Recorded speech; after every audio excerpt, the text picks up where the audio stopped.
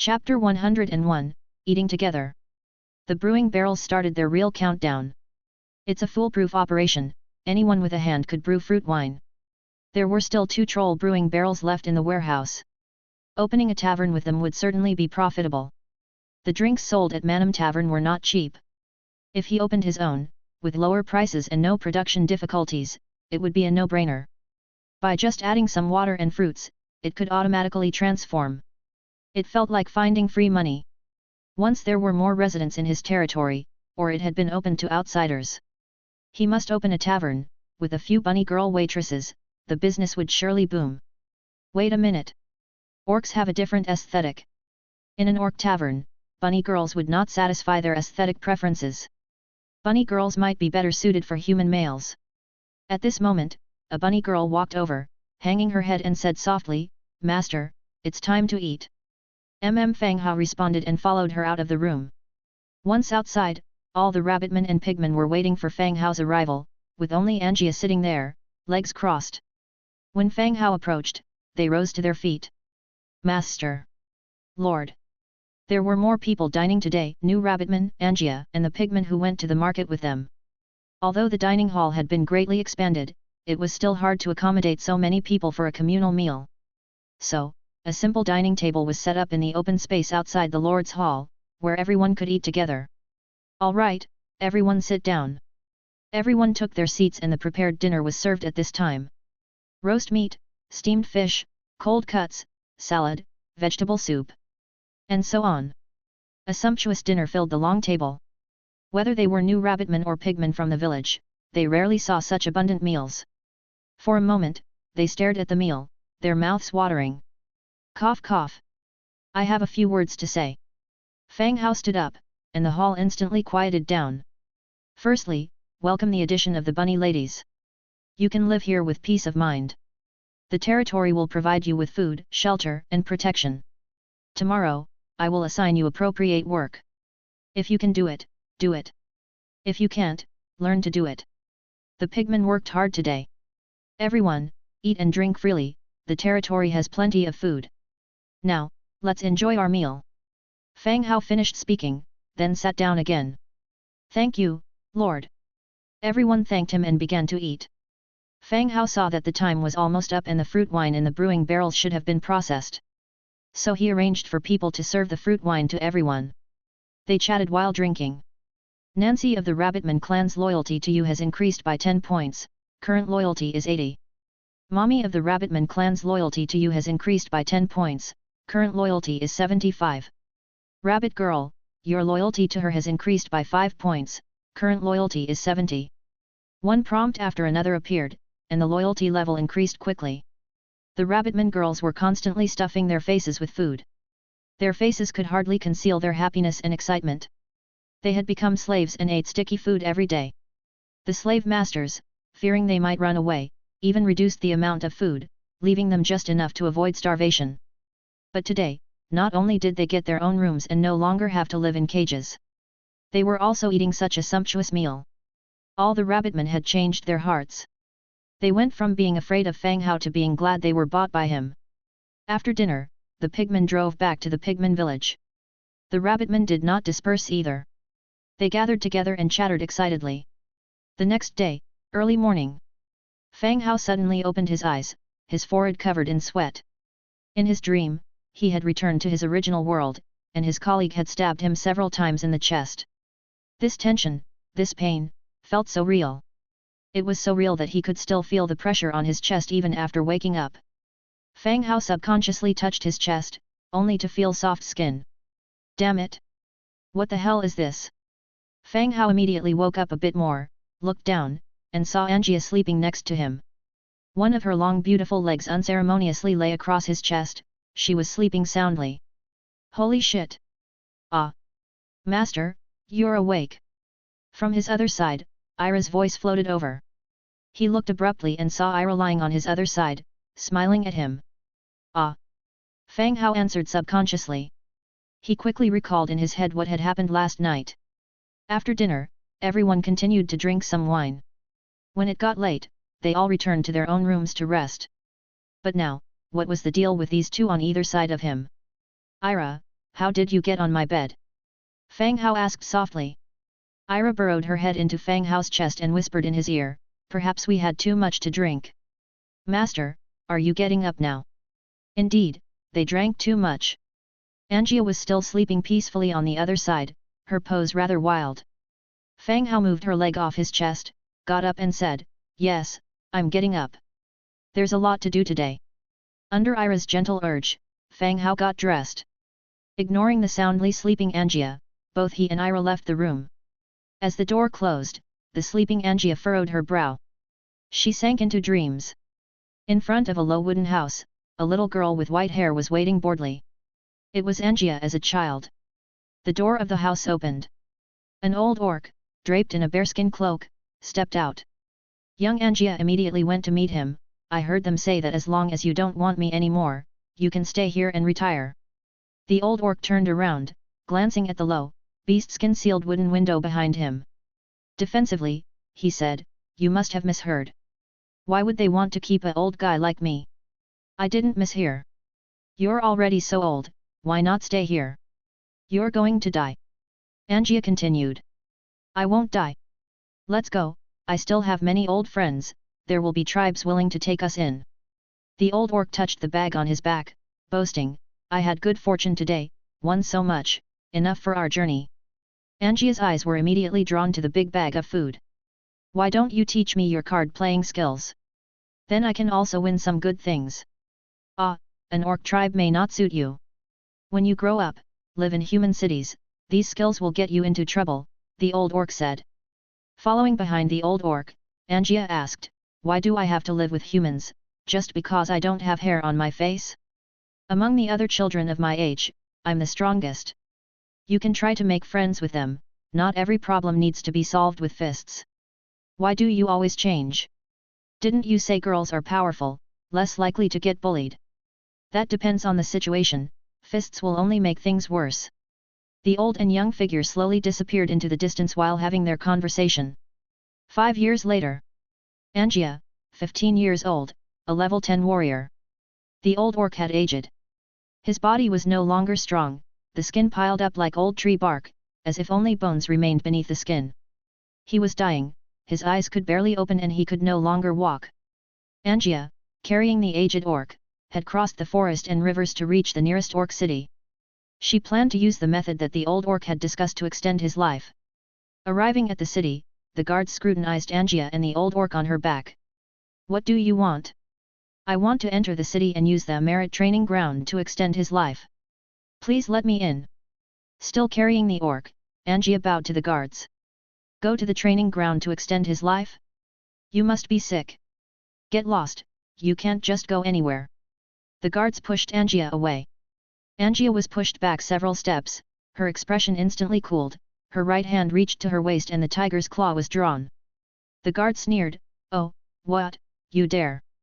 Bang! Before he could finish his sentence, the orc guard was sent flying like a sack, utterly embarrassed. The alarm inside the city rang, a large number of orc guards surrounded the two. The situation had indeed become worse. What do you want? A orc general walked out, looking at the old and young pair, he sternly asked. Such a combination wasn't likely to cause trouble. I want to use the merit training ground. Didn't you say all orcs can use it? Why can't I? Angia clenched her fists, asking loudly. You're level 10. The general took another look at the young girl in front of him. Angia did not answer, just coldly stared at him. The general fell silent for a moment, then waved his hand, let them in, all orcs can use the merit training ground. Angia, carrying the old orc, brushed past the general and entered the city. The old orc, laying weakly on her back, kept muttering, go west, closer to the human city, they're more likely to accept you. Don't fight all the time in the future. It's okay, you're not going to die, I'm here, you won't die. Before the merit training ground, Angia put down the old orc and took out the prepared materials. A light flashed, Angia disappeared, the old orc still sat there, gazing into distance, his eyes slightly narrowed. 5 minutes later. Blue light soared into the sky above the training ground, all the orcs shouted in surprise and gathered to watch. They wanted to see who had advanced to become a hero. When Angia reappeared, the old orc had already stopped breathing, but there was a smile on his face. The next second, the scene instantly shattered. Whoosh! Angia suddenly awoke from her dream, gasping for breath. Large tears rolled down her cheeks, blurring her vision. It was a while before she could stop crying. No need to worry anymore, there's a place that would take me in now, I have a home. The sun was shining outside and the rejuvenation spring nearby filled the air with a natural fragrance. Outside the room, the newly joined rabbitmen had already begun working, cleaning various areas of the territory. Master! The rabbitman greeted. Good morning. Fang Hao replied and quickly left. Only a few young rabbitman girls were left behind, looking happy and chatting in low voices. Upon arriving at the military district, Fireblade was seen arranging level 2 troops for patrols around the territory. Seeing Fang Hao coming over, he walked towards him. Lord, do you have any orders? Not an order, come with me. I've received some information, let's discuss it together, Fang Hao said. Nelson was performing a skeleton hero conversion ceremony at the Viscera Museum, and hadn't emerged yet. When there's an issue, it could only be discussed with Fireblade first. The two returned to the Lord's Hall. Angia, looking sleepy, was just coming downstairs. She didn't even realize she was coming out of Fang Hao's room. Angia, you two, come here, let's discuss this together. Fang Hao called out to her, stopping her from going wherever she planned to go. Oh. Angia replied somewhat reluctantly. Her eyes, however, were rapidly surveying Fireblade, seeming to be quite interested in the bloody long blade in his hand. The three seated themselves in the hall. Fang Hao went straight to the point. Skull Crusher tribe, have either of you heard of it? Fireblade shook his head. Never heard. Is it an orc tribe? Fireblade's memories, or his soul had been altered and deleted, all his memories of the orc tribes were gone. Only the altered ones, the memories after becoming undead, remained. Skull Crusher tribe? The Skull Crusher tribe from the Cold Wind Mountains. Angia suddenly asked in surprise. Both of them turned their gazes to her in that instant. It seemed she knew something. Chapter 102, Silkworm Room. Come to think of it, it makes sense. Angia is an orc hero and a regular at the tavern. It's normal for her to pick up some news about the Skull Crusher tribe. Right, how well do you know about the Skull Crusher tribe in the Cold Wind Mountain range? Fang Hao asked directly. Angia sat nearby, casually saying, T've heard bits and pieces. Sha, the chieftain of the Skull Crusher tribe, is notoriously fierce and despotic. Long ago, he conquered all the tribes in the Cold Wind Mountain range and has been studying group migration. Cold Wind Mountain range, Sha. Fang Hao memorized these names. From Angia's words, this Sha had conquered the entire Cold Wind Mountain range. So, how strong is this Sha? And what is his military strength? Fang Hao continued to ask. Heard he's pretty formidable. I've never seen him, but he has a good number of troops. The whole Cold Wind Mountain range is his territory, Angia responded. The Cold Wind Mountain range was, indeed, quite a distance from here. As an orc herself, the information Angia occasionally learned about the Skull Crusher tribe was second-hand. She had never been there herself, nor had she seen Sha. Fang Hao nodded in understanding. After a moment, he continued, I got information from Bronze Bull Telek that the Skull Crusher tribe is planning to attack us. So, I need to know their movements and information. As Fang Hao finished speaking, their faces turned solemn. From what Angia had said, the strength of the Skull Crusher tribe couldn't be compared to that of an average tribe. This wasn't good news for their newly developed territory. How's that possible? The Cold Wind Mountain range is too far away from us, a journey would take several days. Are you sure Telek didn't get it wrong? Angia said, somewhat skeptical. He probably didn't get it wrong, Angia. Here's the map, point me to the location of the Cold Wind Mountain range. Fang Hao opened the map page of the Book of Lords. Angia stood next to him, resting her elbow on his shoulder. She was quite interested in this magical luminescent map. The map in the Book of Lords was similar to a bird's-eye view map in a game. It showed the mountains and rivers, not simple sketches made with pen and paper. Everything beyond the vicinity of our territory is all fogged. How am I supposed to know where's where? Angia's finger hovered in the air, making no move to touch the map. Just the general area. Then this area, I suppose. In the end, Angia pointed out a location, located to the northeast of their territory. The distance was indeed far.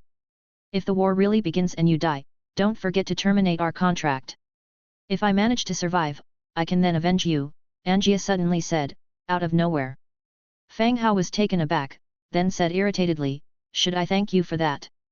The contract linked Fang Hao and Angia. One of the rules was that if the master dies, the slave and hero would also die. This was the iron rule in the contract, emphasizing the importance of protecting the master. Angia was afraid that if Fang Hao died, she would be dragged down with him. No need. Angia gave Fang Hao a pat on his shoulder, apparently not registering the sarcasm in his words. Fang Hao shot her a glance, then turned to Fireblade.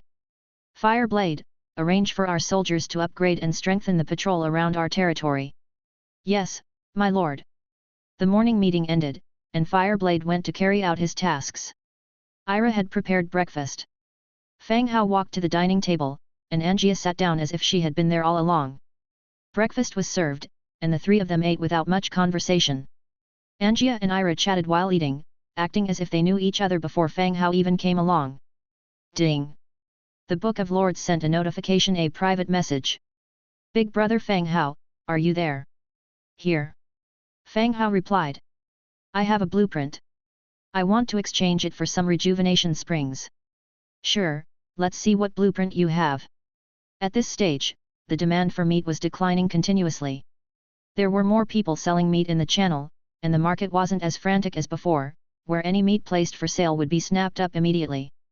However, Fang Hao's rejuvenation springs held a significant position in the current regional market. The daily supply of rejuvenation springs could not meet demand, accumulating rare resources for Fang Hao. Alright, Silkworm Farm Blueprint, what do you think? The other party continued. That works. Price. Fang Hao carried on questioning. 5 units of rejuvenation springs. The person didn't hesitate to speak up. 5 units are too much. That's enough for me to buy 3 of your kind of developing blueprints. 2 units, you can put it up for sale if you are willing, Fang Hao quoted directly. This wasn't Fang Hao driving the price down.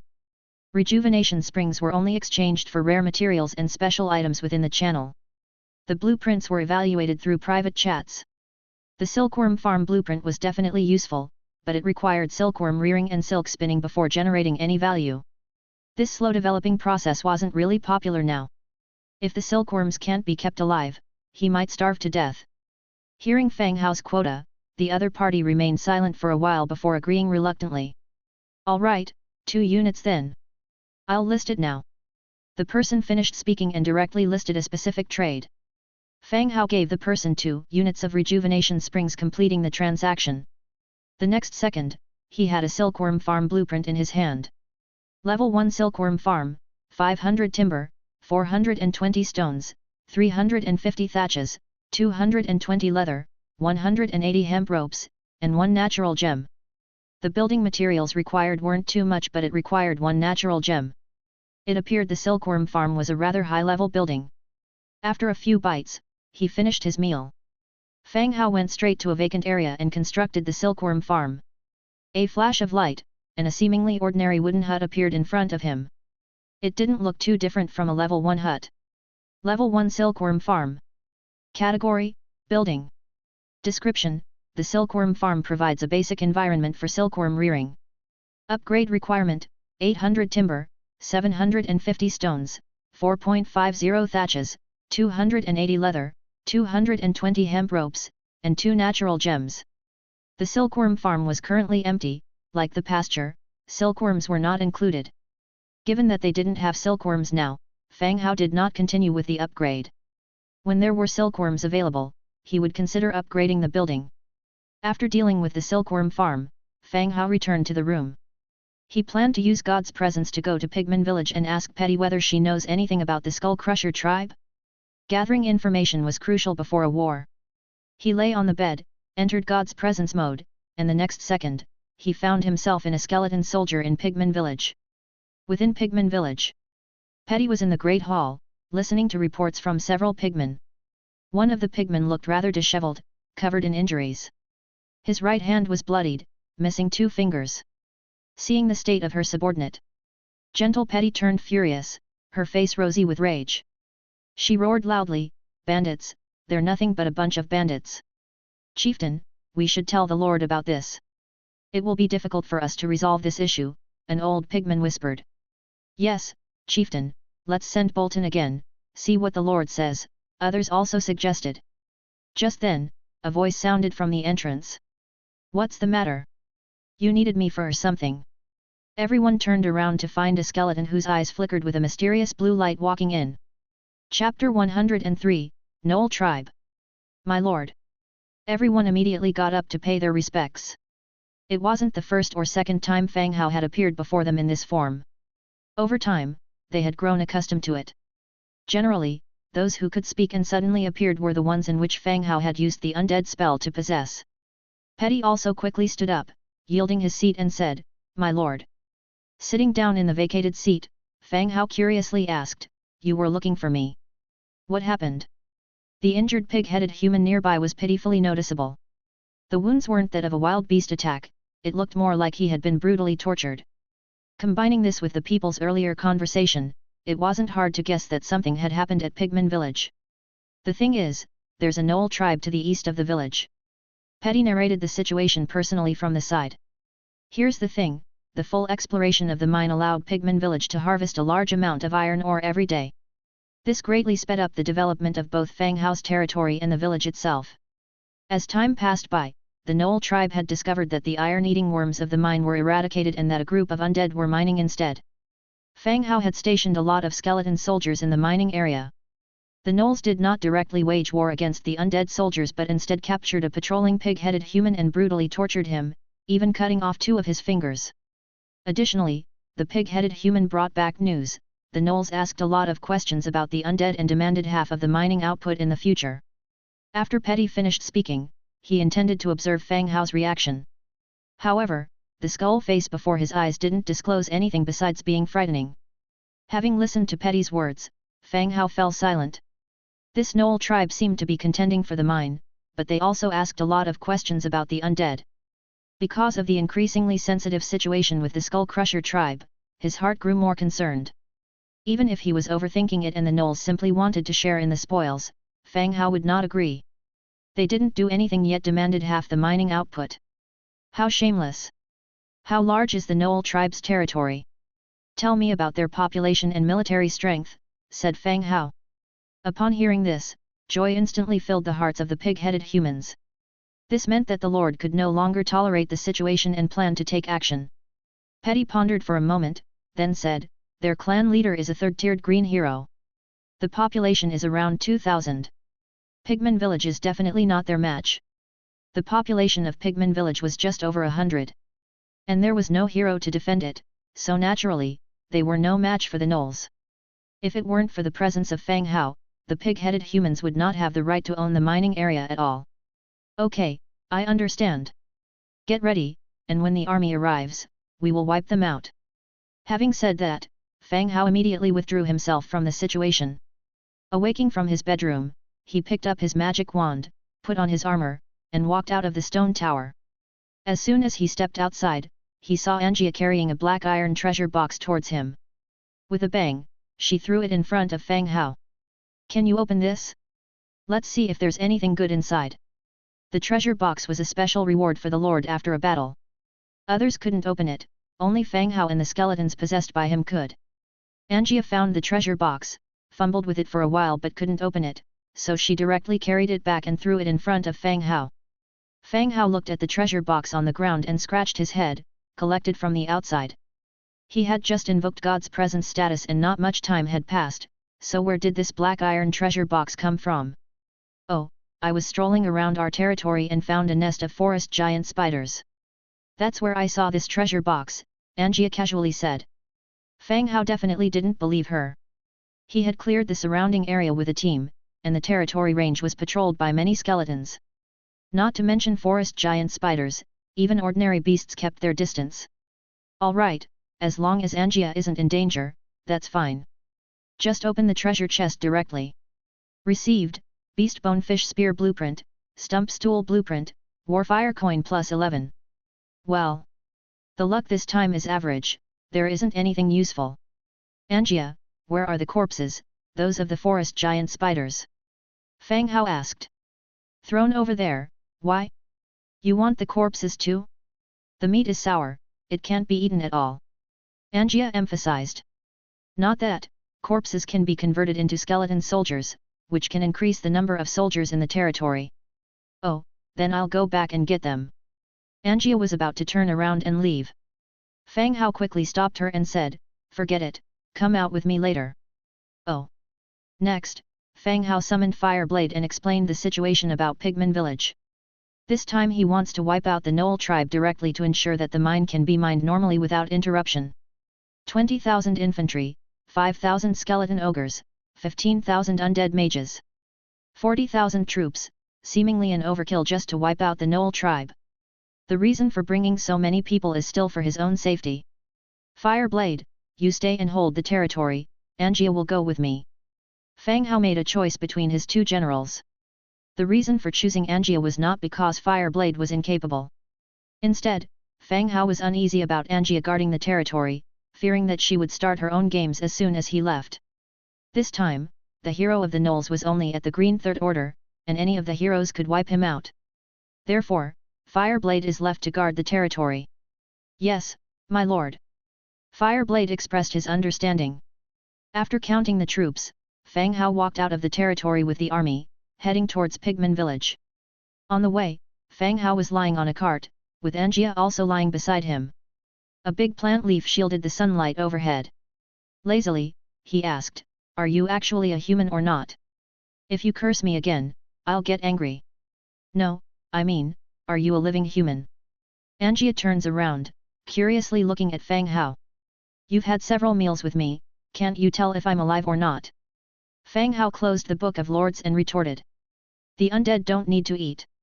In a way, not needing to eat is also an advantage. Then how come you can control these skeletons, aren't you the illegitimate son of some undead king?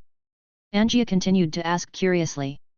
Just yesterday, he forced her to sign the contract, she was full of grievances. Now she's chasing after Fang Hao with questions, her acceptance of reality is quite swift. Illegitimate son? Have you ever seen a female skeleton? Fang Hao asked in return. How would I know, I'm asking you. It's my first time seeing the undead. I've never seen them before. Angia replied. Due to some special opportunities, I have gained the ability to control the undead. All you need to remember is that our territory belongs to the undead faction. These undead creatures will not harm you. Fang Hao explained. Oh, so you are human after all. The tone of Angia's voice suddenly became gloomy. She lost interest instantly. Fang Hao felt like she was still swearing at him, so he turned away and stopped paying attention to her. Time passed bit by bit, with the team moving forward without a pause. Finally, they arrived at Pigman village. From afar, Petty and a group of pigmen were seen waiting at the entrance. As soon as he saw Fang Hao, he came right over to bow, my lord. Is the room ready? Fang Hao jumped off the cart and asked while walking. It's ready, the same room as before. Petty spoke softly. Fang Hao walked straight into the room. 200 skeleton soldiers immediately surrounded the house. Even Petty himself wasn't allowed to approach. Chapter 104, Claw's Terror Nigo. Angia stood outside the house, curiously observing Pigman village. She hadn't expected there to be an auxiliary village of orcs outside her territory. Cough, Chief, this is Miss Angia, a hero from the Lord's side, Bolton hurriedly introduced. Then he turned to Angia and said, Miss Angia, this is our clan leader, Petty. Upon hearing that the beast-eared girl in front of her was a hero, Petty immediately gave her respects and said, Miss Angia. If anyone bullies you, tell me, I have your back. Angia spoke like a big sister and patted Petty's shoulder. Perhaps it was because they were both female orcs. Angia's attitude towards Petty was much friendlier than that of Bolton and the other male pigmen. She even said she would protect her. Thank you for your kindness, Miss Angia, Petty said with a smile. Just as the two were chatting and getting to know each other better, Fang Hao invoked God's presence, possessing a skeleton warrior's body. Let's go, Bolton, lead the way, he said. Sure, Lord, understood Bolton, nodding. This was Angia's first time seeing Fang Hao in this state. Hearing the pigman call him Lord, she realized that the skeleton was him. Lowering her voice, she asked, "You've skinned yourself? Are you that cruel to yourself?" "Nothing about skinning, that sounds scary. There is a green third-rank hero among the enemies. I'll leave that to you." As Fang Hao walked ahead, he briefed Angia about the situation. Angia was a blue 7th rank, with overall strength stronger than that of Fireblade without considering external factors. Soldier to soldier, general to general, this could also save many forces. "Okay," Angia readily agreed. The party set off again, led by Bolton, heading towards Knoll tribe's territory. Upon departing from Pigman village, and headed northeast, the journey became increasingly difficult. The forests were dense, and the shrubs were abundant. They moved through the forest, and after about 20 minutes, they were close to Knoll tribe. "Lord, if we cross this forest, that would be the village of the Knolls. The Knolls are naturally alert. As soon as we step out, it'll draw their attention." Bolton spoke softly. Fang Hao nodded. He moved closer, peering through the gap in the trees. The buildings in the distance were part of the Knoll village. Through the open city gates, the interior of the tribe could be seen. Tents dotted the landscape, appearing like a large tent gathering. While they were secretly observing, a howling sound emerged from the Knoll tribe. Then, the busy Knolls nearby swiftly returned to the tribe, and looked towards the hidden location of Fang Hao and his party from afar. "Lord, it looks like they've found us," Bolton said with a wry smile. "So alert." At this moment, a Knoll emerged from the tribe, tall, with a rusty machete hanging from his waist. He climbed the city wall and loudly said, "Come out. There's no point playing turtle now. This is the leader of the Knolls, Claw Terror Nigo." Bolton quietly introduced.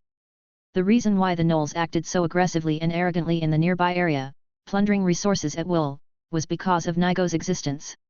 Whether a power has a hero, and the strength of that hero, greatly affects their status in this area. Not everyone is like Fang Hao, possessing an army strength in tens of thousands due to his 100 times amplification. "Let's go out," Fang Hao said, leading Bolton and several others out. Bolton, Fang Hao and Angia were the first to emerge from the bushes. Seeing Bolton appear, the Knoll was momentarily surprised, then burst into laughter. "Bolton, what's this? Has your clan chief come up with a solution? Did you bring me a woman? She's too ugly, have your clan chief accompany me for a few days, then everyone will be happy." But the laughter didn't last long. When hordes of skeleton warriors, towering skeleton ogres, and undead mages appeared, Nigo's face quickly turned serious, his eyes filled with murderous intent. "You pigmen actually dare to collude with the undead? What are we waiting for? I'm going rip his mouth apart." Angia removed the tiger's claw from her waist and wore it on her hand. Although she didn't care about others' opinions, no one had ever dared to call her ugly. At this moment, a hero with lower strength than hers dared to insult her, already made Angia's heart burn with anger. Fang Hao also didn't waste words, he directly said, "Form a formation in advance, mages attack from a distance." With Fang Hao's command, the infantry formed a spear formation and advanced forward. The undead mages began to chant magic spells, with black magic missiles shooting towards the enemies on the wall like parabolic lines. Bang bang bang! When magic missiles exploded, Knoll warriors were blasted away. The effects of the dark attribute began to spread among the crowd, demoralizing the troops. Whoosh whoosh whoosh! The Knoll archers began to retaliate, arrows whistling out, hitting the shields making a crackling sound. Despite the intensive arrows, the skeleton soldiers quickly advanced to beneath the city walls, and began the assault on the gate. The tall skeleton ogre, with the crude ladder, rapidly approaching the city wall. Bang! The battle axe in their hands slashed into the city wall, and a whole row of archers were hacked into mincemeat. Next, they simply put the ladder right by the city wall, and the skeleton soldiers beneath the city began to climb the wall. Then, there was a loud roar beneath the city. The city gate fell under the attack. Skeleton soldiers surged into the city like swarms returning to their nests, engaging in brutal melee combat. Inside the city, the Knoll soldiers, facing the surging bone wave, were as weak as tofu. The fierce and bloodthirsty orcs seemed so powerless and frail at this moment. Nigo stood at the back of his troops, glancing at his rapidly declining subordinates, his eyes red, his face ferocious. "A bunch of low-level undead, I'm going to kill you all and then skin all the pigmen!" He roared, his knees slightly bent, then leaped high in the air. the cleaver in his hand over his head. Bang! A dull sound blasted, the cleaver slashed straight over a skeleton ogre's body, cleaving it from shoulder to waist. The body was severed into two halves, scattering into a pile of white bones.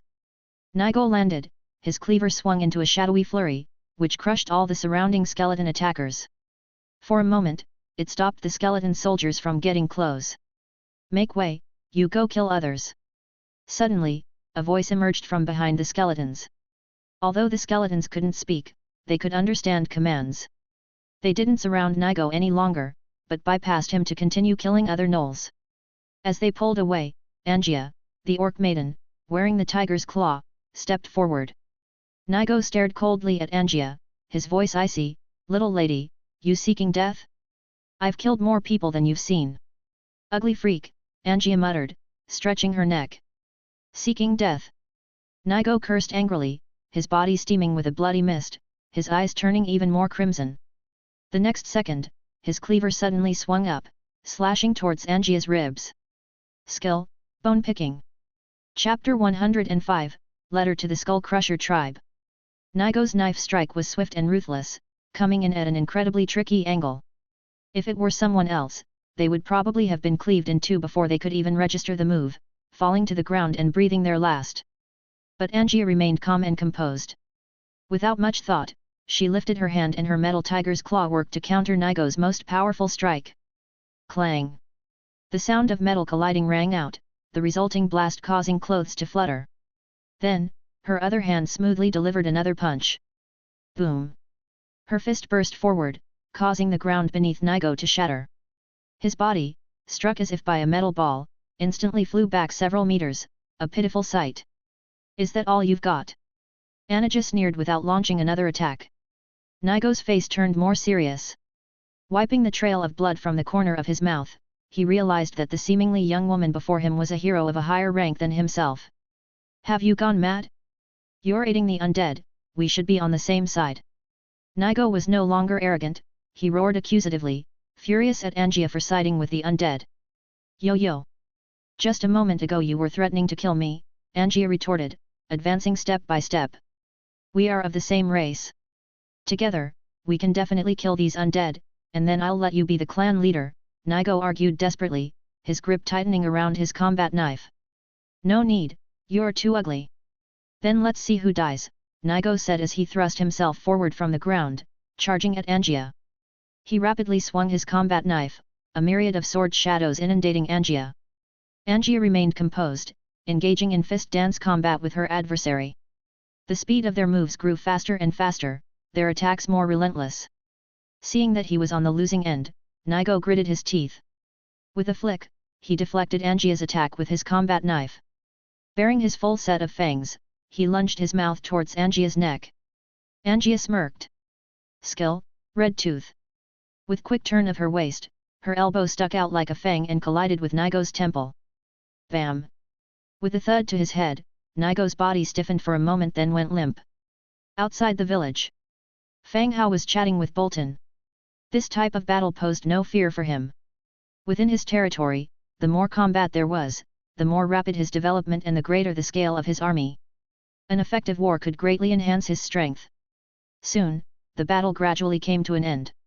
The cries of battle within the tribe also diminished and slowly died down, restoring calm. Fang Hao, leading Bolton, started heading inside the village. Just as they reached the entrance, he saw Angia in the distance, dragging a bloody figure as if he were a dead dog. If it weren't for the slight rise and fall of the figure's chest, Fang Hao would have thought he was already dead. "Is this their leader?" Fang Hao inquired curiously. "Yeah, I figured you could use him, so I didn't kill him," Angia replied matter-of-factly. "Good," Fang Hao said. He beckoned to several skeletons, "Tie him up and if he resists, kill him." Over a dozen of the undead creatures picked up hemp ropes and began to bind Nigo tightly. Actually, Fang Hao's concerns were unnecessary, given Nigo's condition, he was barely left alive. Handing Nigo over to the skeletons, Angia immediately caught up with Fang Hao's pace and asked, "What's next?" "Loot the place. Take everything valuable." "Awesome! I'm on it!" Angia exclaimed cheerfully. She discovered that she actually got along with Fang Hao quite well. The trio entered the inner part of the tribe. The Knoll village, to tell the truth, was not very large, although it was still much better than the small pigman village. But it simply could not compare to the Fireblade tribe. Both in terms of architectural scale and resource reserves, it fell far behind.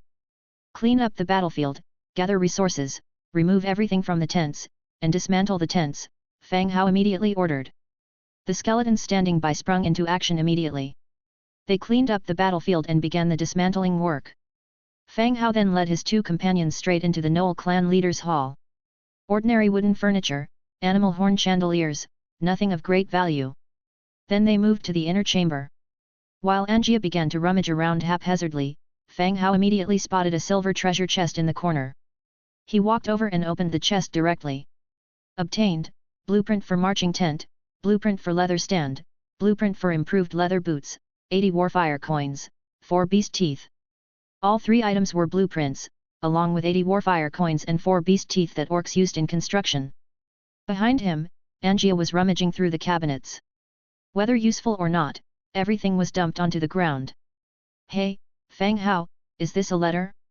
It's all text, Angia, holding a piece of paper, handed it to Fang Hao. He took it and looked at the content. As a transmigrator to this world, he was endowed with the abilities to understand both the spoken and written language. While the paper was written in bizarre Orcish text, Fang Hao could understand its content. It was a letter written by Nigo himself, yet it hadn't been sent out. The letter mentioned that he had detected a connection between the Pigman tribe and the undead. If necessary, Nigo could lead his clan to eliminate the Pigman village. The intended recipient of this letter was the Great Chief Shah. That is, Skull Crusher Shah. Fang Hao's eyes narrowed, his mind filled with surprise. This Knoll clan leader actually had contacts with the Skull Crusher tribe in the Cold Mountain Range. What a coincidence!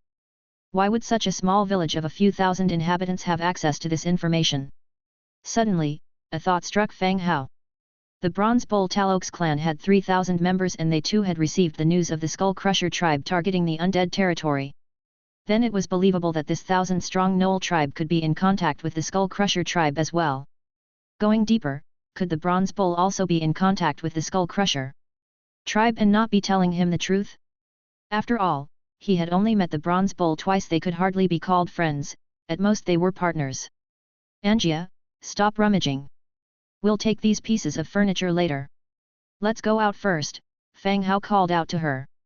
Aren't we searching anymore? Let's leave this to the soldiers. We are going to interrogate that Knoll. Packing the items he got, Fang Hao got up and walked out. Hearing that they were going to start the interrogation, Angia followed him out. They let the skeletons carry all the furniture and items out. The two then went straight to Nigo. At this point, Nigo was tied up like a bundle, but the powerful recovery ability of the orcs had already improved his appearance greatly. He was no longer a mangy dead dog.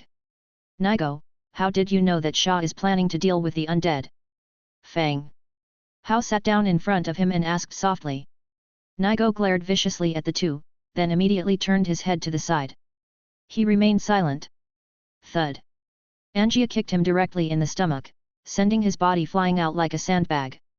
2 skeletons immediately went over and dragged the far-flung Nigo back. If you're unwilling to speak, I'll leave you to her. You're both orcs, maybe you can find some common ground. Fang Hao said. Nigo cast a fearful glance at Angia. He spat out the blood in his mouth, and said, not long ago, the scouting team from the Skull Crusher tribe came by. They said they had news to tell them, and they would reward me. Chapter 106, Leather Rack. How many times have you corresponded through letters? Fang Hao continued to ask. The other party's words were nearly impossible to verify for authenticity. But that didn't really matter. Any information was better than nothing, and he did plan on letting Nigo go anyway. There haven't been any, the letter is still in your hands, it hasn't been sent out yet. Nigo gritted his teeth and said. He was regretful at this moment. If he hadn't wasted time talking to the pigmen, he wouldn't have attracted these undeads and the irritable woman in front of him. How many troops will they dispatch this time, and when will they make their move? Fang Hao continued to ask. How should I know? I've never been to the Cold Wind Mountains, only seen their reconnaissance team, nearly 100 of them. Nigo seemed somewhat wronged. All right, watch him. Fang Hao said. In the short time while he was asking these questions, the skeletons had finished scavenging. All the items were piled up in the center of the vacant land, forming a small hill. Equipment: 18Z.0 Knoll machetes, 455 Knoll bows, 15 bundles of iron arrows, 1,450 leather armors. Resources: 882 wriggling spines, 31,208 wood, 25,102 stone, 5,775 straw, 355,410 leather, 725 iron, 220 copper, 240 warfire coins. Miscellaneous: 345 baskets of fruits, 10,472 units of meat, 820 units of salt furniture, 2,000 simple wooden beds, 800 various cabinets, 400 tables and chairs, 4 beast horn chandeliers, some pots and pans, curtains and fabrics. The furniture of the Knoll tribe was average at best, not even as good as what was scavenged from the Fireblade tribe. But these were also harvests. With enough hands at their disposal, they naturally wanted to take everything back. From this haul, it was clear that these Knolls were skilled hunters. The harvest of leather and meat was high, significantly more than what a village of this scale would normally store. All right, load everything up, take all the items back. Fang Hao continued to order. One by one, flatbed carts were pushed out from the forest. All the spoils of war, including the captured prisoner Nigo, were thrown onto the carts. They started to return to the pigman village. Fang Hao was the first to exit the god's presence state and came out of the room. Petty was still waiting at the door and asked, "Sir, you've come out. What's the situation with the Knolls?" The threat from the Knolls was like a thorn in her heart, with the passing time making her worries more and more intense. If Fang Hao couldn't eradicate the Knolls this time, given Nigo's personality, he would definitely launch a frenzied revenge against the pigman village. By then, it wouldn't be as simple as negotiations. Therefore, whether Fang Hao's battle could be successful or not was something she was more worried about than anyone else. "It's already settled, the team is on their way back," Fang Hao replied with a smile. "Hey!" Petty took a deep breath. Her 2 big ears flapped, she patted her full chest and said, "That's good, that's good. Do you know about the Skull Crusher tribe in Coldwind Mountains?" Fang Hao asked Petty. Fang Hao learned from Knoll Nigo that the Skull Crusher scouting party had come before he had taken control of the pigman village. Which meant they probably visited the pigman village before Fang Hao stationed skeleton soldiers there. The Skull Crusher tribe. Petty furrowed her brows, trying to remember. In the end, she shook her head and said, "I haven't heard of it. Is it a nearby tribe?" Petty wouldn't deceive him. She and Fang Hao shared a master-servant relationship. If Fang Hao were in danger, she wouldn't survive either. Therefore, Petty definitely didn't know if she said she didn't. "It's in the Coldwind Mountains. It's said to be a quite large tribe," Fang Hao explained. "Sir, pigman village is too small. We haven't been able to interact with such forces," Petty said, seeming helpless. "No problem." While the two were talking, the skeleton army, along with several wagons, emerged from the outer edges of the village. The copious amount of furniture and supplies that appeared before everyone signified the victory of this battle. "Petty, see if there's any furniture you can use. Store all the resources in the warehouse," Fang Hao instructed. "Yes, sir." Pigman Village is a subsidiary village, affiliated under the Book of Lords. Their warehouses are interconnected. For instance, during construction, materials can be shared across both places without the need to transfer resources back and forth. Petty started giving orders, categorizing and selecting supplies, or moving them to the warehouse. Meanwhile, Fang Hao was swapping the troops around. All the skeleton soldiers originally stationed at Pigman Village were replaced with level 2 troops. The Tier 1 troops followed Fang Hao back to his territory to be promoted. The Lord's Mansion and the Whitebone Throne both provided a marching speed boost. This allowed the team to reduce the time consumed on the road. By around 2 in the afternoon, the whole troop had already returned to their territory. "Fang Hao, what should we do with this guy?" Angia dragged Nigo down directly. She seemed a bit impatient with having to drag around such a burden. "He might still be of use. Let Fireblade arrange someone to lock him up," Fang Hao said. "Oh," Angia replied before dragging Nigo off to find Fireblade. Fang Hao also commanded the skeletons to unload all the furniture at the designated area. Furniture like bedside cabinets and wardrobes were not easy to sell in the area channel. After being listed, they could only sell a few in a day. The majority would be distributed to the Pigman village and the newly joined Rabbitman. After Ira prepares lunch for Fang Hao and the others and they have finished eating, Fang Hao begins to create the latest blueprints. This time, he obtained 3 manufacturing blueprints in total. They were the blueprint for marching tent, blueprint for leather working rack, and blueprint for improved leather boots. They wouldn't use the marching tent for now. The skeleton army didn't need tents, even when they were outside. The focus was on creating the items from the other blueprints. Leather working rack, 12 wood, 3 iron, 3 metal parts. Description: can turn ordinary beast skin into thick leather. Another tool for upgrading basic materials. Materials are plentiful, so go ahead and make it. Hundredfold Amplification triggered, you obtained 101 leather working racks. Whoosh, whoosh, whoosh. A collection of leather working racks had appeared in front of Fang Hao. Leather working rack. Placement: workers 0/1. Raw material: beast skin 2. Product: thick leather. Description: by multiple processes, makes ordinary beast skin into high quality thick leather. Just as expected.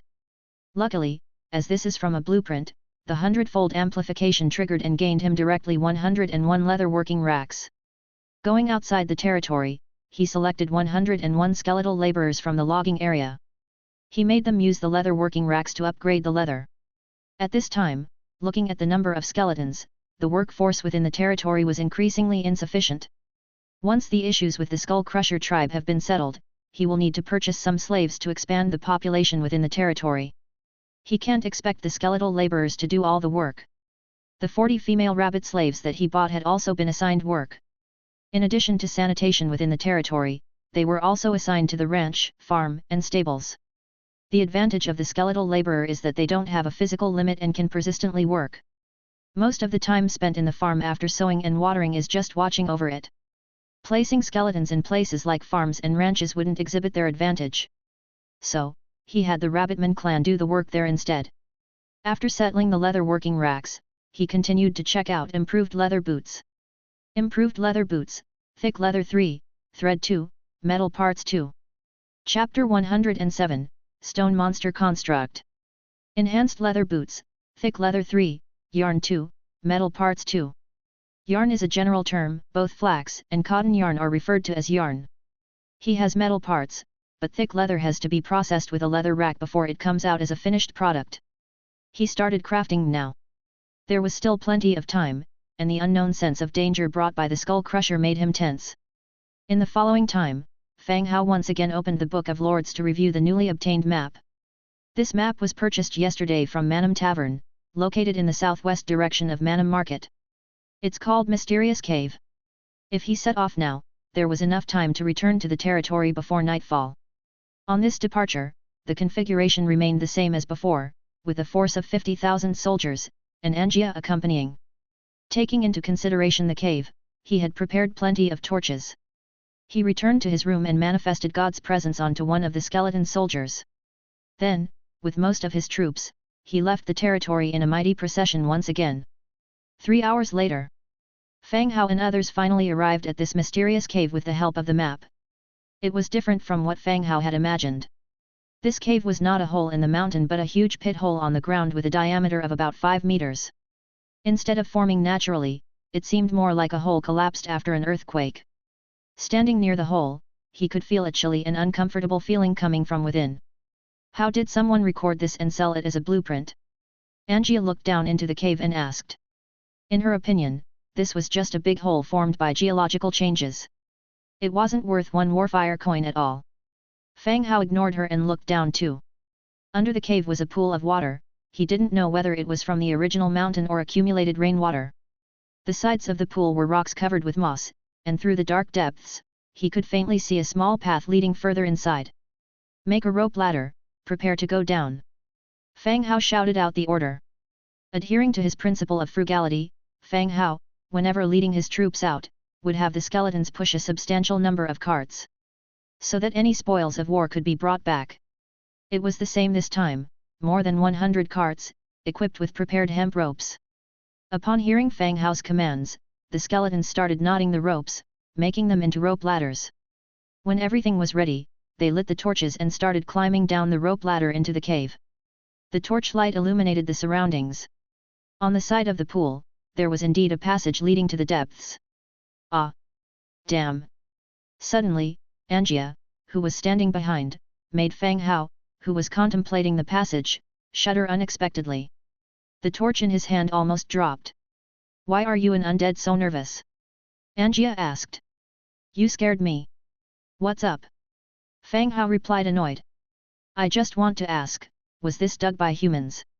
Angia ran her hand over the cave wall. Fang Hao approached the wall and scrutinized it carefully.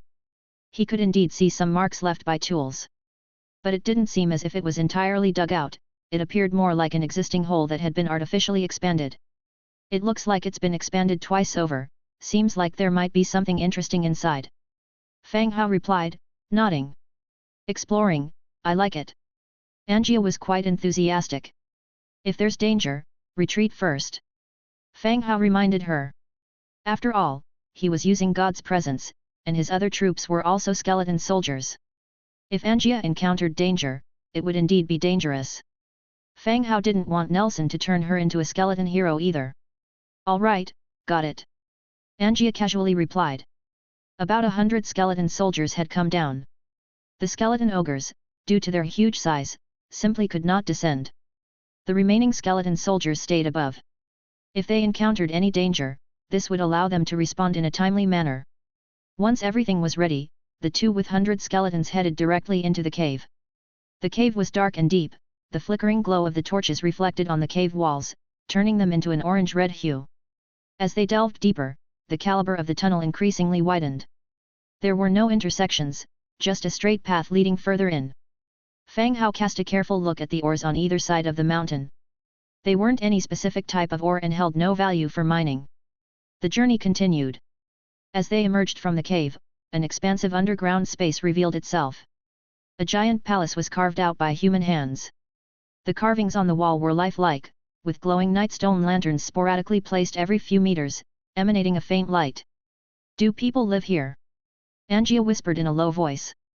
"I don't think so. The damp and cold here is bound to give one rheumatism," Fang Hao replied.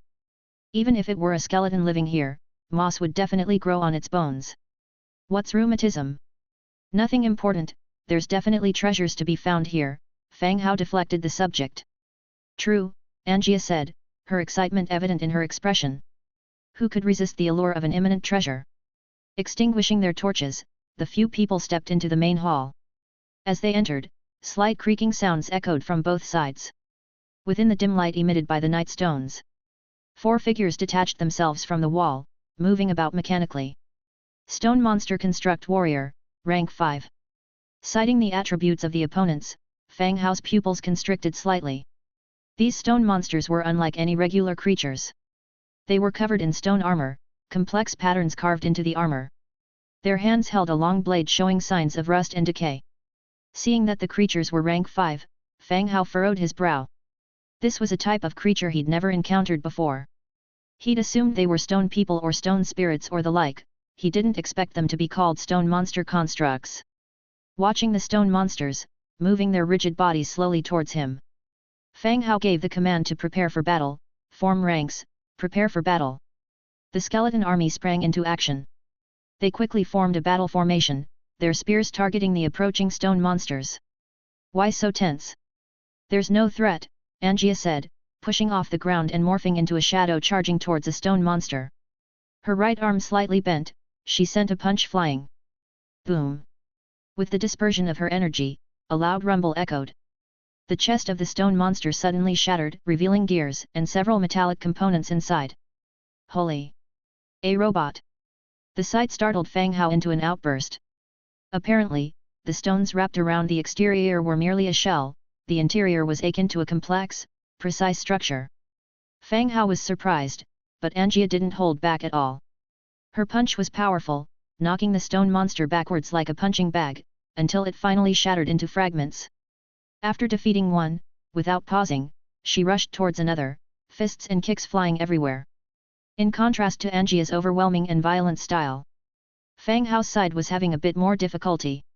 Due to the limited space, only 100 skeleton soldiers had made it inside.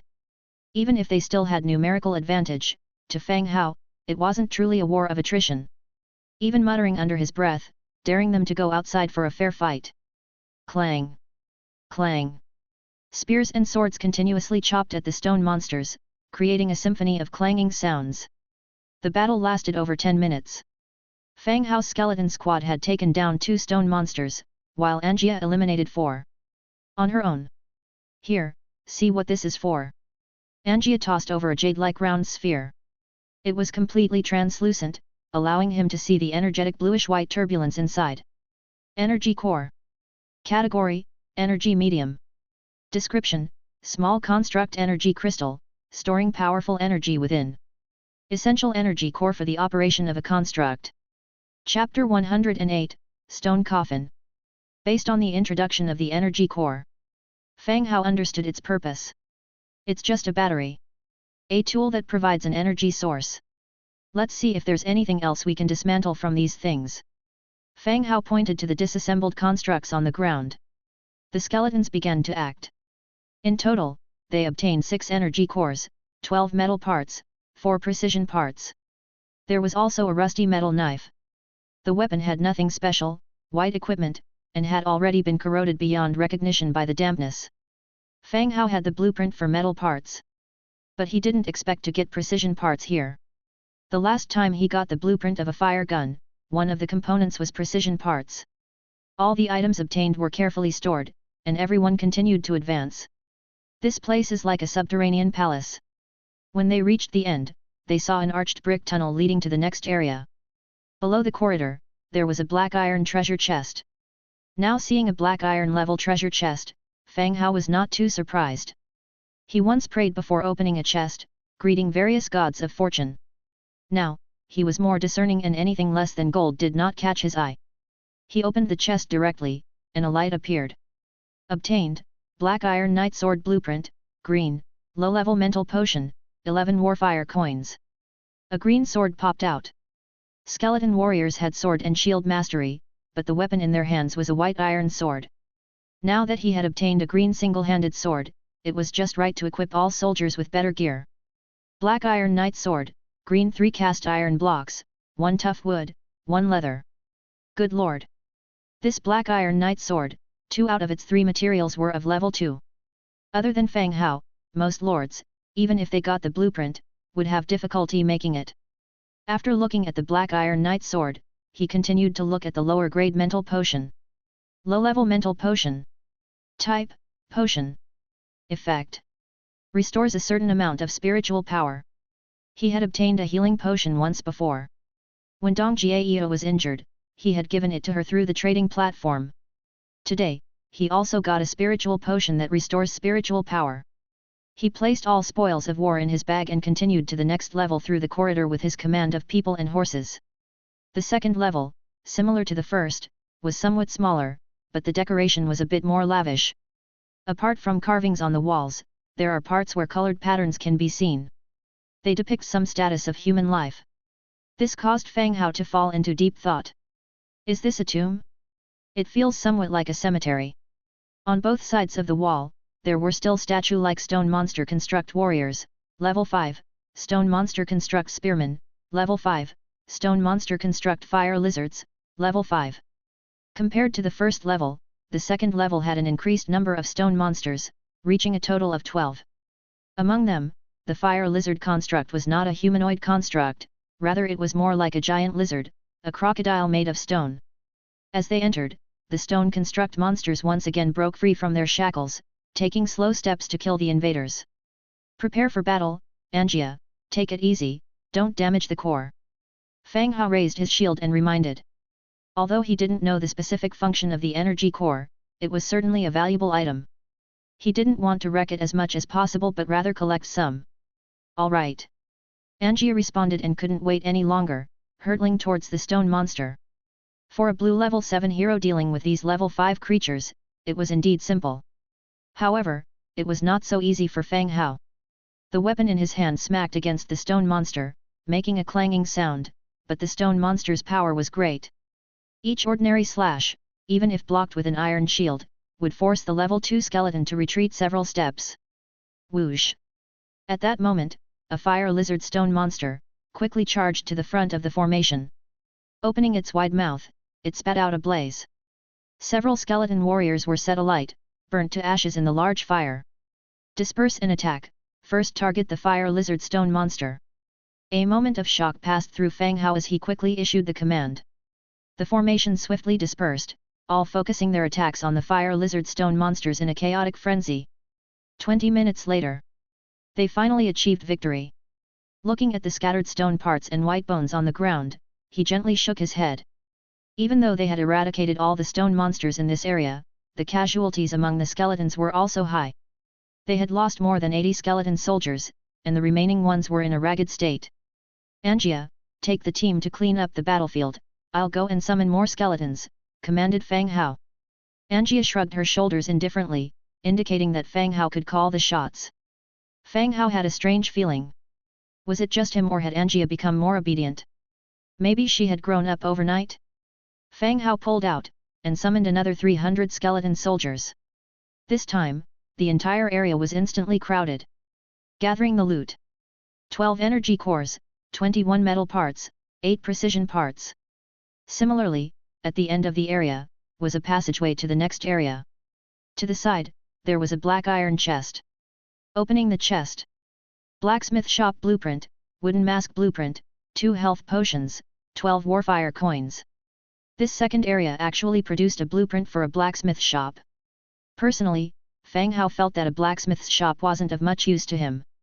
Whether it was weapons or armor, he made everything using the Book of Lords. With the Hundredfold Amplification effect, he could quickly produce a large amount of equipment.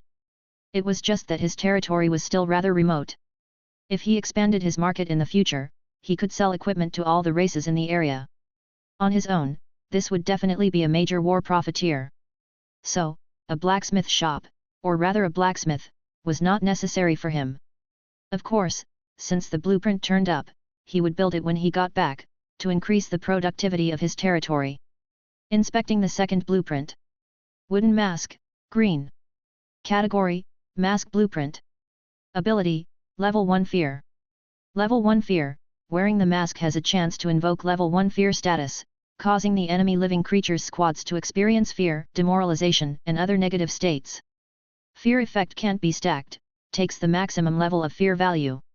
Description: the mask originated as a mold for construct facial armor. With modifications over time, it has formed into the mask we have today. The mask is painted with various ghoul-like faces, causing unease and fear in those who see it. Not bad, another piece of equipment. When fighting against the Skull Crusher tribe, I'll have all the skeletons wear these masks. Even if there's a chance of inducing fear, with an army of thousands, that chance multiplies exponentially. I'll scare the hell out of you. There's nothing special about the health potion, we've gotten it before. Put away everything, continue to the next level. Passing through the long, narrow corridor. Immediately entered the third area. Also, the last area. The nightstone lanterns were replaced with gold ones, and there were many burial objects like pottery, jewelry, decaying and ruined paintings, etc. They were referred to as burial objects because at the end of the area in front, there was a stone coffin. However, the crust of the earth here had experienced a fracture, causing a large part of the stone coffin to collapse. This area did not have the stone monster constructs of the previous two areas. At the center of the location, a new type of construct, 2 meters tall and covered in iron armor, was kneeling. Iron Monster Construct, Level 7. Chapter 109, Wandering Spirit. The iron monster stood tall, its entire body clad in metallic armor. It held a long, curved blade and knelt in the center of the hall, as if shielding the stone coffin behind it. From a distance, it created a sense of oppression. Any problems? Should we call more people over? Fang Hao turned his head and whispered. Do you think I, a 7th rank hero, can't defeat this 7th rank soldier? Angia scoffed. True enough, in the previous 2 regions, most of the stone monsters were defeated by Angia.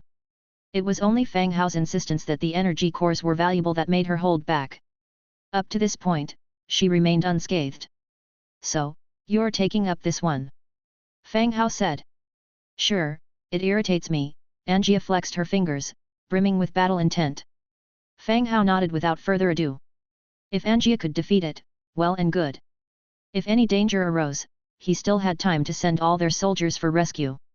Once they agreed on everything, they proceeded into the region. The iron monster, which had been kneeling, began to shake, scattering accumulated dust. Laboriously, like a piece of machinery, it gradually stood, lifting its curved blade. Angia advanced step by step, bobbing her head as if about to enter a boxing match. As they approached each other, the battle started. Thud! The iron monster's curved blade came down onto Angia's head. In a swift pivot, she dodged the attack, landing a punch at the monster's waist. Boom! Enormous energy ripped through the air, dust flying. The iron monster's armor instantly sunk in at the waist. Feeling the attack, the monster turned around, once again raising its blade. Angia's second and third punches rained down, relentlessly slamming into the monster's body like raindrops. The iron monster stumbled back again and again. By the time it steadied itself, its armor was dented and uneven, a pitiful sight. And yet, as an iron statue, it neither knew fear nor death. Once again standing up, it gaped open its mouth, energy beginning to coagulate. Energy rays as thick as a spear shot out from its mouth. The rays, filled with terrifying power, were aimed directly at Angia. This unexpected move left both Angia and Fang Hao stunned. This iron monster could fight from a distance. Angia, not daring to take a direct hit, did a somersault to escape. Swiftly, she charged towards the iron monster, leaping high, her bloody fangs on display. Boom! With a roar, the entire hall shook. The iron monster's head was seemingly wrenched off by a colossal force, cleanly breaking off at the neck and flying off. Roll, roll! The iron monster's head rolled to Fang Hao's feet, sparks flashing from its mouth. Angia thrust her hand into the iron monster's chest, extracting its energy core, and threw it to Fang Hao. He promptly stashed it in his backpack. Leading a group of skeletons, they stepped over the iron monster's corpse and headed straight towards the stone coffin. The stone coffin seemed to have been carved from a natural rock. Its base connected with the mountain itself. Whether due to earth crust movement or an earthquake, a huge crack had split open the stone coffin. Half of the coffin had collapsed under the weight of the rocks. Open it, Fang Hao commanded. A few skeletons stepped forward, working together to push open the remaining half of the coffin lid, revealing the coffin's interior. Inside the coffin was mostly empty, with only black residues and stains outlining a human figure. Over time, the body itself had completely rotted away. Damn it, there's not even a body. What a loss! Fang Hao cursed under his breath. Search around, gather everything that can be carried, and peel off the iron monster's skin as well. Fang Hao continued issuing orders. He couldn't let this journey be in vain. Even if the coffin was empty, there were still jewelry and treasure chests hidden around. All the skeletons dispersed at once, beginning to scour for items. Lanterns, nightstones, intact utensils, and jewelry were all collected. Once everything was gathered, they prepared to leave. At last, one of the skeletons found a golden treasure chest and brought it directly to Fang Hao. Just as Fang Hao was about to open the chest, a scolding echoed from a distance. Looking for death? Fang Hao quickly glanced over and saw Angia springing towards a dark corner, throwing punches at it. Boom! Dust and debris flew in the dark corner. A transparent female figure floated out from the shadows, hovering in midair, glaring at everyone. The woman had distinct features and an attractive figure. However, she hovered in the air, translucent throughout and looked like a ghost straight out of a movie. Wandering Spirit, Rank 3. A ghost? A real spectre. All the skeleton soldiers rushed towards Fang Hao swiftly, readying for a battle. Wait!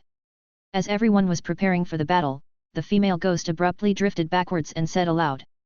Her voice had an ethereal quality to it. Hold your attack, let's see what she has to say, Fang Hao directly commanded. Angia stopped mid-charge, but maintained her steely gaze on the shadow spirit.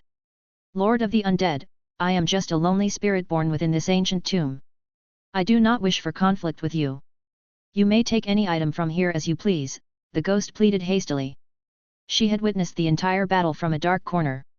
She was well aware that with her rank 3 strength, she would stand no chance against this team, or rather, the female hero. The items in the tomb had no use to her. If they wanted to take them, she would let them.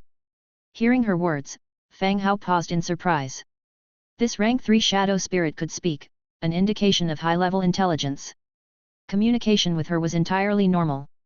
Are you the spirit of the body in the coffin, or did you come afterwards? Fang Hao inquired. I apologize, my lord. I found myself here when I awakened, with no past memories, the ghost replied. If she awoke here, she must be the spirit of the body in the stone coffin. You don't mind us taking the items here? Fang Hao asked curiously. Not at all. At the same time, I hope, my lord, you will allow me to join you, to lead me out of here, the ghost continued. This unexpected request left Fang Hao taken aback. The ghost had clearly given the matter a lot of thought. Being a spirit of the undead, but not particularly strong, she dared not approach the iron monster even while living in the tomb. During the battle between Fang Hao's team and the monster, she had thought hard about her predicament. Answering the desire to live and leave this cave. Why not seize the opportunity to join an undead force? It was at least a kind of backing and a chance of development. You want to leave with me? Yes, my lord. I offer all my faith and loyalty to serve you until the day I die, the ghost replied, floating in the air before going down on one knee. Her memory might have gone, but her intelligence remained intact. These words of hers sounded like a formal declaration, an official one at that. I cannot fully trust you based on your words alone. I have a slave contract in my possession. If you don't mind signing it, I could promise to protect you. Once your actions prove your loyalty, I can cancel the slave contract. Fang Hao looked at the ghost and asked, Are you willing?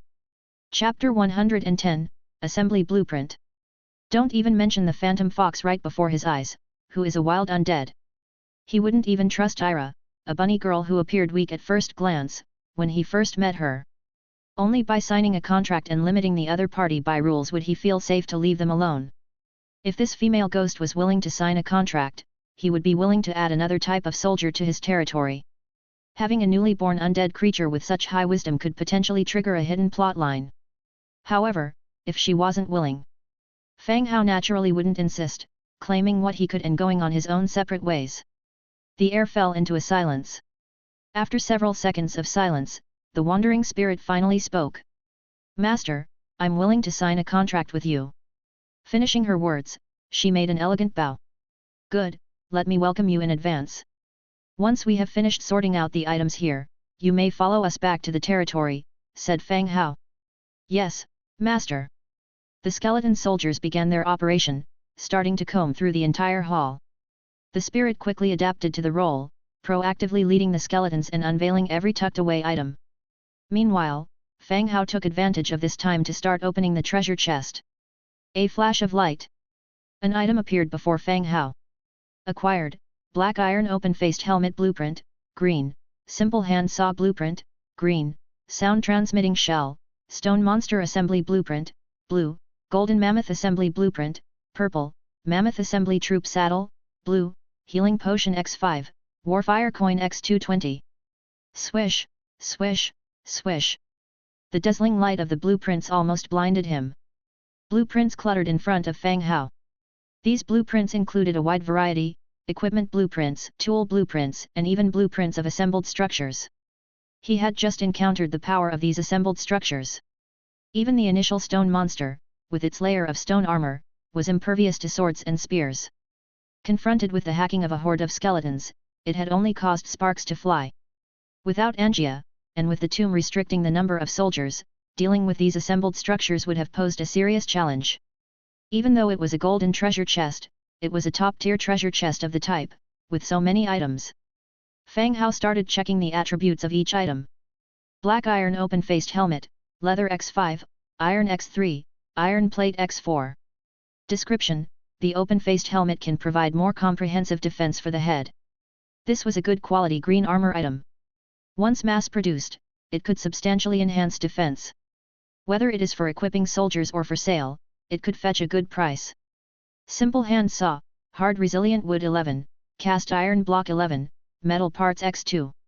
Description: the appearance of the hand saw made logging and wood processing much more convenient and simple. A hand saw, interesting. Sound transmitting shell. Category: tool. Ability: sound transmission. Description: a complicatedly crafted but extremely difficult to use one-way communication device. This wasn't the first time Fang Hao had seen a sound-transmitting shell. Last time at the Manam market, a slave trader gave him a sound-transmitting shell to facilitate contact in the future.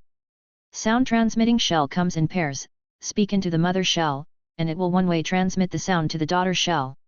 It is useful as a communication tool. Currently, the territory wasn't too vast, the only place he needed to have contact with was the pigman village. Whenever he had to pass any information to the pigman village, he used God's presence, passing his instructions through the stationed skeleton soldiers and then disconnecting. It was much more convenient than using the sound-transmitting shell.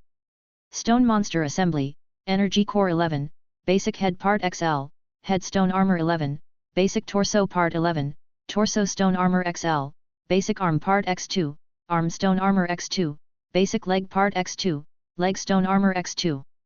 Description: the construct troops serve as loyal guards, standing by like stone sculptures, and the moment they discover an enemy they initiate an endless assault. Minor damages can be repaired by accompanying engineers to continue the battle. Golden Mammoth Construct, Large Energy Core 1, Mammoth Basic Head Part 1, Mammoth Golden Face Armor 1, Mammoth Basic Torso Part 1, Mammoth Golden Body Armor 1, Mammoth Leg Parts 4, Mammoth Golden Leg Armor 4, Mammoth Tusks 2, Magic Cannon 1. Description: a construct modeled after a mammoth, its colossal size as formidable as a dragon, its robust body can trample over all defenses, stepping into devastated prey groups, reaping the living. Minor damages can be repaired by accompanying engineers to continue the battle. The consecutive appearance of two constructs made Fang Hao frown slightly. These things, to Fang Hao, felt like robots put on armor. They possess strength and abilities that ordinary people can't compete with. In other words, the stone monster construct is already quite powerful. If constructed, it can greatly enhance the strength of the territory. But the materials required for construction are substantial. Trying to gather these materials is indeed a difficult task. As for the golden mammoth construct, in his mind, he can already imagine a giant mammoth covered in golden armor charging on the battlefield. Everywhere it goes, soldiers are flattened into minced meat, the defense walls are smashed down. Even just thinking about it felt exhilarating. The problem still lies in the production materials. With so many materials, it seems very difficult to obtain them. After checking the blueprint properties, the skeleton search is also nearing the end. Everyone, loaded with spoils of war, slowly began to exit the tomb passage. Along the way, they plucked the nightstones from the first two areas and took them all away. They returned all the way to the entrance and climbed out using the rope ladder. By the time they left the pit, it was already near dusk. All the skeleton army, along with the newly joined wandering spirits, began to return to the territory. With Angia leading, Fang Hao directly ended the god's presence, waking up from the room in the territory. He got up from the bed and stretched his muscles and bones. His mood was still pretty good. Exploring this cave, he didn't really hold much hope. But unexpectedly, he stumbled upon an ancient tomb and received plentiful spoils from it. Not to mention the gold and silver treasures, these things are immaterial. In terms of blueprints alone, he obtained many kinds. Including the black iron knight sword manufacturing blueprint, blacksmith shop construction blueprint, wooden mask making blueprint, black iron open-faced helmet making blueprint, simple hand saw making blueprint, stone monster construct making blueprint, golden mammoth construct making blueprint. Also, magic potions and healing potions. These items can help the overall strength of the territory make a substantial leap. The danger level of the Skull Crusher tribe will, in time, be significantly reduced. He left the stone tower. Ira was teaching the other rabbit people some rules of the territory. Like a little teacher, she explained and demonstrated at the same time.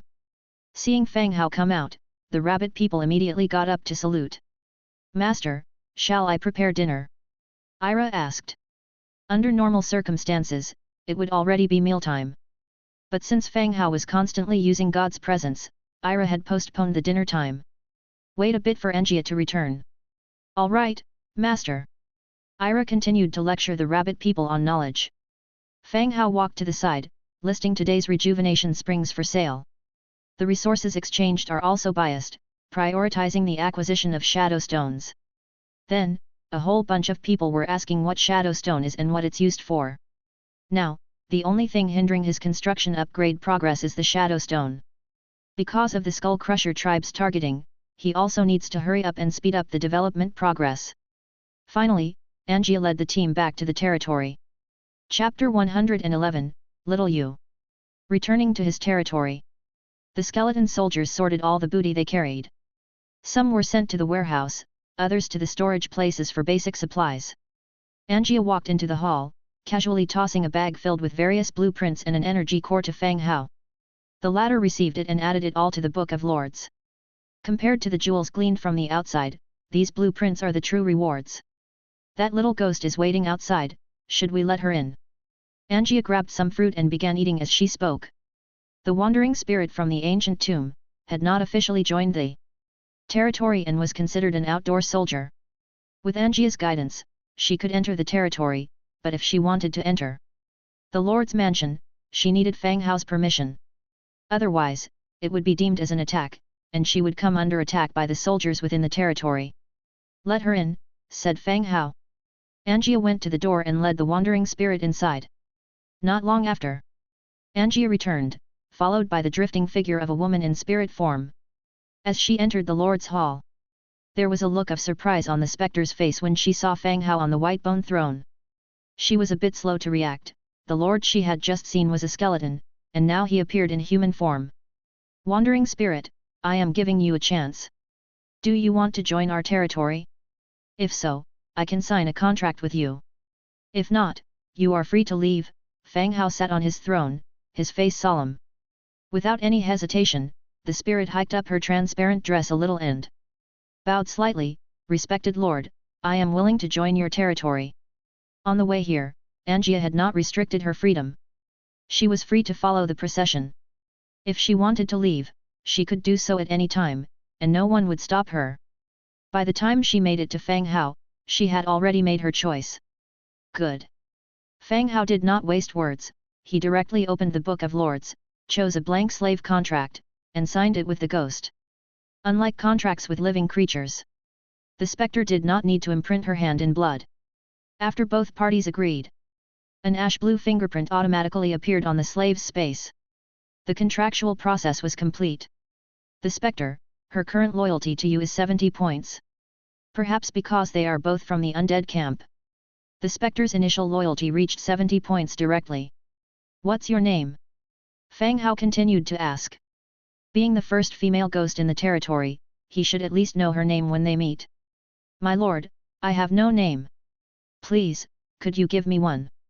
The spectre floated there as she spoke. Ah, this was a problem. Naming someone was a challenging task.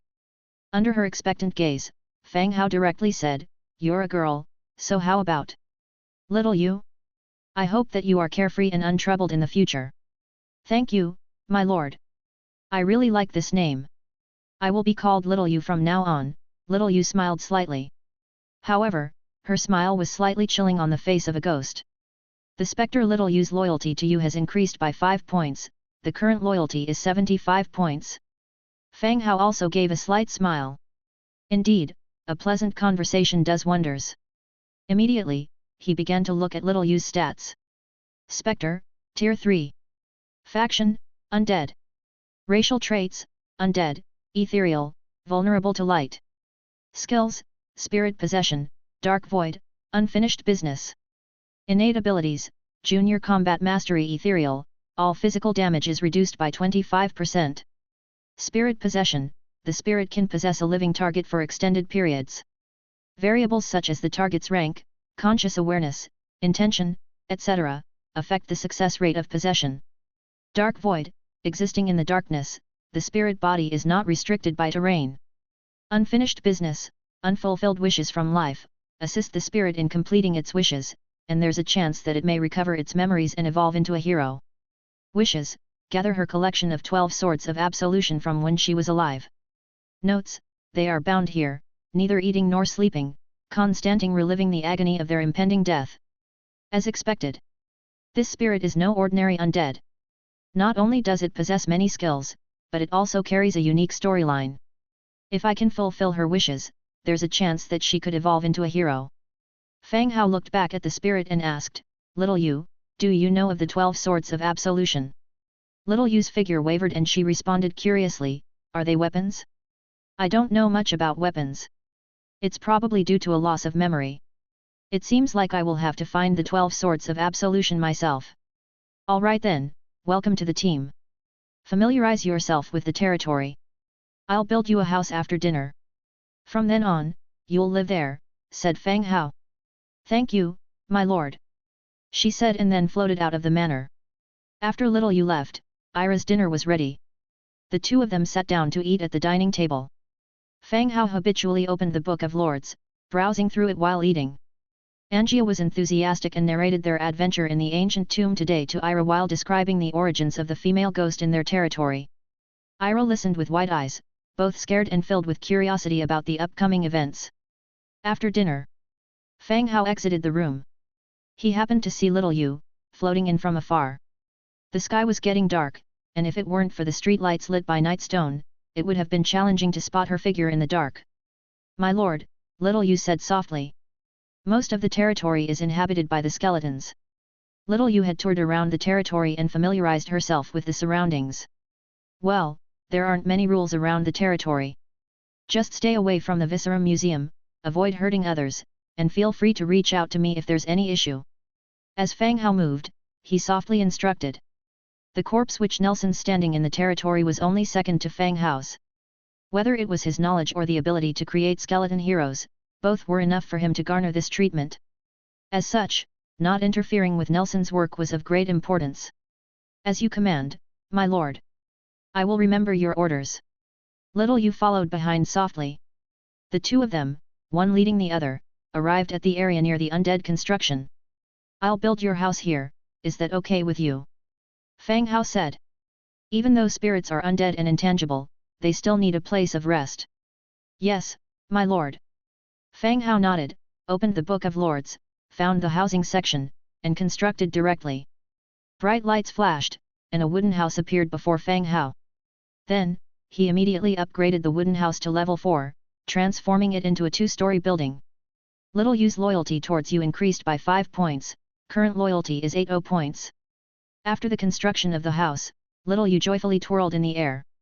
Her loyalty also increased. It seems that a house indeed provides a sense of safety for women, an age-old truth. The storeroom is full of furniture. Look for what you need, and I will instruct the skeletons to move them into your room. The furniture in the territory was all scavenged from various tribes.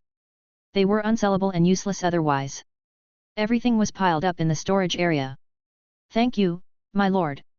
Speaking of furniture, I noticed a wooden coffin in the corner of the storeroom, may I have it? Little Yu said. A coffin? Fang Hao frowned, trying to recall when there was a coffin in the storeroom. He then remembered that there indeed was a coffin. Beautiful corpse coffin.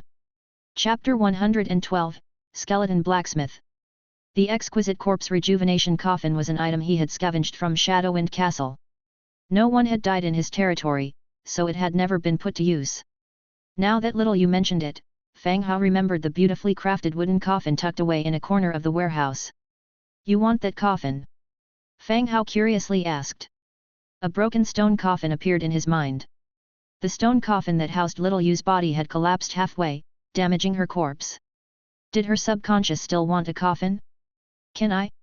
If you have other uses for it, then never mind, Little Yu hurriedly explained. There's no other use for it. But what use would you have for this wooden coffin? Fang Hao asked. Sir, I am in a formless state, this wooden coffin would benefit me, Little Yu answered. All right, if it's useful to you then you can have it. The two of them went to the warehouse, and had the skeleton warriors move some furniture into Little Yu's wooden cabin. Even though she only asked for the corpse rejuvenation coffin and nothing else, the room seemed empty without anything else in it. After all, many valuable items had been discovered in the ancient tomb. Exquisite corpse rejuvenation coffin, blue. Category, corpse rejuvenation coffins. Description, a corpse rejuvenation coffin from the Eternal Night clan. Lying in it makes one instantly tranquil, and it is said to nourish the soul. It seemed that the property of nourishing the soul might benefit Little Yu. The skeletons then moved the corpse rejuvenation coffin into Little Yu's room. Little Yu floated directly into the coffin, even trying to lie down in it. It was as if she were floating in the middle of the coffin. It was unclear if this counted as getting in the coffin. Little Yu was delighted to receive the corpse rejuvenation coffin, and her loyalty to Fang Hao increased by 10 points, reaching 90 points. As for whether or not the corpse rejuvenation coffin would have nourishing effect on a wandering spirit, that was no longer important. With everything in order, Fang Hao left Little Yu's cabin. He went to the industrial district to construct the buildings from blueprints he had. Arriving at the blacksmith's forge, he opened the Book of Lords and flipped to the building page. Tier 1 Blacksmith's Workshop, wood 600, stone 850, leather 300, hemp rope 200, iron 150. Construct. The construction time for a Tier 1 blacksmith workshop is 5 minutes. Among the Tier 1 buildings, it takes one of the longest durations. 5 minutes passed. The blacksmith workshop had been constructed and appeared before Fang Hao. Tier 1 Blacksmith's Workshop. Recruit available, Blacksmith. Blacksmith, Wriggling Spine 1. Note, you can recruit soldiers of the corresponding faction at this build site for iron forging and weapon repairs. Materials required for upgrading, wood 1200, stone 1500, leather 500, hemp rope 220, iron 200. Its function is the same as that of the tailor's shop. It allows you to recruit functional troops. The blacksmith workshop serves to recruit blacksmiths for iron forging and repairs. Having sufficient resources, Fang Hao directly upgraded it to level 4. When the blacksmith workshop reached level 5, the materials required changed. 5th level blacksmith's shop, wood 5200, stone 7300, hardwood 750, stone brick 600, iron 500, metal parts 120, red flame essence 2. The consumption of materials increased exponentially. Fortunately, these materials could be obtained in abundance from the Rejuvenation Springs regional channel every day. This could support his building consumption. Upgrade. 5th level Blacksmith's Workshop. Recruit available, Blacksmith. Blacksmith, Wriggling Spine 1. Ability, Focus. Focus, work efficiency plus 5%. Note, you can recruit troops of this building's affiliation here for the forging and repair of iron tools and weapons. Upgrade required, 6,000 lumber, 7,500 stone, 900 hardwood, 1,000 stone bricks, 600 iron, 220 metal parts, 4 red flame essence. Upgraded to level 5, the blacksmith shop has unlocked new capabilities. The blacksmith's work efficiency has increased by 5%. With the construction completed, the next step is to recruit blacksmiths. Blacksmith, Wriggling Spine 1, would you like to recruit? Confirm the recruitment. A hundredfold amplification is triggered, 101 skeleton blacksmiths are recruited. A flash of light, 101 skeletons wearing shiny leather aprons and holding metal hammers appear in front of Fang Hao. They also have skeleton bodies. But compared to the tailor skeleton, the blacksmith skeleton is even larger. In their hollow pupils, a bluish soul flame is flashing. Skeleton Blacksmith, Tier 1. Faction, Undead. Racial traits, Undead, Hollow Skeleton, Vulnerability to Light. Skills, Focus, Iron Processing. Innate Skills, Level 1 Blacksmith Mastery. Note, illuminated by a blazing fire, the blacksmith forges metal weapons and tools on the anvil. Iron Processing, skillfully operates the forge, speeding up the smelting speed of the finished product. The forge is used to smelt iron into cast iron blocks. Now it's operated by the laborer skeletons. Afterward, it is handed over to the blacksmiths to operate, which will also improve the speed. Lord, we are at your service. The blacksmiths saluted in unison. Like the tailors, they all have independent souls, capable of speech and independent thought. Welcome everyone. Fang Hao smiled, then looked at one of the blacksmiths. What's your name? The skeleton blacksmith who was called stepped forward 2 steps and respectfully said, My lord, my name is Kowlin. Good, Kowlin, from now on you are in charge of the blacksmiths. I will be giving the tasks to you, and you will distribute them. Fang Hao said softly. Undead clan blacksmith Kowlin's loyalty to you has increased by 10 points, current loyalty 90. Thank you for your trust, my lord. Kowlin saluted once again. His expression didn't change much, but his loyalty increased by 10 points immediately. I'm going to build some forges, and when they're ready you'll take the place of the laborer skeletons. Repair the equipment in the warehouse as well. Fang Hao said while walking and giving instructions. He immediately went to the forge construction area, increasing the number of forges to 50. With the previous experience from the tailor, he again built houses for these skeleton blacksmiths, told them they could rest and arranged their work schedules. The loyalty of all the blacksmiths collectively increased by 5 points again. After finishing the construction of the blacksmith shop, Fang Hao started to return to the lord's mansion. While walking, a weak voice came from his side, "My lord, kind human, please let me go." In the dim comer shrouded in darkness beyond the reach of the Nightstone's light, the Knoll leader, Claw Horror Nigo, was imprisoned. The moonlight was hazy. In the black iron cage, Nigo was bound hand and foot, lying there with injuries all over his body. He was surrounded by hundreds of skeleton soldiers, all watching Nigo. Weakness and injuries made Nigo worry that these people had no intention of letting him live. They were just looking for a way to dispose of him.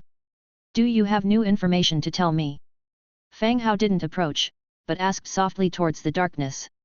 "No, no." As soon as Nigo answered, and saw Fang Hao turn around to leave, he hurriedly said, "My lord, I would like to pledge loyalty to you. I can spy for you, really, I will infiltrate and explore all the information for you." Hearing Nigo's words, Fang Hao's step paused. Infiltrating as a spy, that's a good idea.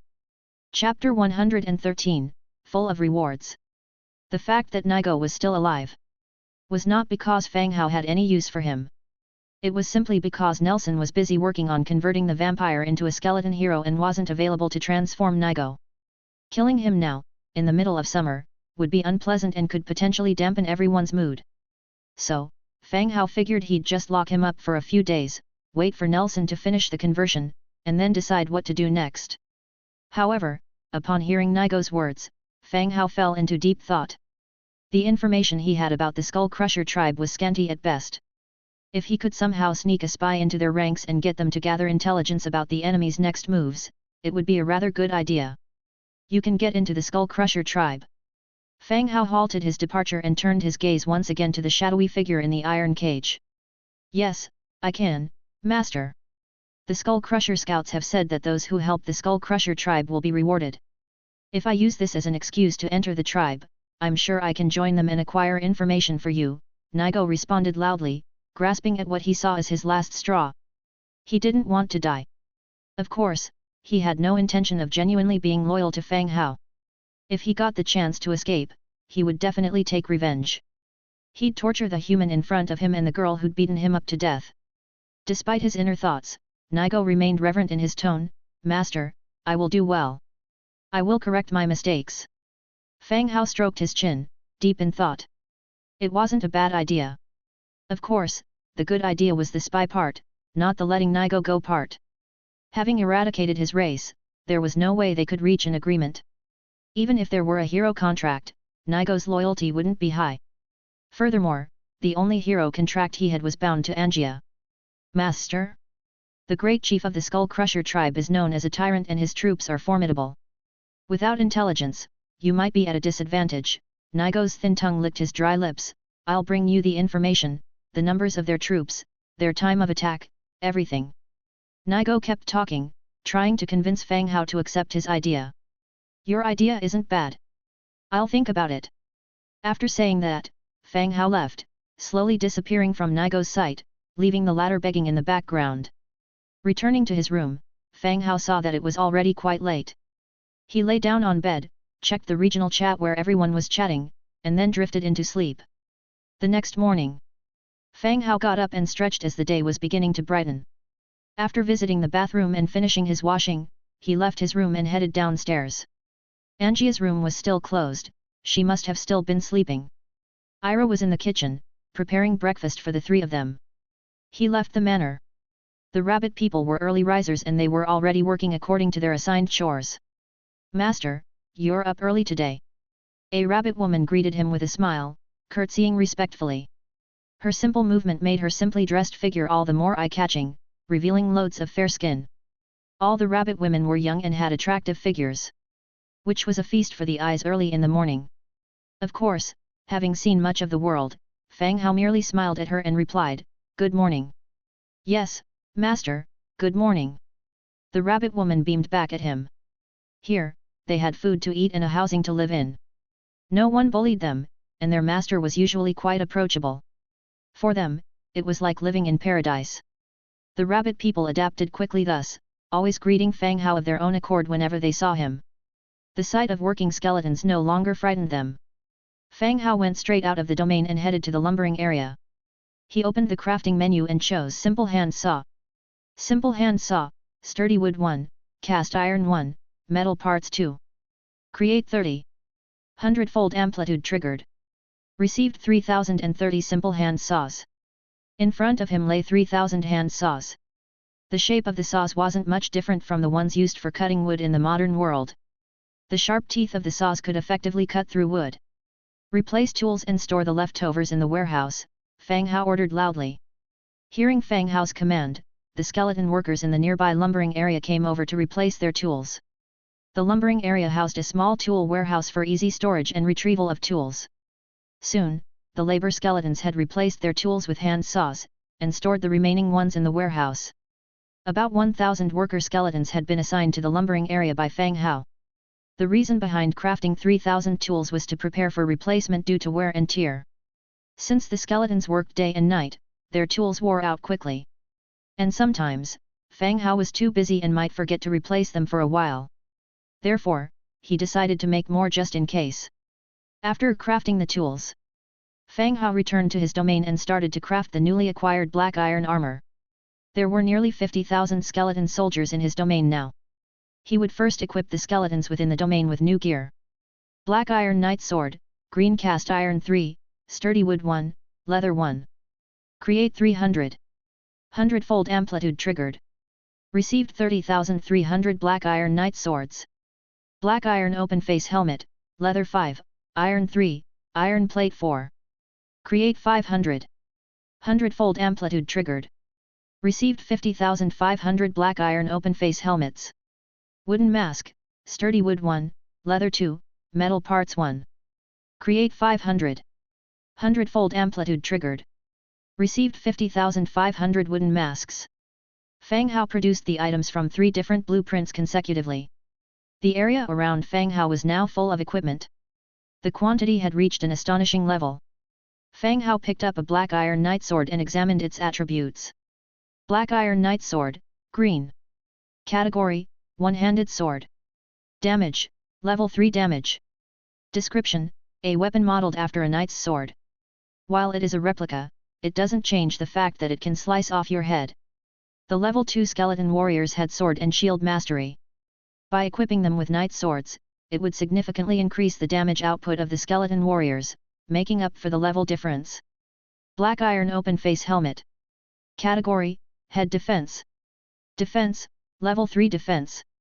Description, the open face helmet offers comprehensive protection for the head. The Black Iron Open Face Helmet looked like a kin helmet seen in movies. It looked like an iron bucket with a T-shaped opening at the eyes and nose area. At least it was different from a simple iron bucket. If not, Fang Hao might as well have made some iron buckets and have the skeleton warriors wear them on their heads. They could also be used for storing water.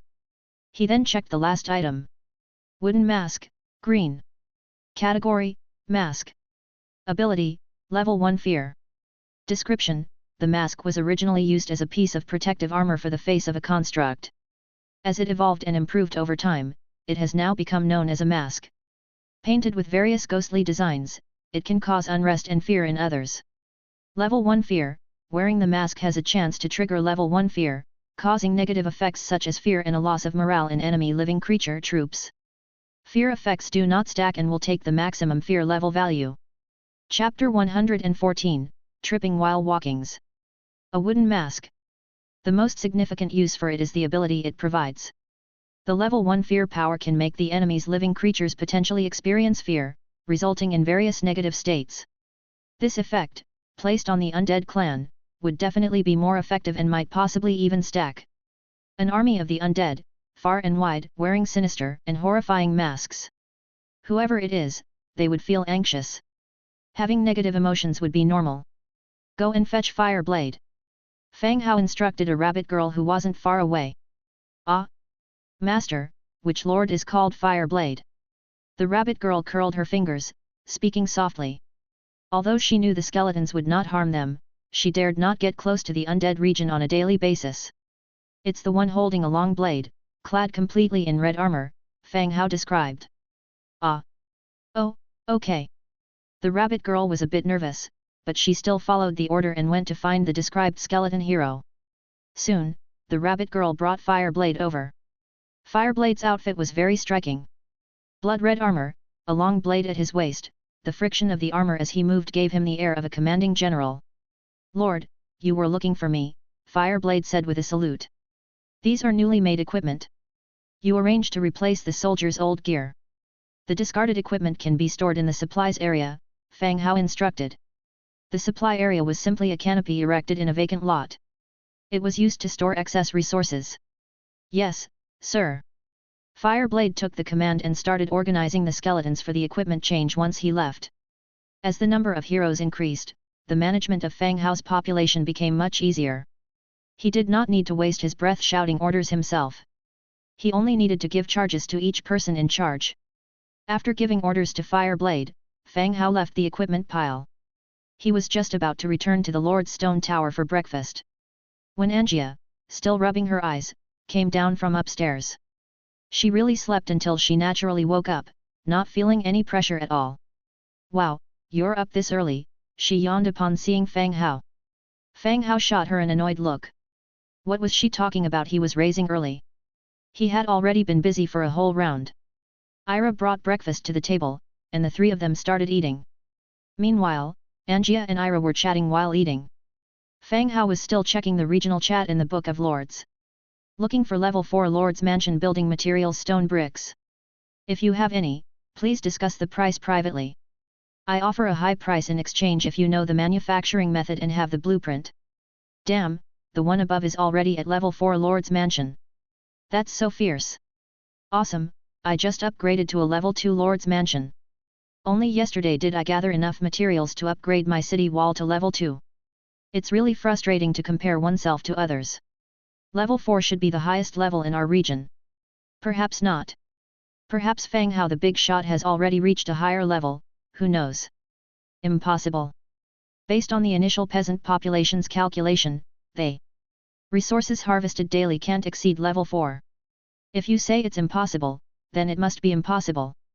Do you think you are the big shot? Ignorant, the parallel world also has anal maniacs. Damn. Ding. As Fang Hao was watching the discussion, a private message alert sounded. Could it be that the level 4 lord had come to him to buy stone bricks? When he opened it, he realized he was overthinking it. It was a message from another lord. Fang Hao the big shot, are you still buying shadow stones? In recent days, Fang Hao had been buying shadow stones, making it clear that he would preferentially exchange shadow stones for weaponry, equipment, or the rejuvenation spring. This made everyone in the channel interested in shadow stones. After all, weaponry, equipment, or the rejuvenation spring are considered quite expensive now. Yes, do you have some? Fang Hao asked. Can I ask first what use shadow stones have? I see that they are from the Undead clan. What use would you have for them? The other party asked. It could be seen that this person had gotten hold of some shadow stones. But, knowing that Fang Hao was also buying them, they were afraid that shadow stones had some special use, and they would lose out by selling them. First they would ask about their use, and then decide whether to sell them or not. Fang Hao replied directly, I received a blueprint for an undead special building which requires shadow stones. They can't be used for normal human buildings. Oh, alright, Fang Hao the big shot, I have 13 of them here. I want to exchange them for some weapons. Okay. Big shot, do you have anything besides iron spears? Would an iron sword do? Okay, and you'd better believe it. Fang Hao just had a batch of iron swords replacement today, which could be exchanged for shadow stones. 1 shadow stone for 3 iron swords, Fang Hao directly quoted a price. Ah! Big shot, don't joke, this is a rare resource. You even said you prioritize exchanges. 3 is too few. 5 iron swords, the other party said. Besides me, you can't sell shadow stones to anyone else. Let's compromise, 4 per, neither of us loses out. Fine, make it 4. I'll put it up for a dedicated trade. Okay, the same price next time. Okay, I'll take my people to look for more later. Soon, the other party put the 13 shadow stones on the trade platform and Fang Hao put up the promised 52 iron swords for the exchange. Ding! Just after the trade was completed, another private message rang out. Big shot, Earn, the underwear one ordered, is it ready yet? I can't stand it anymore. Fang Hao remembered this person. Last time when he was collecting flax in the channel, this person said he wanted to order a piece of cloth underwear because the leather ones were too rough. It had been so long, and they were still concerned about this matter. I'll check when I have time. I've been quite busy recently and didn't pay attention to this, he replied. Big shot Fang Hao, please find a way about it. Wearing leather is too uncomfortable. Can't you just not wear it? As a man, can't you be more easygoing? Fang Hao said. Walking will trip me. Damn, bragging. After chatting for a while, the Book of Lords was closed, and the three had finished breakfast. Angia was still yawning and wanted to go back to bed, but Fang Hao called her to stop. Angia, go and call little you. Let's go see that knoll. Okay, sure. Angia pouted her mouth, walking out reluctantly. Fang Hao came to the cage. Angia and little you came over. The wandering spirit was not exactly afraid of daylight, but she did look frustrated. Upon arriving here, she quickly hid in a shadow to avoid direct sunlight. The knoll was originally trying to beg for mercy, but was then startled into quiet submission by the arrival of Angia and lay down on the ground pretending to be dead. He was afraid that would somehow upset this mad woman who usually dragged him out for a beating. Lord, do you have command? Little Yu asked softly. Her loyalty to Fang Hao had already reached 90 points. Which was rather high. Any command that Fang Hao made, she would accomplish it with all her dedication.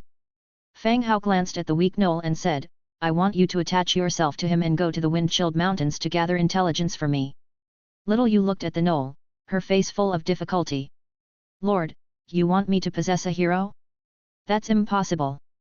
Chapter 115, Knoll Undercover. Little Yu, in her ethereal form, displayed an expression of surprise. She was merely a third-order type of soldier, obligated to walk around heroes during ordinary days, let alone possessing them. Now, for Fang Hao to ask her to possess a hero was not just resistant, it was fundamentally impossible to accomplish. Of course, Fang Hao also knew this. Little Yu possessed the ability of spirit possession, which was an upgraded version of the possession ability. Even so, numerous restrictions still existed when it came to accomplishing possession. The main factors were the rank and power. It was difficult to possess a unit that was stronger than you. What if he's the living dead, devoid of a soul? Could you possess him then? Said Fang Hao, glancing at the distant knoll. Fang Hao's thought was simple. He felt that Little Yu's spirit possession was extremely similar to his own. God's presence, but his God's presence only targeted his subordinate undead troops, and he couldn't use God's presence on other troop units. Little Yu's spirit possession, on the other hand, applied to any living creatures, hence satisfying Fang Hao's initial hypothesis. Both God's presence and possession have some fixed requirements. The descending unit, the smarter, and the stronger the soul, the greater the difficulty of possession. What if Nigo was merely surviving physically? It might be simpler. Hearing Fang Hao's words, Little Yu was somewhat flustered. My lord, I don't know if I could succeed, I have never used this ability before. After awakening, she had been in the ancient tomb, never once venturing out. Naturally, she had never used this ability. No rush, try when the time comes. Fang Hao replied. As soon as he finished speaking, the corpse which Nelson appeared and slowly walked over. Originally, Nelson was conducting a transformation ritual, and Fang Hao did not want to interrupt, but the threat of the Skull Crusher tribe made him had to call out Nelson. My lord. Nelson approached and gave a slight bow.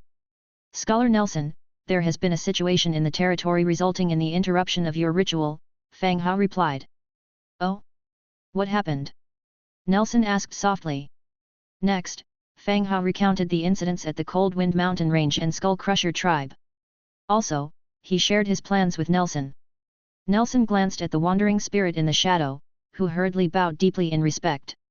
Well, we can try. Move this knoll to the Viscera Museum, Nelson directly instructed. Immediately, a skeleton soldier stepped forward, lifted the knoll, and followed behind Nelson. Amid the knoll's loud cries, they entered the Viscera Museum, leaving Fang Hao and the others waiting outside. Who is this? I've never seen him before. Angia whispered to Fang Hao on the side. He is a hero of our territory, Scholar Nelson, Fang Hao introduced. Oh! As the trio were chatting, a blood-curdling scream echoed from inside the Viscera Museum. Just hearing this horrific wail left one with a chill running down their spine. Shortly afterwards, the doors of the Viscera Museum opened once more. My lord, it's done. This wandering spirit can attempt possession. If it's unsuccessful, I can just preserve the body by drying it, said Nelson, leaning on his magic wand. Fang Hao nodded, looking at the wandering spirit nearby. Little you try to possess him. Yes, sir. Little you gradually approached the corpse, turning into a mist, and merged into the gnoll's body lying on the ground. The next second, the gnoll, with his eyes tightly shut, abruptly opened them. He sat upright, staring wide-eyed, surveying his surroundings. Little you. The gnoll immediately got up, crossing his legs, bowing with a pointed foot. Sir, is it acceptable like this? A gnoll, somewhat balding and riddled with scars, went about genteelly and ladylike, making it somewhat difficult to accept. But it was certain that Little you succeeded. She could control this body at this moment. And from Fang Hao's perspective, she was still known as Claw Scary Nigo. Very good, next, observe your behavior, you are a gnoll hero now. Fang Hao gave a word of instruction. Oh, all right. Little you felt quite good. She could easily manipulate this body, as if it was her own. However, the appearance of the gnoll left her extremely uncomfortable. This body can last 5 days. After 5 days it will show signs of death. You will either have to return with information or find a new body within 5 days, Nelson reminded from the side. So, this body could only be maintained for 5 days. 5 days later, people would realize that it had died. Little you would be in danger if she were discovered then. I understand, Bachelor Nelson. I will bring back the intelligence. Little you spoke, treating the undead scholar with respect in her speech and manners. Good, be careful about everything. Return immediately if there's any danger. Fang Hao also advised. They discussed a few things that needed to be cautious of afterward. After several reminders of safety first, Little you, possessed in the body of a gnoll, rode out of the territory and headed swiftly toward the Cold Wind Mountain range. Before leaving, Fang Hao introduced her to the situation of the gnoll tribe and gave her a teleportation scroll bound with the coordinates of the territory. She left the territory amidst the thunderous gallop. After seeing off Little you, Nelson closed the door of the Viscera Museum again. He continued with half-finished work. Fang Hao also thought about which part of the territory needed more defenses. While he was thinking seriously, Ira came rushing over and whispered, Master, the skeleton trader is here, waiting for you in the market area. Was it time for the skeleton trader to appear again? Indeed, quite a few days had passed since the last time he appeared. All right, I'll be right there. Market area. The skeleton trader leaned on his gem-studded cane, playing with the handle with his skeletal fingers. His pupils, burning with a blue flame, surveyed the territory in front of him with astonishment. The thick city walls, the towering watchtowers, the magic towers imbued with magical energy, the Viscera Museum, the blacksmith's shop, and the tailor's shop. It was hard to believe that in just 7 days, this territory had developed to such an extent. If his mind wasn't still sharp, he would have thought that he remembered the time wrong, or came to the wrong place. While he was in awe, he saw Fang Hao strode toward him. The skeleton trader, Ruer, immediately revealed a smile, greeted respectably, and said, Honorable Sir, we meet again. Yes, I'm delighted to see you again, Mr. Ruer. Fang Hao responded with a smile. His dealings with Ruer had always gone smoothly, and the things he had bought had promoted a lot of development in the territory's power. I hope the goods this time are to your satisfaction. Ruer lightly tapped the ground with his cane. The skeletal shelf appeared, displaying the goods for sale today. Fang Hao walked up and inspected the product information. Blueprint of Frost Orange Production, Green, Price, 10 Warfire Coins. Black Gunpowder Production Blueprint, Green, Price, 25 Warfire Coms. Fine Mill Building Blueprint, Blue, 1 Price, 30 Warfire Coins. Chapter 116, Sky Eye Trade Alliance. Frost Orange Soap Blueprint, Green, J Price, 10 Warfire Coins. Black gunpowder blueprint, green, price, 25 warfire coins. Fine mill construction blueprint, blue, price, 30 warfire coins. Advanced hero contract, purple, price, 320 warfire coins. Viscera jar, green, price, 50 warfire coins. It appeared that the quality of the blueprints on the shelves also upgraded along with the territory. Previously, most of them were white, with one or two green ones. Now they are all green and blue, and there is even a purple blueprint. 111 Take them all. Fang Hao took out 435 warfire coins and handed them to the skeleton merchant. Thank you for your generosity. The skeleton merchant took the money, took down the blueprints one by one from the shelf, and passed them to Fang Hao. Fang Hao took the blueprints and recorded them in the Book of Lords. The skeleton merchant, having sold his goods, was about to leave. Mr. Ruer, if you're not in a hurry, would you sit down and have a chat? Fang Hao said. The skeleton merchant paused, looking curiously at Fang Hao. Then he said, I'm not in a rush. What do you want to talk about? The two of them sat down on a stone bench nearby. I remember Mr. Ruer mentioned before, when the Lord's house reaches the stone tower level, we can start selling items to the outside world. My Lord's house has been upgraded to the stone tower level, so what should I do next? Fang Hao went straight to the point. Fang Hao could clearly remember that Ruer had said that the market could sell to the outside. Now that his Lord's house had reached the stone tower level, he didn't know how to proceed. And there was no guidance for the next step. Oh, so you're having trouble with this? Ruer understood why Fang Hao wanted to talk to him, and was well aware that within a short week, this territory had already upgraded to the stone tower stage. This development speed amazed even Ruer, a merchant who traveled all over the place. Yes, does Mr. Ruer know how to do it? If you want to sell items to various forces through the market, you have to get approval from the Sky Eye Trade Alliance and become one of its members to sell your products, Ruer explained. Fang Hao frowned, curious about this new mention of the Sky Eye Trade Alliance. So how can we join the Sky Eye Trade Alliance? He never thought that to sell his goods to others through the market, he would require approval from this so-called Sky Eye Trade Alliance. Ruer continued with the explanation. To gain recognition from the Sky Eye Trade Alliance is not an easy task. Only the stronger forces in each region qualify to join, and apart from the strength and influence of the forces, the endorsement and recommendation of old members are also required. Fang Hao stroked his chin. This certainly was a stringent requirement, much like bidding for a company. Mr. Ruer, is there any way to get this endorsement and recommendation? Haha. Sir, you are straightforward indeed. If you want a recommendation, I can mention this to Lord Otis and see how it goes. Ruer's bony jaw kept shaking, making a hoarse laughter. Ruer was not the owner of the Skeleton Merchant Association, but simply a man in charge of local business. Skeleton King Otis was the owner of the association, and also a territory lord. Whether he would get a recommendation or not depended on Otis' attitude. Thank you, Mr. Ruer, if successful, I will make sure to give a gift of gratitude, said Fang Hao. According to Ruer, on this continent, few forces were willing to deal with the undead. Therefore, the recommendation quotas in the hands of Otis often remained vacant. Moreover, given Fang Hao's high influence in the undead faction, his chances of getting this endorsement were high. The two of them sat for a while. Fang Hao also subtly raised some topics about this continent and about the undead. But Ruer was very shrewd. He would discuss some issues to a point and never discuss them thoroughly or even gloss them over in a sentence. After a chat, Ruer told Fang Hao to wait for a response and then left the territory through the teleportation array.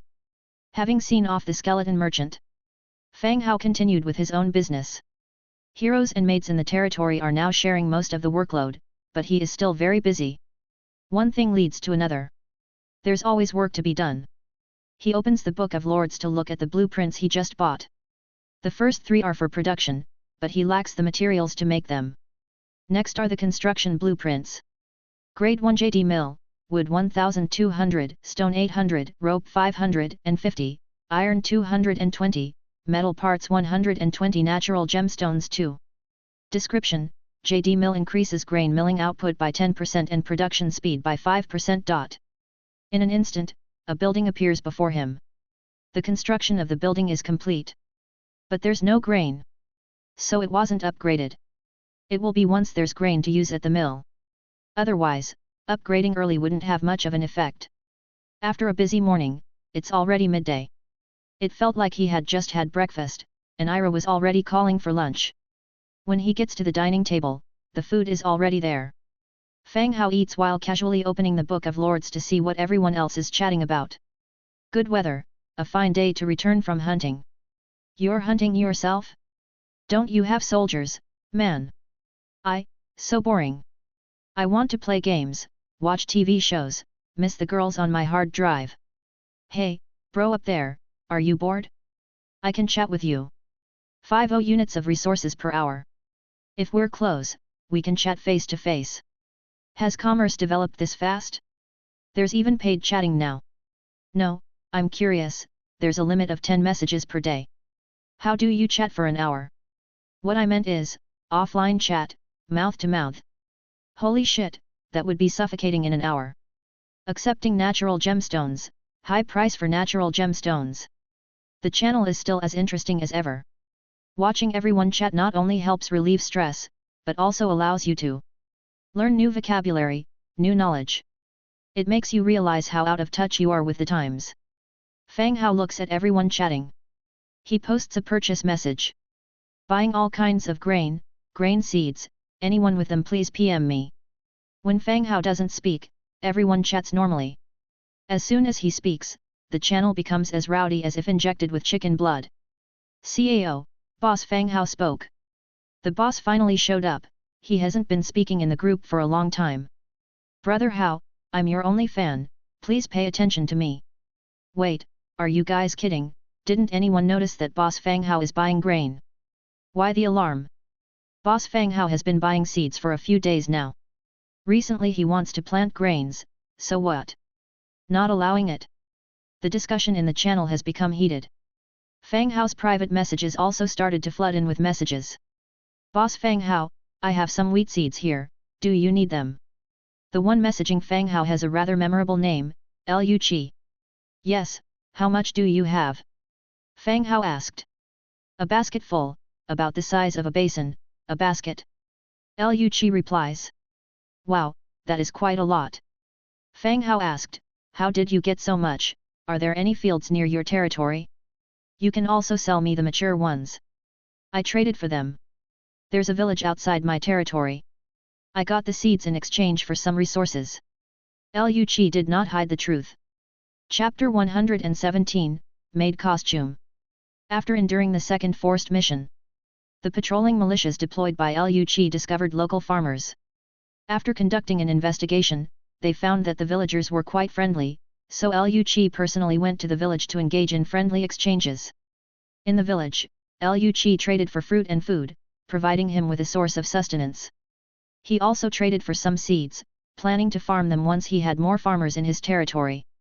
Seeing Fang Hao buying seeds, he thought he could trade for some equipment he needed. Well, let's trade seeds first, Fang Hao said. Everyone has their own opportunities. Fang Hao found the orc market, while Lu Chi found a human village. Each of them benefited from the locals. At the same time, through Lu Chi's storytelling, Fang Hao learned about the existence of human villages in this area. His territory, however, was in an area predominantly inhabited by orcs. How do you plan to trade? Fang Hao asked. I need armor, man, Lu Chi replied. Fang Hao was taken by surprise. He thought that like others, Lu Chi would prioritize weapons. Unexpectedly, Lu Chi was considering armor. This meant that Lu Chi territory was not worrying about equipping soldiers with iron weapons. Indeed, everyone's development varied greatly. As for armor, I have a beastskin helmet, beastskin armor, and hardwood shield. Which one do you want? Hardwood shield, Lu Chi answered. Hardwood shields sell well in the market, so I'll exchange 5 hardwood shields for your seeds, Fang Hao proposed. Fine, I'll list them then. Okay. Soon, Fang Hao received a trade offer. After placing the 5 hardwood shields, a basket woven from straw appeared next to him, filled with wheat seeds. After finishing lunch, Fang Hao took the wheat seeds to the spiritual field. The first thing he did was to increase the number of spiritual fields. Materials required for a level 1 spiritual field: 1,500 wood, 800 stone, 300 hemp ropes, 5 natural gems, one trace of the earth. Fang Hao had plenty of each material. He directly expanded 5 level 1 spiritual fields. Then he upgraded all of them all to level 5 spiritual fields. The plain near the stream was now completely covered with spiritual fields. Following this, he could leave the farming work to his skeleton labor, relieving him of this burden. After finishing all these tasks, it was still early. Fang Hao selected some troops and headed out with Anjia to continue exploring the surrounding area. They returned around dusk. In addition to bringing back some meat, they also opened a silver chest and obtained a blueprint for crafting siege ladders. Siege ladder, 220 wood, 150 hemp rope, 10 metal parts. Description: a simple siege ladder that can be quickly made, allowing soldiers to climb up city walls. In his previous battles, Fang Hao had not encountered any particularly high or imposing walls. They were mostly found in village-level gathering points. The skeleton soldiers, outnumbering the enemy by tens of times, would climb the walls by stacking on top of each other. They seldom adopted any tactical strategy.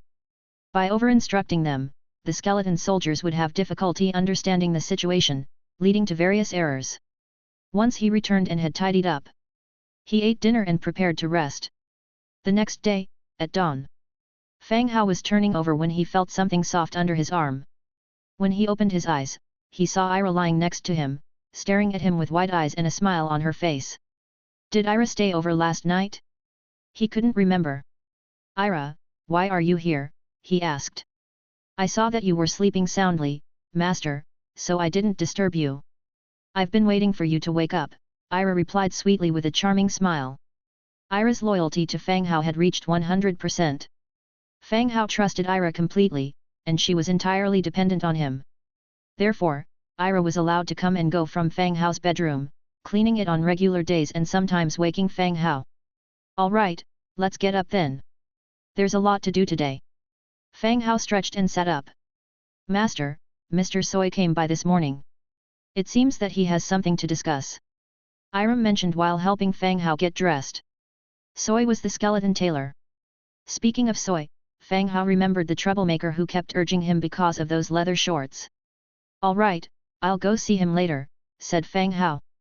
After getting dressed, they both left the bedroom. After washing up, they left the stone tower. Looking at the bright sky, Fang Hao stretched his stiff body. The weather is really good today. He began exercising within his territory. Fireblade strode over with his long blade and said, My lord.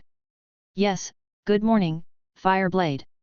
While stretching, Fang Hao replied. My lord, as you instructed, we've increased the scope and manpower of patrols on the north and west sides of our territory.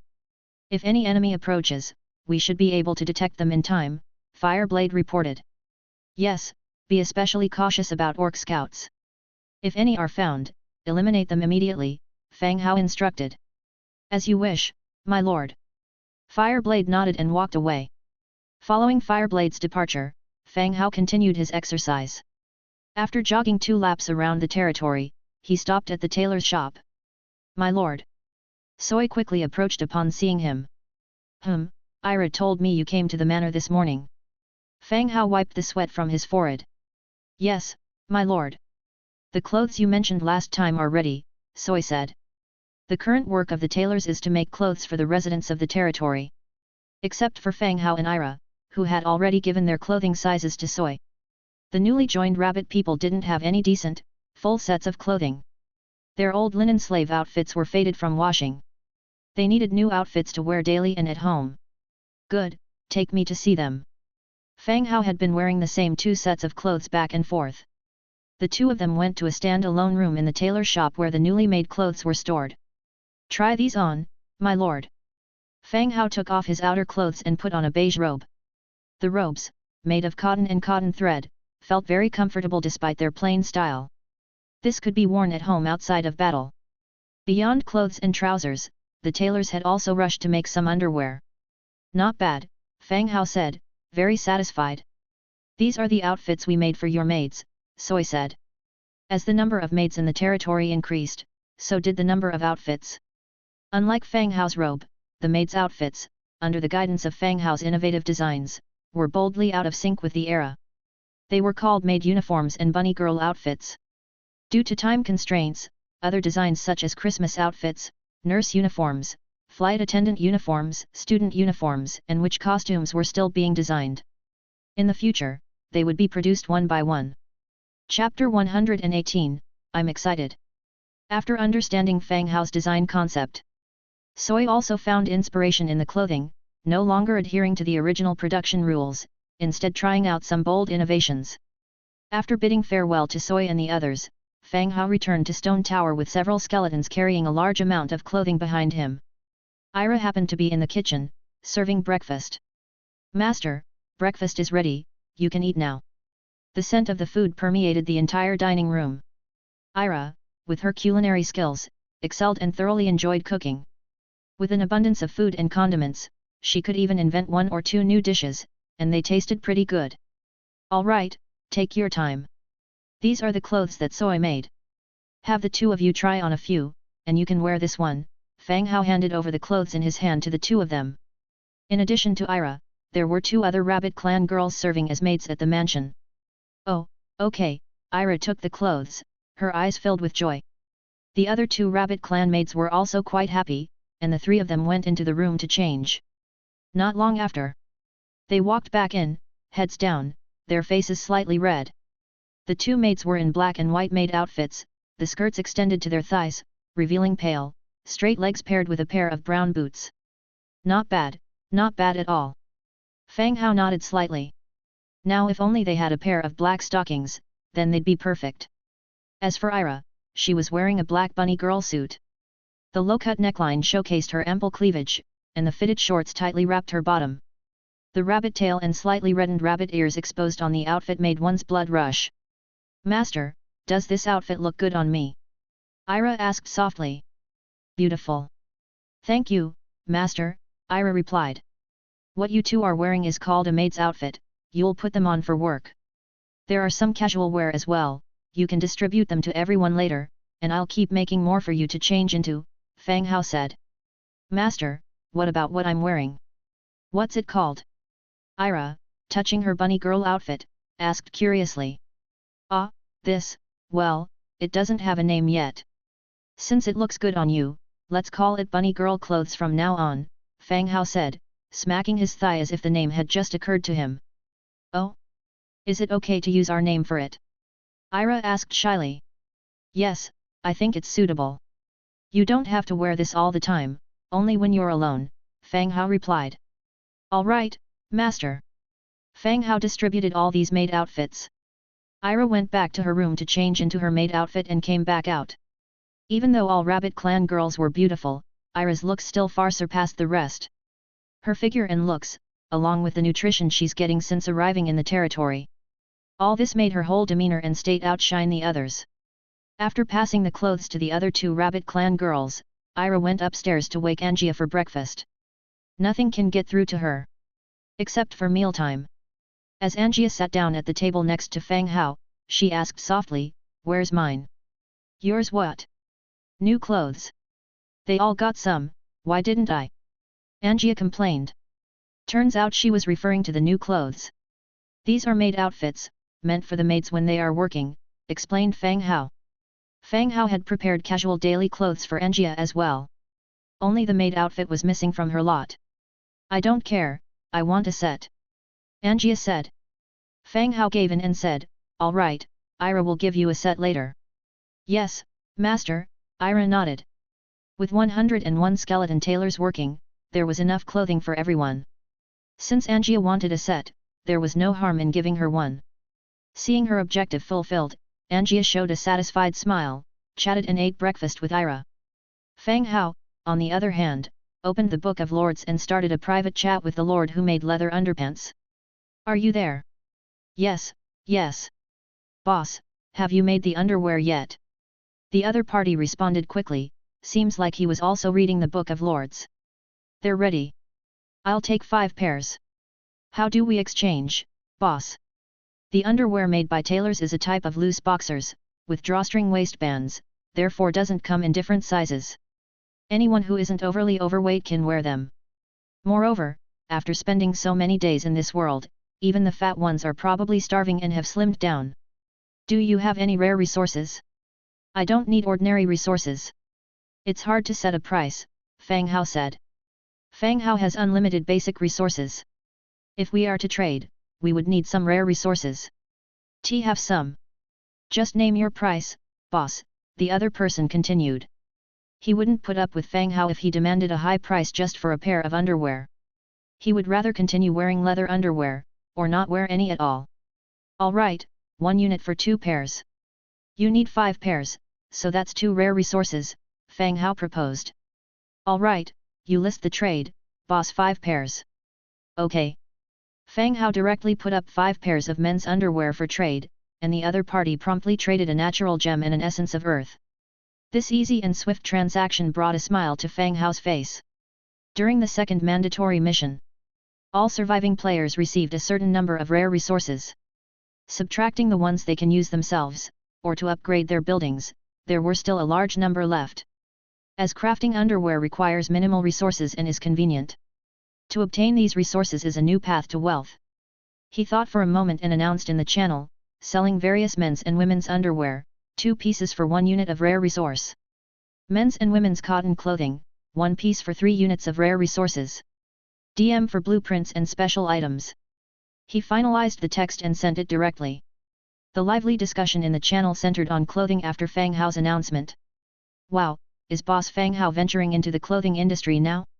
Am I witnessing the rise of a capitalist tycoon? Underwear is so expensive. I think I will stay naked. The old doctor said it helps with secondary development. Yay! Fang Hao, please list the items. I have 1 set of clothes since I came here, and my underwear is stinky. Ahem. So, miss, I offer 2 units of rare resources, you buy a new one, give me the old underwear. Dude, are you sick? Even wanting her stinky underwear? Miss, I offer 3 units. Pervert, I offer 5 units. Fang Hao was bewildered when he saw the community's comments. What's going on? Why did it seem that the girl's used underwear was better selling than his own? And there was even a bidding war. Fang Hao listed the underwear and home clothes at their predetermined prices. The items he listed sold quickly. But less than 10 minutes after they were listed, feedback was posted in the channel expressing dissatisfaction with the goods. Oh my! These clothes are so ugly, as if made by a farmer. I agree, so outdated, like country clothes. You guys are really picky. Isn't it good to have clean clothes to change into? Thought you were walking a red carpet, expecting to look spectacular. Ridiculous. Does that concern you? I have resources, Fang Hao, do you have nicer clothes? I don't care if they're more expensive. Ah, what? The regular female garments made by the tailor essentially were ordinary cotton dresses. Naturally, they won't have the aesthetic design of modern clothing. Fang Hao pondered for a while and then sent a picture of a maid outfit on the channel. Oh, a maid outfit, that looks nice. Fang Hao, boss, you sure do like to play big. So, does this mean that there are women in boss Fang Hao's territory? Otherwise, who would wear this maid outfit? What you say doesn't make sense. Can't the boss have his own preferences? Oh, when you say that, I start to get excited. Chapter 119, Searching for the Tomb of the Dragon. Originally, Fang Hao thought maid outfits were mostly to satisfy men's preferences. In this current stage of survival, he reckoned it would be hard to sell them. But the reality was quite the opposite of what he thought. Compared to normal men's and women's clothes, maid outfits were surprisingly popular. Apart from those distributed to the bunny girls, the rest were sold out in less than 5 minutes. Their popularity far exceeded that of regular clothes. It seemed that personalized outfits also sold really well. Once the maid outfits were sold out, the amount of regular clothes quickly decreased, but there was still a large amount of underwear available for sale. At the same time, Fang Hao also received a large amount of pre-orders. Among them were a few from lords whose names were obviously male, also ordering maid outfits. In this brand new world, people express their true natures, and find their true selves. After breakfast, Fang Hao returned to his room and began to plan the day's activities. The surrounding areas of his territory had almost been fully explored, cleared in all directions, southeast, northwest. Especially with Angia's help, who would roam around when she had nothing to do. She upended all the nearby beasts' lairs. From the map he bought at the tavern, he still had one, but the location was to the east of the Tauren camp and quite far away, likely posing some difficulties. Plus, with the threat of the Skull Crusher tribe, he would have to accelerate the development of his own territory. Lying in bed, he directly entered God's presence mode. The next second, Fang Hao found himself on a skeleton warrior stationed in Pigman village. As the soul fire in his pupils stirred, he saw Petty had just returned from outside the territory, quietly instructing the pigmen who were with her. Petty. Fang Hao descended from the city wall and called out. Those who stay in the Pigman village for defense, apart from those on patrol around, the rest stood guard on the city walls. Petty, seeing a skeleton calling her, knew it was Fang Hao using his powers. After giving simple orders to the remaining pigmen, she went to Fang Hao and said, Lord. Petty, how is the exploration of the Tomb of the Dragon that I asked you to arrange? Fang Hao asked. Since the Tomb of the Dragon is situated north of the Pigman village, he asked Petty to arrange for people to go explore it quite some time ago. We have the results, my lord. Please come inside and I will show you the map. Petty motioned with a gesture of invitation. The two entered the clan leader's hall. Petty took out a simple hand-drawn map and placed it in front of Fang Hao. My lord, the location of the Tomb of the Dragon is in a range of continuous mountains. The roads are rugged and the resources are scarce. I have arranged multiple teams for exploration and found a route. If you could spare more time, we could continue exploring the mountains, Petty explained. On the Book of Lords map, the location of the Tomb of the Dragon was visible, while the rest of the area was still covered in fog and unexplored. This exploration by the pigmen was very useful to Fang Hao. No need, this is enough. When I come, arrange for someone to guide us, Fang Hao ordered. Oh, all right, my lord, Petty quickly nodded. Fang Hao seemed set on exploring the Tomb of the Dragon.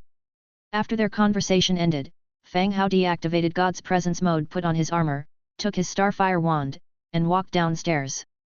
First floor lobby. Angia had already changed into her maid outfit and was talking to Ira. Upon seeing Fang Hao descend the stairs, she twirled around cheerfully and asked, How do I look? Beautiful, Fang Hao praised. Angia and Ira had two different kinds of beauty. Even if Angia was wearing a maid outfit, she didn't give off the feeling of a gentle maid. She was more like a mischievous imp in a maid outfit. Really? Then I'll wear this from now on, Angia said happily. You can change when we get back, gather your things, we're going out for a bit, said Fang Hao. He sat down, flipping through the Book of Lords, reconfirming the route he had just seen from the Pigman village. Where are we going? Angia hung on Fang Hao's shoulder, looking at the map in the Book of Lords. She felt the softness of her arm. Fang Hao pointed on the map, Here, the Tomb of the Dragon. Hey? Tomb of the Dragon? Did a dragon die there? Angia took immediate interest, her eyes sparkling. The Dragon clan has always been synonymous with power. A place where a dragon has died is naturally a great place for adventure. I don't know, it's just called that. Maybe a large snake died there, or maybe there's nothing at all, said Fang Hao, trying to temper Angia's expectations. The Tomb of the Dragon is just the name on the map. Like mysterious caves and unknown camps, they are given the names by the discoverers. Whether there really was a dead dragon could not be determined for certain. Of course, Fang Hao hoped that there would be a dragon's corpse. Enough talk, let me change my clothes, and then we can set out, said Angia, who ran upstairs to change her clothes. When she came down again, she had put on her own clothes and had a pair of tiger's claws around her waist. After a brief explanation to Ira and Fireblade, they set off with 50,000 troops heading north. The Lord's mansion had been upgraded to a level 5 stone tower, which together with the White Bone Throne, boosted marching speed. This allowed the large troops to significantly increase their speed. Soon, they arrived at the Pigman village. My lord, Miss Angia. Petty, with several pigmen, came forward to greet them. Are you ready? Asked Fang Hao. Everything's ready. Let Bolton guide you, and the carts and necessities for the journey have been prepared, said Petty. Fang Hao always brought some carts with him when he took his troops out. These carts, pulled by skeleton wolves, would come in handy if there were any spoils of war difficult to carry. Bolton stepped forward, greeted them, Lord, Miss Angia. Bolton, you're familiar with this road? Asked Fang Hao. I am. All right, let's set out then. Fang Hao went into the room, invoked God's presence, and the troops set out again. They headed in the direction of the tomb of the dragon. Bolton held the drawn map, leading the team through the jungle and the mountains. This was not a map that could be integrated into the Book of Lords but a hand-drawn map on a piece of beast skin. It marked the general route and important places. Only someone familiar with the area, like Bolton, could understand this map. To avoid trouble, the large troop bypassed some forces and monster dens to avoid unnecessary fights. Their mission was the Tomb of the Dragon, and they needed to return to the territory before nightfall. You could say that time was tight and the mission was heavy. After at least 4 or 5 hours on the road, they finally reached the continuous mountain range that Petty had mentioned. At the same time, Fang Hao, controlling the skeleton warrior, began to feel the burden of his spiritual power due to the distance. Fortunately, the destination was not far away, so they could hold on until they reached the Tomb of the Dragon. "My lord, the road ahead is a bit rugged," warned Bolton in front of the mountain range. "Let's go in," said Fang Hao. The whole team obeyed Fang Hao's command, but the hero of the territory was actually Angia. Angia had the pathfinding skill. The units led by the hero have a 20% reduced impact when marching in rugged terrain. This could also play a certain role. Chapter 120, Stone Element. Bolton led the team into the mountains. The cracks in the mountains were like gusts of wind, whistling, surrounded by stone walls, with no grass or trees to be seen. As they got closer to their destination, the road became more rugged. Just when they were about to arrive at their destination, suddenly, the ground shook, and rocks rolled down from the mountainsides. Then, they heard hurried footsteps coming from straight ahead. They looked up abruptly. They saw several monsters made of rocks running down the sloping mountainside, charging towards the team. Stone Element, Level 6. The stone element is a humanoid species, composed of rocks, with stony limbs and a head. They towered over 3 meters tall, and their run echoed like an earthquake. Roar! The leading stone element roared, throwing a rock from its hand. Whoosh! The rock, like a cannonball, whistled towards the team. Following this, the rest of the stone elements also began to fling rocks from their hands, attacking the undead legion. "Raise your shields," Fang Hao roared. The skeleton soldiers raised their shields. The next second, there was a flurry of heavy impact sounds. Bang, bang, bang. Rocks rained down like a storm, even though the shields were coated with a layer of iron. Facing such an attack, the shields began to twist and deform. After the first round of tossing, the stone elements had rushed down the slope and were charging towards Fang Hao and his comrades. At this point, Fang Hao had no other way to deal with this, other than fight. "Kill them!" Roar! The undead legion, like a swarm of bees, rushed towards the charging stone elements to attack. With a swift run, the towering skeleton ogre gradually moved to the front. Boom, boom, boom. The skeleton ogre collided with a stone element of a similar size instantly, creating a deafening noise. Its axe swung down hard, landing directly on the stone element's head. Steel hitting rock, created a shrill, cutting noise. The stone element's head was instantly chopped off a piece, but it did not hinder the stone element from counterattacking. The fist of stone slammed into the skeleton ogre's body, making a heavy thud. The surrounding skeleton soldiers also instantly surrounded the stone element, launching a concentrated attack. Iron hitting rocky skin, sparks appeared from time to time. Angia, on the other hand, calmly put on her tiger's claw. After a glance at Fang Hao, she took a step and charged towards the stone elements. Upon reaching the closest stone element, she leapt and threw a powerful punch. Boom! With a muffled sound, Angia's punch directly landed on the stone element head. The invincible stone, under this punch, was fragile like porcelain, instantly shattered into pieces. Angia landed, but did not pause her foot for a moment. She charged towards the next stone element, starting her own hunting session. Whether it was the vast number of undead or Angia selecting targets at random and attacking, stone elements were killed one after another, leaving the ground littered with fragments of rock. Boom! Soon, under Angia's leadership, all the stone elements were killed. Some rare materials were dropped. "Clear the battlefield, collect the spoils, and search for treasure chests," Fang Hao loudly ordered. The skeleton warriors immediately dispersed and started collecting the items around. "Bolton, are you all right?" When Fang Hao looked at Bolton, his face suddenly changed. Bolton's entire head was dyed red with blood, looking somewhat chilling with his blood-red pig's head. It's nothing, sir, just some scratches, Bolton said, wiping away the blood that was obstructing his vision. At the start of the battle, although the stones were thrown in his direction, they didn't hit him. However, shards from the shattered stone grazed his forehead and pierced his ears. Blood flowed freely, staining half of his face red. After a quick bandaging, the bleeding was stopped. There is a healing spring in the territory. You can fetch some of its water later, it will help you recover. Fang Hao said. The rejuvenation spring has healing properties. No one in the territory was injured, so its healing effect was never verified. However, it was still popular in the chat channel, proving that the rejuvenation spring is really effective. It's nothing, my lord. I've endured worse injuries before, as long as it's bandaged, I'll be fine, Bolton said carelessly. While Bolton dismissed it with his words, he silently cursed his bad luck. Previously, when the pigmen were exploring on their own, they never encountered this group of stone elements. Maybe it was because the activity of tens of thousands of people marching was too loud, which somehow drew out this group of stone elements. When you get back, ask someone to fetch some spring water to prevent infection, Fang Hao said, then turned to Angia. Are you all right, Angia? Cut it out. This little scrape hurt me? You have to be kidding. Angia sneered. Fang Hao's concern seemed to be a sign of distrust in her abilities. Glad to hear you're okay. Soon, the spoils from the battle were collected. Obtained, Natural GEML2, Trace of the Earthful 6, Battle TRAC8, Essence of Magics.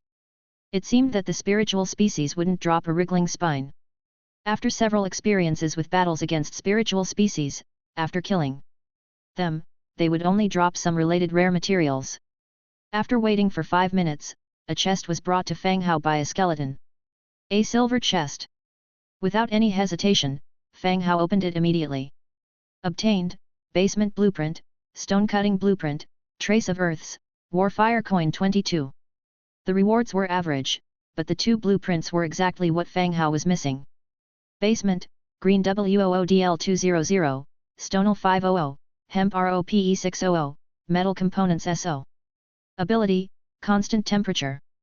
Constant temperature, can keep a stable temperature in the room. Description, you can use it as storage or secret chambers, treasure rooms, etc. The basement was not bad.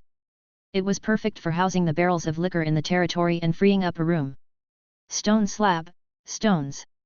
Description, made from crude stone, it can be used for paving roads. After safely storing the blueprints and materials, the team continued their journey.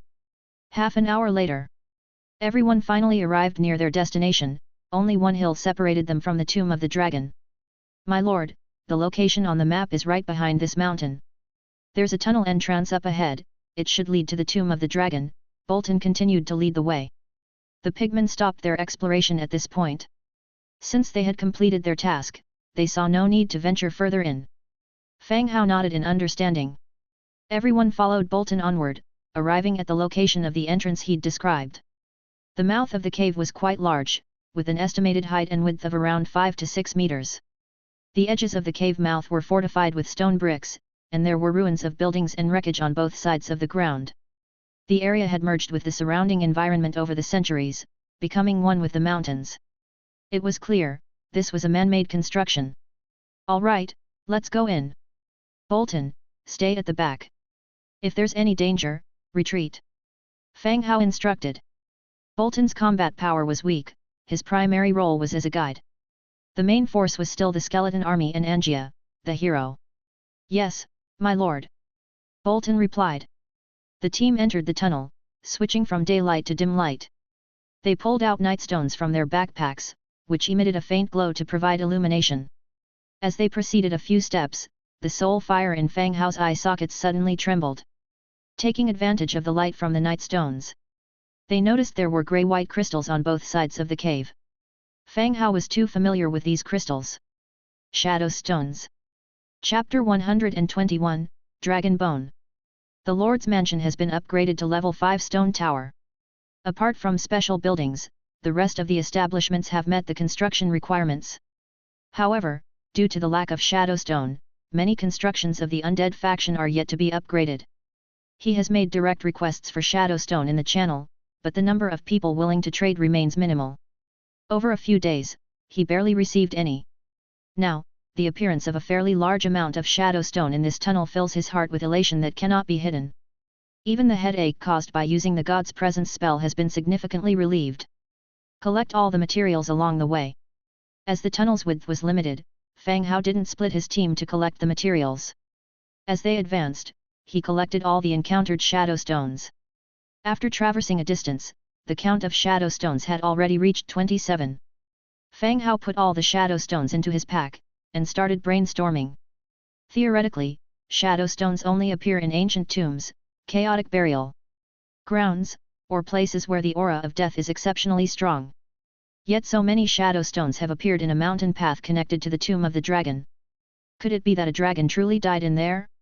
Only then could such a strong aura of death emanate. While Fang Hao was ponderating the possible scenarios, Angia's furry animal ears twitched slightly. She stared intently at the dimly lit tunnel ahead. Upon careful inspection, one could discern subtle differences in the shadows. In the darkness, something as thick as ink seemed to be rapidly approaching. "Danger," Angia whispered softly. Fang Hao swiftly looked up, also noticing the swiftly spreading black shadow ahead. Shadow apparition, Tier 8. As expected, a monster, and of the 8th tier at that. "Prepare to fight," Fang Hao commanded. Swish, swish, swish. All the skeletons immediately pulled out their weapons, aimlessly standing there, utterly clueless. Very soon, the shadow apparition rushed to the front of the team. The next moment, a series of exaggerated human-like shadows launched an attack on the skeleton squad. The moment these shadows took form, the skeletons identified the target and began counter-attacking. This type of shadow apparition was different from Little Yu, the wandering spirit. Although Little Yu was a soul entity, her facial features and body structure are clear. However, the currently appearing shadow apparitions resembled ghosts in ghost stories. They only possessed human contours, their heads didn't have facial features, their bodies were formed by shadows, soaked in an aura of death. From their faceless faces, they emitted furious roars and launched angry attacks on the targets before them. All of this took place in this restricted space. An intense battle broke out. In a few minutes, under the overwhelming numerical advantage, the battle ended. After the shadow apparitions were eliminated, their bodies dissipated on the spot. They dropped some special materials. Death Trace X3. These so-called traces, essence and such are special materials, which can be used in construction and recruitment of special troops. Their value is even higher than ordinary blueprints. Okay, let's move on. Keep an eye out for shadow stones, Fang Hao ordered, directing the team to advance. The team continued to move forward. Along the way, they encountered several attacks from the shadow apparitions. The rank of the shadow apparitions wasn't fixed, the lowest being tier 3 or 4, and the highest reaching tier 7 or 8. He gathered quite a lot of death traces. This was a considerable gain. The tunnel was lengthier than what Fang Hao had imagined. He didn't know who dug this tunnel, they must have possessed significant power. Even in the modern world, this would have been a major project, requiring large-scale machinery and equipment. As the team ventured deeper into the tunnel, it started to narrow. From the initial capacity of several people walking side by side, it became possible for only 2 people to pass side by side. The already confined space became even more oppressive. Bang! Angia punched through a shadowy figure that was attempting to approach. The skeleton soldiers were also slicing down the approaching shadows with their chaotic swords. Eventually, in the continuous push forward, a cave entrance and bright sunshine appeared ahead. Finally about to exit. Along this path, they collected so many shadow stones and an endless number of ghostly figures. This made Fang Hao extremely curious about this tomb of the dragon. As they emerged from the dark cave, their eyes were instantly engulfed by light. The next second, when everyone saw the view ahead, they couldn't help showing surprised expressions. Turns out, Fang Hao and the others hadn't crossed the entire mountain range. They had instead entered into the belly of the mountain. Ahead, was a massive basin-like depression, surrounded by towering cliffs. In the center of the basin, was a gigantic dragon bone. The ground beneath the dragon bone was tainted blood red, surrounded by considerable numbers of shadow soldiers. Wandering Spirit, Tier 7. Shadow Leopard, Tier 6. Rotten Corpse, Tier 4. All kinds of monsters, all gather around the dragon bone. A real dragon died here. Angia exclaimed from the side. The dragon clan is known for their power, their infamy widespread. Everyone has heard stories or legends about them, but only a few have ever seen a real dragon. Angia was no different, seeing such a huge dragon bone, her eyes were filled with curiosity and excitement. Not bad, Fang Hao said lightly. But the soul fire pulsating in his eye sockets betrayed his excitement. If this dragon bone were taken back, the military strength of the territory would greatly increase. What now? Just keep watching. Angia asked. What else? Fang Hao glanced at the undead army that was streaming out of the cave, then gave an order, kill all the enemies. Rush! The moment they heard this command, the skeleton army rushed towards the enemy like a swift tide. From the cave behind, new skeleton soldiers were continuously pouring out, rushing towards the enemy in an unending stream. Whoosh! Suddenly, the sound of a piercing missile echoed out. A cold light was rushing towards Fang Hao's skull. Clang! Angia punched out, sending the cold light flying. It spun a few times before embedding itself into a nearby cliff. It was a dagger. It was only after the action that Fang Hao realized what had happened and stepped back a half-step. The long-distance use of God's presence made Fang Hao's actions appear unbelievably slow. Even after noticing the attack, it was difficult controlling the skeleton to dodge it in time. Fortunately, Angia's was a powerhouse. Otherwise, that dagger would have ended up in his own head. Looking back at where the dagger had come from, a pitch-black woman was standing there. Her entire body was cloaked in darkness, making it difficult to see her face, however certain features clearly revealed her gender. Corrupted elf, green tier 9 hero. An elf, no wonder she has such a good figure. This was also the first hero-class monster Fang Hao had encountered on his journey. Are you okay? Angia asked. I'm fine. Kill her quickly. Fang Hao said, eyeing the enemy ahead. The elf's armor was already rotten, with occasional fragments still clinging to her body. She was holding a dagger with a reverse grip and a short sword was hanging at her waist, and coldly stared at the twosome. Her eyes were pitch black. Understood. With her reply, Angia sprung forward like an arrow towards the black elf. The corrupted elf stood motionless, and the moment Angia got close, she immediately drew her short sword for a counterattack. Clang! Bang! The sword clashed with the tiger's claw, emitting faint collision sounds. But the next second, the elf was suddenly flung back like a cannonball, crashing into the distant cliffs. Chapter 122, Light Feather Short Sword. Angia's power was far from trifling. In their first round, the elf was sent hurtling backward, hitting the mountain wall behind with a loud thud. Dirt and rocks scattered all around. Angia didn't hesitate in the slightest and immediately dashed toward her opponent, intending to strike while the iron was hot. The elf slid down the mountain wall, avoiding Angia's head-on punch in the nick of time. Suddenly, she shifted steps. She dodged the attack at an odd angle, her short sword swiftly twirling to stab into Angia's ribs. The series of movements were fluid and elegant. Angia twisted her body and avoided the attack as well. Interesting. A faint smile appeared on Angia's face. The very next second, her fists started raining down like a deluge, constantly striking various parts of the elf's body. The elf was caught in a vicious cycle of rapid-fire attacks. Each time she tried to escape, she was forced back into the fray.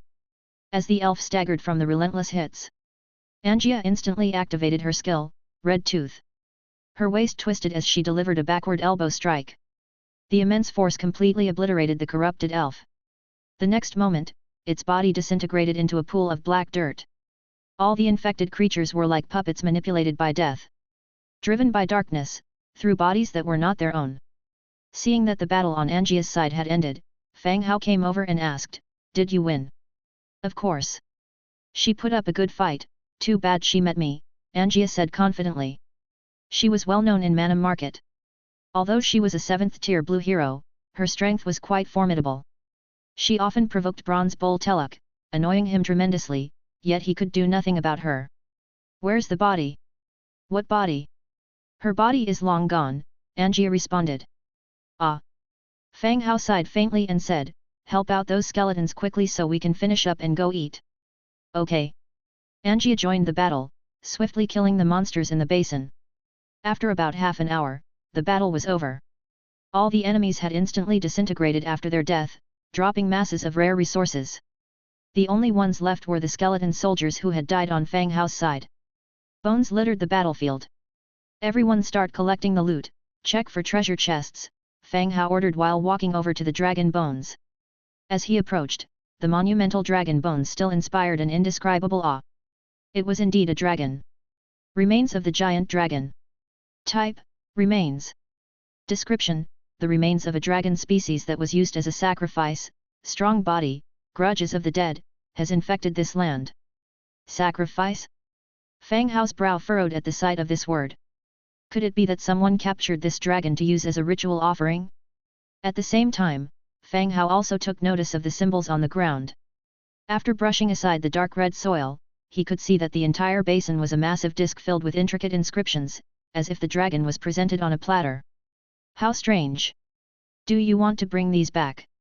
Angia asked, walking over. She slapped the dragon's skeleton with her small hand, as if gauging its ripeness. Of course, what's the point of all this trouble otherwise? Fang Hao responded. Having expended all this effort, naturally, he would take everything back. It was a shame about the body of the dark-skinned elf. If only they still had it. Can you actually use all of these?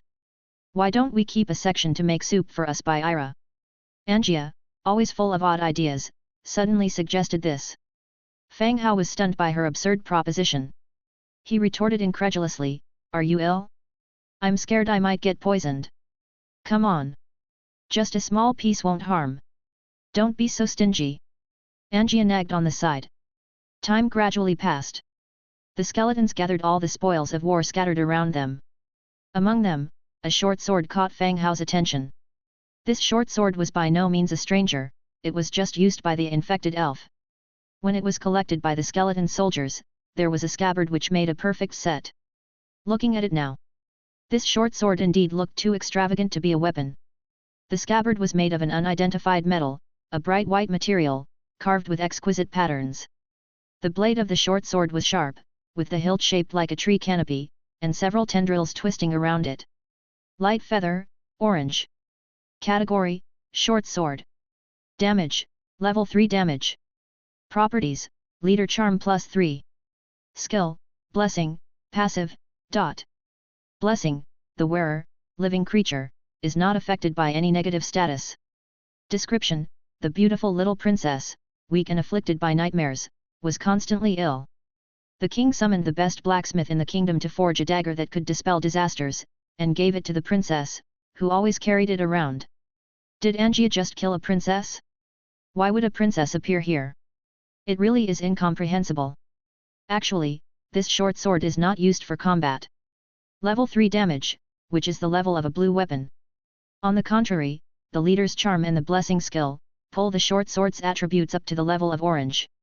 After all, immunity to all negative status is such a powerful ability. So, it's more like a weapon-type amulet than a weapon itself. In summary, it is indeed a very good treasure. Really nice. Fang Hao happily put it in his backpack. The short sword can be regarded as an unexpected gain this time. Soon, the skeletons had collected all the spoils of war. Acquired: Death Trace 312, Divine Trace 12, Star Silver 5, Shadow Stone 137, Dragon Crystal 12. Cool. Really cool. I directly got 137 shadow stones that have been tormenting me. This is simply a huge surprise. It's been such a long time since I came to this world, and this is the first time I've gotten so many shadow stones. Besides shadow stones, there is a new material called Dragon Crystal, which was found around the dragon bones. Just when Fang Hao was feeling happy for getting so many materials, Bolton came over and said, "Sir, you better come over, there is a god statue here." The whole basin covered a wide area. Standing on the mountain, you can see the general outline of the basin. But being in the basin, plus the tall strange stone totem, obstructed a lot of vision. "Lead the way," said Fang Hao. Bolton nodded and led the way. At last, Fang Hao and his men saw the god statue Bolton mentioned. It was a huge stone statue of a god about 10 meters high. The sculpted figure had a human body, but the face was hideous and scary. The torso was naked, exposing the twisted muscles. He held a giant wolf fang club in his hand, appearing to be in the midst of combat. "A troll," Fang Hao said subconsciously. The god statue in front of him didn't give Fang Hao the impression of a strong human being. Instead, it gave him a feeling similar to an ogre. Slaughter god statue, blue. Category, special building. Effect, attack and IO degree/O, skill recovery speed plus 10%. Description, the god of slaughter will bless this territory, and all combat units will feel the pain and slaughter. Chapter 123, Slaughter God Statue. The territory had a harvest statue, in the image of a female deity. After its construction, it provided bonuses to gathering and planting. The effect was different from that of the Slaughter God statue they saw now, but its function was the same, giving attribute bonuses to forces that had constructed such statues. Unfortunate for them, this statue was carved directly from a cliff face, making it impossible to transport. If they could, they would have taken it back with them. "Sir, there is another treasure chest here. And there's a smoother road ahead that leads out," Bolton continued to report. "All right, Bolton, you and the skeletons are to bring all the carts here so we can load them up and leave," instructed Fang Hao. "Yes, sir," Bolton replied and then led a group of skeletons away. After Bolton left, Fang Hao shook his head slightly. He was unsatisfied with the gold treasure chest in front of him. Such a grand battle against so many creatures, and all they got was a gold treasure chest. He had no other choice. He couldn't just ignore it, so he chose to open it. Received, building blueprint of the Slaughter God statue, blue, blueprint of troll heavy armor, green, blueprint of troll iron helm, green, blueprint of troll battle boots, green, an unnamed map, and plus 12 troll stones. The rewards from treasure chests often had some relevance to the location of the battles. Even though they couldn't determine what had happened here, obtaining so many troll-related blueprints and troll stones suggested its connection to trolls. But it didn't matter anyway. Whatever involvement with trolls this place had was not important to him, as it seemed to have been abandoned for many years. Since he obtained the dragon bones he was seeking, his goal for the day had been accomplished. And moreover, he had also obtained many shadow stones and light feather short knives. Ah! What a pity about that elf corpse, he had yet to see a female skeleton. Having calmed himself, he checked the blueprints he had collected. Slaughter God statue, blue wood 350, stone 1200, natural gem 5, essence of magic 2, traces of battle 3, traces of violence 3. Description, the Slaughter God will bless this territory, and all battle units will feel pain and slaughter. It goes without saying, this was the blueprint of the giant statue in front of them. Different from the goddess of harvest. The goddess of harvest was designed in the image of a human female and brought a pleasing aesthetic to your territory. The statue of the slaughter god, on the other hand, had a more harsh image. It could even scare children to tears. Nevertheless, they could not avoid constructing it. The attributes provided by the slaughter god statue were quite impressive. It could increase the attack power and skill recovery of combat units by 10%. The skills of the units refer to things like the shield bashing of the warriors and the charge of the cavalry. Additionally, in the Book of Lords, there was another orange blueprint for the wishing well. You could consume a certain amount of basic resources every week to wish for rewards at a certain probability. The prerequisite building for the wishing well was the existence of 4 deity statues. The slaughter god statue was the second deity statue in the territory and a necessary construction. Blueprint for troll heavy armor, green, blueprint for troll iron helm, green, blueprint for troll battle boots, green. These 3 blueprints were for troll equipment. Troll heavy armor, iron plate 8, cast iron square 3, thick leather 5. Troll iron helm, iron plate 5, cast iron square 2, thick leather 3. Troll battle boots, iron plate 6, cast iron square 3, thick leather 4. These 3 items were obviously equipment for trolls. They were just right for equipping his skeleton troll with a new set of gear. Currently, the armor of the skeleton troll was assembled by the rabbit women using small iron round shields connected by ropes and tied to the skeleton's bones. The enormous body with an additional round shield looked like a moving target. It was unsightly and barely provided minimal defense. Now, with this new set of equipment, they could equip the skeleton troll and finally get rid of the small round shield. Unnamed map. Category, single-page map. Description, the map marks an unknown area. Fang Hao glanced at it and threw it directly into his backpack.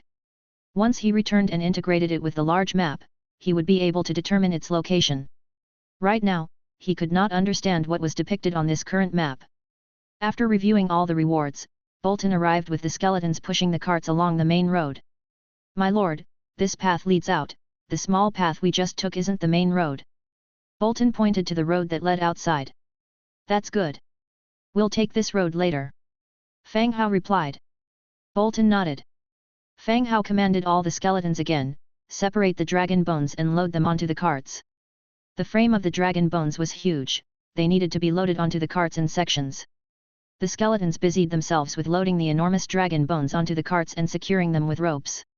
After walking around the entire basin to ensure nothing was left behind, Fang Hao gave the order to return. The convoy filled with white bones resembled a long dragon. Even larger bones needed several skeletons to lift and transport them, and they began to move towards the pigman village. By the time they returned to pigman village, it was near dusk. The sunset cast a long shadow of the convoy. Fang Hao deactivated the god's presence state, sat up from the bed, and found the world spinning in front of his eyes. This divine presence was essentially an overdrive run for him. If it wasn't for the rich rewards and constant excitement, he would have yielded to the headache and removed the state early on. After resting with his eyes closed for a while, he finally sat up on the bed. He picked up his magic wand and walked out of the room. "My lord, has the squad returned?" As soon as he walked out of the room, Petty came over to ask. "Yes, the team didn't stay in the village and went straight back," Fang Hao replied. "It was really quite late, and they still had a long way to go before they reached home." "All right, my lord. Do you need me to arrange a horse for you?" Petty continued. "No need. Then I will arrange for some people to escort you to meet with the convoy." Petty arranged for some pigman warriors and skeleton warriors to escort Fang Hao. After merging with the convoy, they continued on their way back to the territory. 2 hours later, the convoy smoothly entered the city gate. Ira began preparing dinner, while Fang Hao immediately headed to the transformation pool with the dragon bones. There were sufficient shadow stones, so he immediately upgraded the transformation pool. Light surged, and the once 5 square meter transformation pool expanded to almost 10 meters in length. It was large enough to accommodate dragon bones. One cart after another dumped huge dragon bones into the transformation pool. The transformation pool was like a swamp, swallowing the pile of skeletons, slowly and gradually sinking. At the same time, a countdown appeared at the skeleton conversion field. Conversion time, 7 hours, 59 minutes. This was the longest transformation time amongst all the species Fang Hao had transformed so far. It even took 8 hours. If it had been earlier, a few babies could have been delivered in the maternity ward in the same amount of time it took for the transformation. After complaining, Fang Hao moved on to building the blueprints he obtained that day. There were 2 construction blueprints in total, the cellar and slaughter god statue. He first went to the location where the harvest statue was built, and chose to build the slaughter god statue 2 meters away. Fang Hao didn't understand much about design, he just built structures that were similar or related together. So, it didn't look too chaotic. Slaughter god statue, blue wood 350, stone 1200, natural gem 5, essence of magic 2, traces of battle 3, traces of violence 3. Build. Blue light emerged, slowly carving out the outline of the statue. 5 minutes later, the light faded. The mini version of the slaughter god statue from the tomb of the dragon appeared before Fang Hao. At the same time, a red halo expanded from the center of the statue, enveloping the entire territory. All the combat units in the domain received the blessing of the slaughter god statue, and their combat power and skill recovery were increased by IO°/0. Chapter 124, Qinglong Commerce Association. The slaughter god statue was successfully constructed. The boost instantly applied to all types of soldiers. Although its appearance was somewhat lacking, the effect was quite good. Next, Fang Hao continued to the undead building area for building upgrades. He had gathered quite a lot of shadow stone today, which was perfect for upgrading the undead buildings that weren't upgraded yet. First up was the underground cemetery. The underground cemetery could recruit skeleton laborers. Skeleton laborers formed the foundation of territory construction. All resource exploitation relied on them. Their functionality was not inferior to combat troops in the slightest. Underground cemetery level 5, wood 2000, stone 2500, hemp rope 320, hardwood 4.00, brick 300, shadow stone 10. Upgrade. Underground cemetery level 5. Recruitment limit, 30/50ths. Recruit, skeleton, free. Note, this building can recruit labor units to perform basic tasks. Upgrading materials required, wood 3,500, stone 3,200, hardwood 750, brick 600, iron 200, shadow stone 20. After upgrading to level 5, the recruitment limit increased by 20 straight away. Recruit.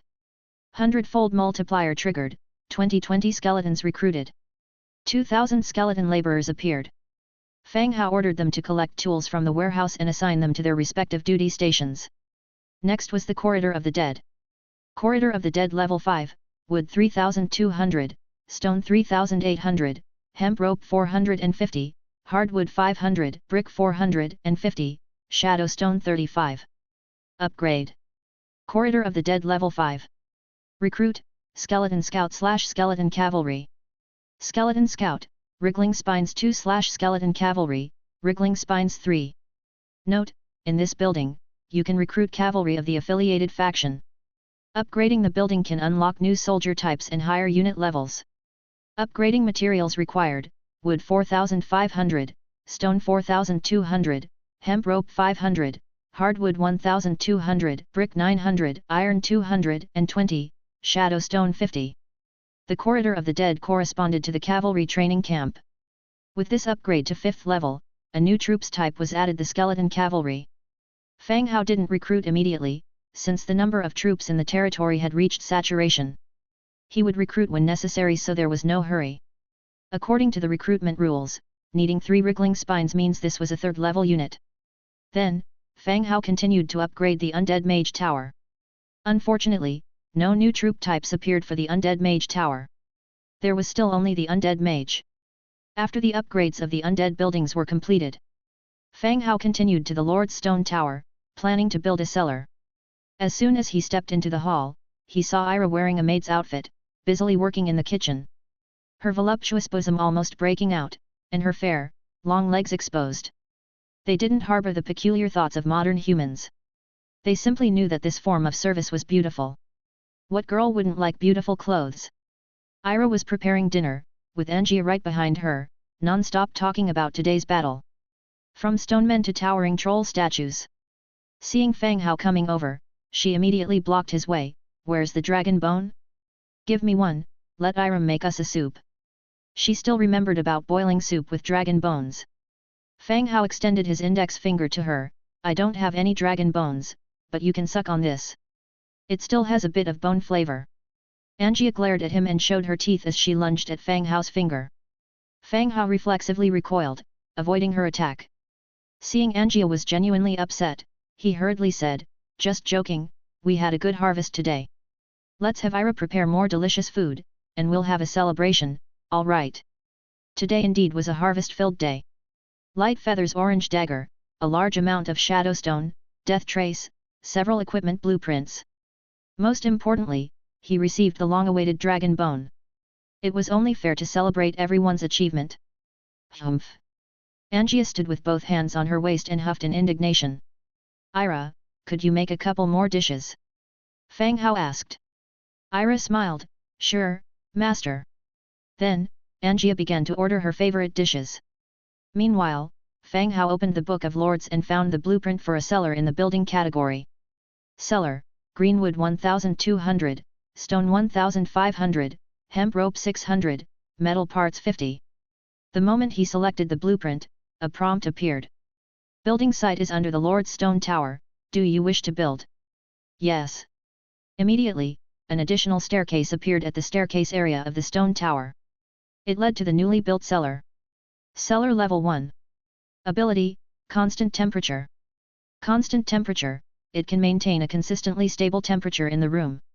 Description, you can use it to store items, or as a secret room, treasury, etc. Upgrade materials needed, wood 1,800, stone 2,200, hemp rope 850, metal parts 75. Fang Hao took out a piece of nightstone and walked down into the cellar. The level 1 cellar was just a room of about 20 square meters. Having plenty of resources, Fang Hao instantly upgraded it to level 5. The name also changed from cellar to basement. The number of rooms instantly increased to 5, and a second underground floor appeared. Fang Hao came back up to the first floor, stood at the top of the stairs, and said, "Angia, take a few skeletons and move the barrels of wine down into the cellar." "Hey? But it's time for dinner." Angia seemed reluctant. "Go quickly. Once that's done, it will be just in time for dinner." "All right then." Angia went out and called a few skeleton soldiers to move the barrels of wine into the basement. The cellar's constant temperature function was ideal for storing wine. The other rooms could also be used as storage rooms for the Lord's mansion, storing everyday utensils, fruits, and vegetables. They could also serve as secret rooms to store the rare resources and warfire coins that Fang Hao had accumulated recently. Once everything was done, Ira had also prepared dinner. The three of them sat at the dining table, chatting and having dinner. Fang Hao also opened the Book of Lords to check on the recent progress of everyone. However, just as he opened it, he found that there seemed to be some kind of conflict happening in the chat channel. "Everyone beware, exposing a scammer Li Yan. Don't trade with him. He's a complete scammer, screwing over his own people in this world. Stop talking nonsense. I put up ordinary water for sale. Who asked you to trade without looking properly? I advise you to get your eyes checked. You told me that you bought the rejuvenation spring water from Fang Hao. I plan to use it to heal my villagers. You switched it with ordinary water. Give me back my blueprint. Get lost. Whether your villagers live or die has nothing to do with me. Stop annoying me. Keep blabbering in the channel, and I'll send troops to wipe you out." "Wipe me out? Dare to disclose each other's maps? Let's fight a real fight." "Hey! I won't. Having traded ordinary water for a blueprint, I'm very happy. Go die." Fang Hao's rejuvenation spring water had always been selling well. Due to the limited production of rejuvenation spring wells and the fact that there could only be one special type of building, the daily sales volume was also limited. Not a few middlemen bought some to resell it at a higher price when someone was urgently injured. But this Li Yan was even more despicable than the middlemen, replacing the rejuvenation spring water for sale with ordinary water and cheating the other party out of a blueprint. This kind of thing was obviously underhanded of Li Yan. Those who bought the rejuvenation spring water were dealing with life-threatening matters. "You little bastard, just wait for me. Don't let me know where you are. Stupid jerk." Right when the two were having a heated argument, lines of messages scrolled by, interrupting their conversation. "The Azure Dragon Mutual Aid Trading Association has been established. Starting today, we will sell all kinds of tools, materials, equipment, and other items to everyone in the channel. We also sincerely invite those with common aspirations in this region to join us and build a glorious future together. The Azure Dragon Mutual Aid Trading Association has been established, we will build a glorious future together. The Azure Dragon Mutual Aid Trading Association has been established, we will build a glorious future together." Several identical messages were sent in a row, just like spam. Everyone had been in this world for a while now, and this was the first time they had seen an alliance formed by a group. This mutual aid trading association seemed to have some ideas. After all, finding a group or a backing in this dangerous world seemed like a good idea. "Can your trading association provide cheaper items than Fang Hao? They sold tens of thousands of sets of equipment at once a few days ago, can your trading association do that too?" "Humph, that kid Fang Hao only took advantage of the initial advantage. He's no good now." "Exactly, I saw the equipment they sold a few days ago. It was just plain trash, who knows where they dug it up from. The members of our trading association have already started equipping green equipment, and yet you guys are still stuck on Fang Hao. Are you addicted to being his sons? Fang Hao's era is over. Next is the era of our Azure Dragon Trading Association. Those who want to join can enjoy a discount. The commodities will be a lot cheaper." "That's not necessary, right? Fang Hao has helped many people. Why attack him while you're selling your stuff? Look, one of Fang Hao's loyal sons. If you don't act as a son, your heart will feel uncomfortable." The emergence of the Azure Dragon Mutual Aid Trading Association caused chaos in the channel. After announcing the establishment of the trading association, they not only started selling goods, but also began to attack Fang Hao, as well as those who spoke up for Fang Hao, as if it was premeditated. With more people in the Azure Dragon Trading Association and sufficient preparation in advance, they quickly gained the upper hand in the verbal war. Many people couldn't out-talk or outswear them. It could be seen that by establishing this trading association, they could completely avoid buying items from Fang Hao. They were not afraid of Fang Hao adopting a trading blacklist to restrict their trading. Their blatant swearing at Fang Hao didn't give them any psychological burdens either. Yet, we are targeting Fang Hao. So what? If you dare, ask Fang Hao to come to my territory to bite me. You guys want to be Fang Hao's dogs, but he doesn't even care. Just as the channel was in a state of chaos, the system sound suddenly rang out. Random event, Lords Conflict, accepted, ... New function of the Book of Lords, Alliance System, Alliance Chat Channel, Photography Function. Event Mission, Lords Attack. The locations of the surrounding lords have been immediately opened, and all lords can check the locations of surrounding lord territories in the Book of Lords map page. Event duration, 23 hours 59 minutes. Good luck to you! Chapter 125, Crowdfunding to defeat Fang Hao. As system notification appeared, the entire regional channel fell into silence. Not a single new message was seen in the channel, where just moments ago a tumultuous argument was taking place. The last message, much like a public execution, lingered there. Everyone knew. In this lawless world, as time passed, territories expanded. Everyone was a competitor. But most people were still restraining themselves, silently developing their own territories. Even if there were disputes, they'd vent in the Book of Lords. And since nobody knew the location of anyone else's territory, safety could be ensured. But now, for the next 24 hours, the position of surrounding territories could be viewed. You'd know who your neighbors were. Many people had crossed over in the same time. What if one of them was a hothead? Or maybe, you had an enemy who looked forward to purchasing the location of your territory. After the prompt sounded, everyone felt uneasy. Thinking back to whether they had offended anyone, whether someone would come to make trouble. Cough. Brother, it was all a misunderstanding, I just happened to have a rejuvenation spring here, I'll trade it to you. Fine, we all came from Earth, let's live in harmony. Exactly. I'm initiating a trade now, I'll add 5 units of meat to it, to help your injured villagers recover. Good. Just moments ago these two were screaming and shouting at each other, now they suddenly showered each other with love. The abrupt change of attitude was hard to digest. At this moment, others also began to speak up in the channel. I've never offended anyone, my territory has no resources, I beg the big shots for mercy.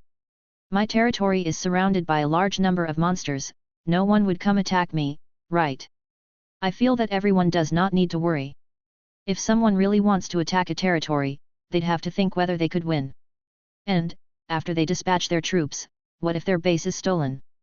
This task isn't a compulsory one, everyone should still exercise restraint. Indeed, everyone should exercise restraint. This task isn't compulsory. Damn it, why is my heartbeat racing? No, I have to be more careful. Upon receiving the mission, Fang Hao immediately looked at the map in the Book of Lords. As expected, 2 special markings had appeared on the territory map. It seemed that these markings explored a certain range centered around own territory. Territories within that range would be marked on the map. One was in the east, the other in the west. The one in the east was Zhang Bin's territory, Fang Hao passed by more than once. And the territory in the west belonged to a lord named Li Ting. Fang Hao just had a brief look, without any intentions of invading the two. First, he was confident in his own strength, secondly, there was the looming threat of the Skull Crusher tribe. As long as these two didn't court death, he couldn't be bothered about them. If he wanted to take over their territories, Fang Hao could do so at any time. To compete with his tens of thousands of armed forces, their measly 30 or 20 forces were simply not in the same league. Just as he closed the map, Fang Hao's private chat started buzzing continuously. Boss, quick! I want to buy 20 iron spears, and 20 sets of leather armor. Fang Hao, I want to buy 30 iron swords. Fang Hao, 20 sets of leather goods for me. It seemed that this sudden event had brought quite a bit of pressure on everyone. From the messages to buy equipment, their nervousness was apparent. There were too many private chat messages, and Fang Hao could only reply 20 times, not nearly enough to get back to everyone. Simply put, initiating direct trades with others right away, without replying to all messages.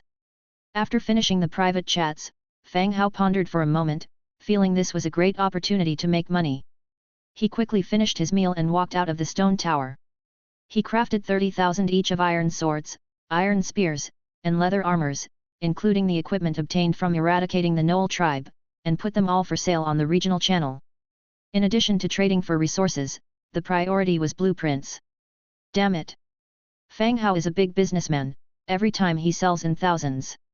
Too bad, there are no green gear on Fang Hao's list. I should buy some, in case someone picks on me, at least I'll have some protection. Indeed, it's a problem. Meanwhile, in the territory to the west of Fang Hao's territory, Li Teng's fists clenched, looking at the territory that suddenly appeared on the map, his eyes were filled with madness and malice. He directly opened the alliance channel. My territory is near Fang Hao's. If you all support me, I will dispatch troops tomorrow morning and kill Fang Hao directly. Li Teng's grudge with Fang Hao was kind of laughable. The last time someone verbally attacked Fang Hao on the channel, he chimed in with a sarcastic comment. As luck would have it, Fang Hao happened to be checking the channel. He added Li Teng to the banned trading list almost reflexively. Later, those who were banned grouped together to form this Green Dragon Trade Association. Apart from mutual support, they also shared a common enemy, that was Fang Hao. Upon discovering Fang Hao's territory appearing on his own map, he decided to use this opportunity to eradicate Fang Hao. Really?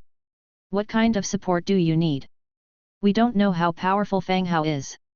These days his sales of equipment are in tens of thousands, he may be a tough nut to crack. Ha! You don't actually believe Fang Hao has tens of thousands of soldiers, do you? He must have gotten some special opportunity allowing him to get all that damaged equipment. Didn't you see the group chat saying that the equipment had all been used before? Looking at the squabbling within the alliance channel, Li Teng spoke up. Gather 200 soul crystals for me, as much iron resource as possible. I am confident of eradicating Fang Hao. After saying this, Li Teng posted a photo and troop information Great Sword Infantry, Tier 4, in the channel. Li Teng wasn't blindly confident, he really possessed substantial strength. When most others in the channel were still at level 2 or 3 of their lord's mansions, he had already advanced to level 4. And with the opportunity that came his way, he obtained a building enabling him to recruit Tier 4 Great Sword Infantry. If Fang Hao hadn't been so dazzling, Li Teng would have been the chosen one. Li Teng, you even have Tier 4 troops, why didn't you say so earlier? Wow, Brother Teng is too powerful, with Tier 4 troops, eradicating Fang Hao is a piece of cake. Seeing the Tier 4 troops, everyone instantly became eager to assist. Li Teng continued, enough talking, if you're willing to give me the soul crystals and iron resources, do so immediately. And if you have good equipment, trade it to me. After occupying Fang Hao's territory, the spoils of war will be divided proportionately. Okay, I have 12 soul crystals here, and another 50 units of iron. I have some here too. People started pooling their resources, waiting to eradicate Fang Hao, who was ranked first in the region, and take his resources. Early the next morning, Fang Hao woke up on time, stretched lazily, and got out of bed.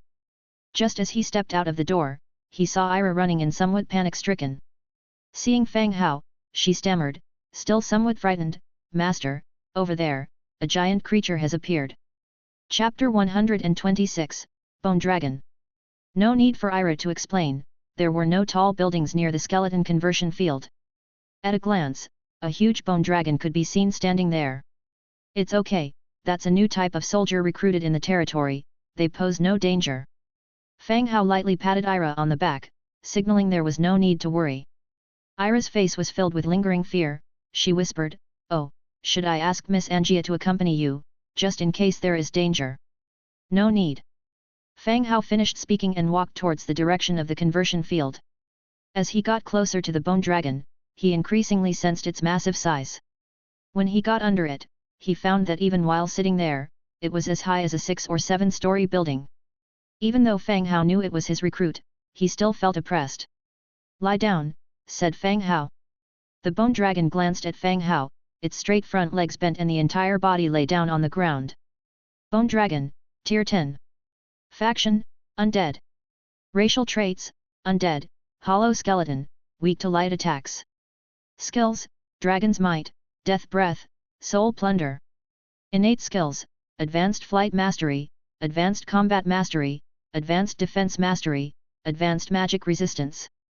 Dragon's Might, passive nearby living creatures have a 20% chance of being so tense they cannot act, 80% chance causes a decrease in morale by 15%.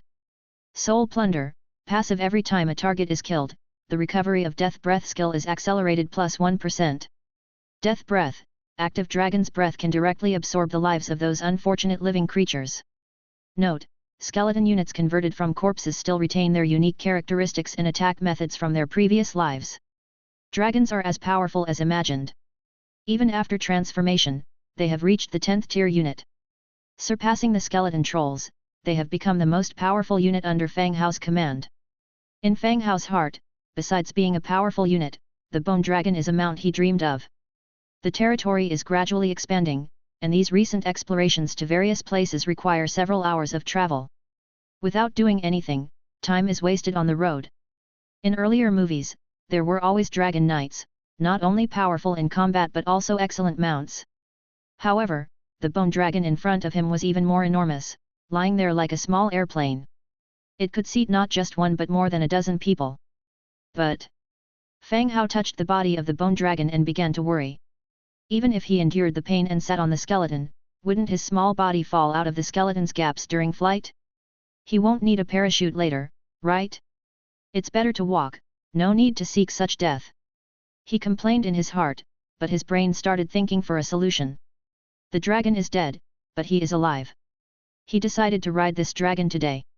There are also skeleton mounts in the territory. How did they manage to ride these mounts? Saddles. Fang Hao then thought of saddles. If there is a saddle, it can perfectly solve the weakness that the skeleton mount is not good to ride. However, the saddle definitely does not fit the size of the dragon's body. Fang Hao immediately thought of another prop. Mammoth Carrier Saddle. The Mammoth Carrier Saddle was obtained in the tomb tunnel last time and had not been used yet. It is the only one likely suitable for the bone dragon to use. Let's try and see. Fang Hao opened the Book of Lords and started crafting directly. Mammoth Carrier Saddle, 220 sturdy wood, 850 thick leather, 300 iron, 120 metal parts. Create. Hundredfold Amplification triggered, received 101 Mammoth Carrier Saddles. With a flash of light, 101 huge mount saddles appeared on the ground in front of him. The earner saddle was different from the ordinary saddle, it was quite big. You wait here for a while, don't wander off. Fang Hao patted the bone dragon and instructed. The bone dragon's massive body could potentially cause significant chaos if let loose around the territory. Fang Hao left the conversion field and gathered 6 skeleton warriors and a blacksmith from the smithy. Sir, how can I help you? Asked Cullen, the leader of the blacksmith team, saluting. Take a few men with me. I have some tasks to deal with. Let's see if you can handle them. Fang Hao said. As you wish, Lord. Cullen left with 2 blacksmiths, following Fang Hao. In front of the bone dragon, Fang Hao instructed the skeleton warrior to cover the bone dragon's body with a troop saddle. The length was just right, but minor adjustments were needed for some parts. Cullen, you guys deal with the troop saddle, make it suitable for the bone dragon. Fang Hao said. As you wish, Lord. Simple. Cullen replied. He and the other blacksmiths picked up their tools and began adjusting the saddle. Before long, the troop saddle was fitted to the body of the bone dragon. My lord, it's ready. You can give it a try. Cullen said.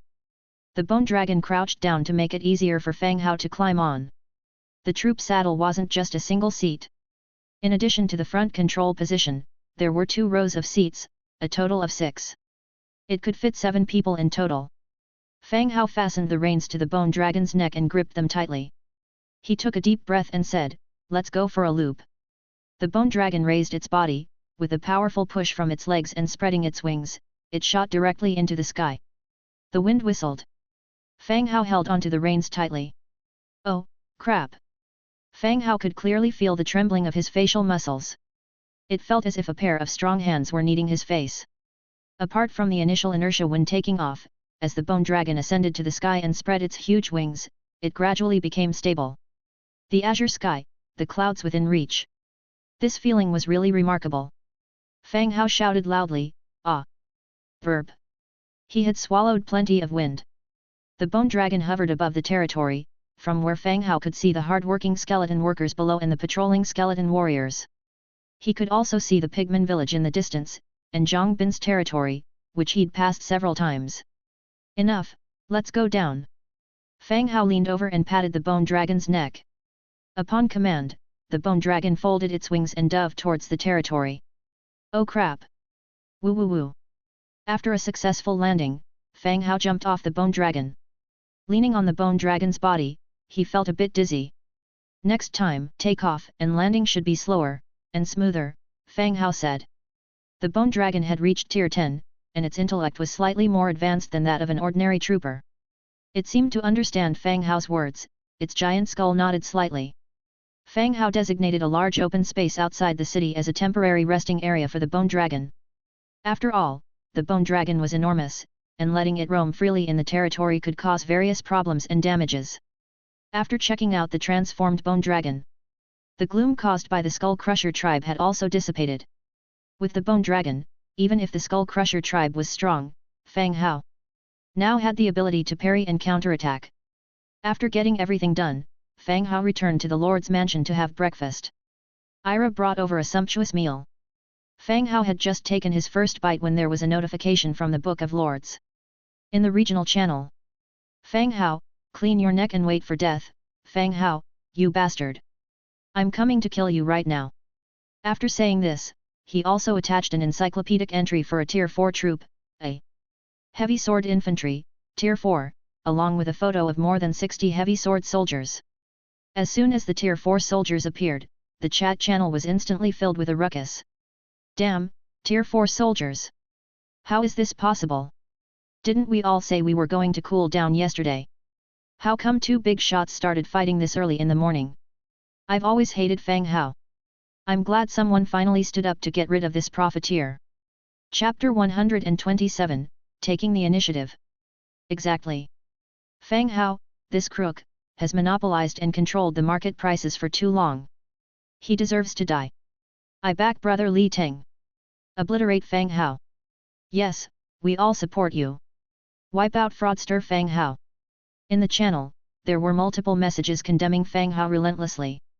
Those who wanted to defend Fang Hao ended up silently deleting their written words and chose to remain silent because of the fear over Li Teng's warrior power.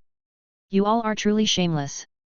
Don't think we can't see, you lot are the ones who boldly formed the Blue Dragon Commerce Guild yesterday. Wanting to annihilate brother Fang Hao and monopolize the market, isn't it? Everyone clearly knows who the fraudster is, who deserves to die, just as everyone was viciously berating. A voice shattered the original lineup. The speaker isn't a stranger, but Dong Jiayu, who's been healing and scarcely seen lately. Oh look, Fang Hao, this brat has a woman fighting for him. Where is Fang Hao? Hiding in his shell, letting a woman speak for him. Exactly, where's that arrogant attitude from before? Dong Jiayu's defense of Fang Hao instantly made her the target of those attacking Fang Hao. They mocked and insulted her like rabid dogs. This world's chat doesn't have any banned words, all kinds of unpleasant words attacked Fang Hao and Dong Jiayu. At this point, Li Teng spoke again. Fang Hao, you have a few hours left to live, enjoy while you can.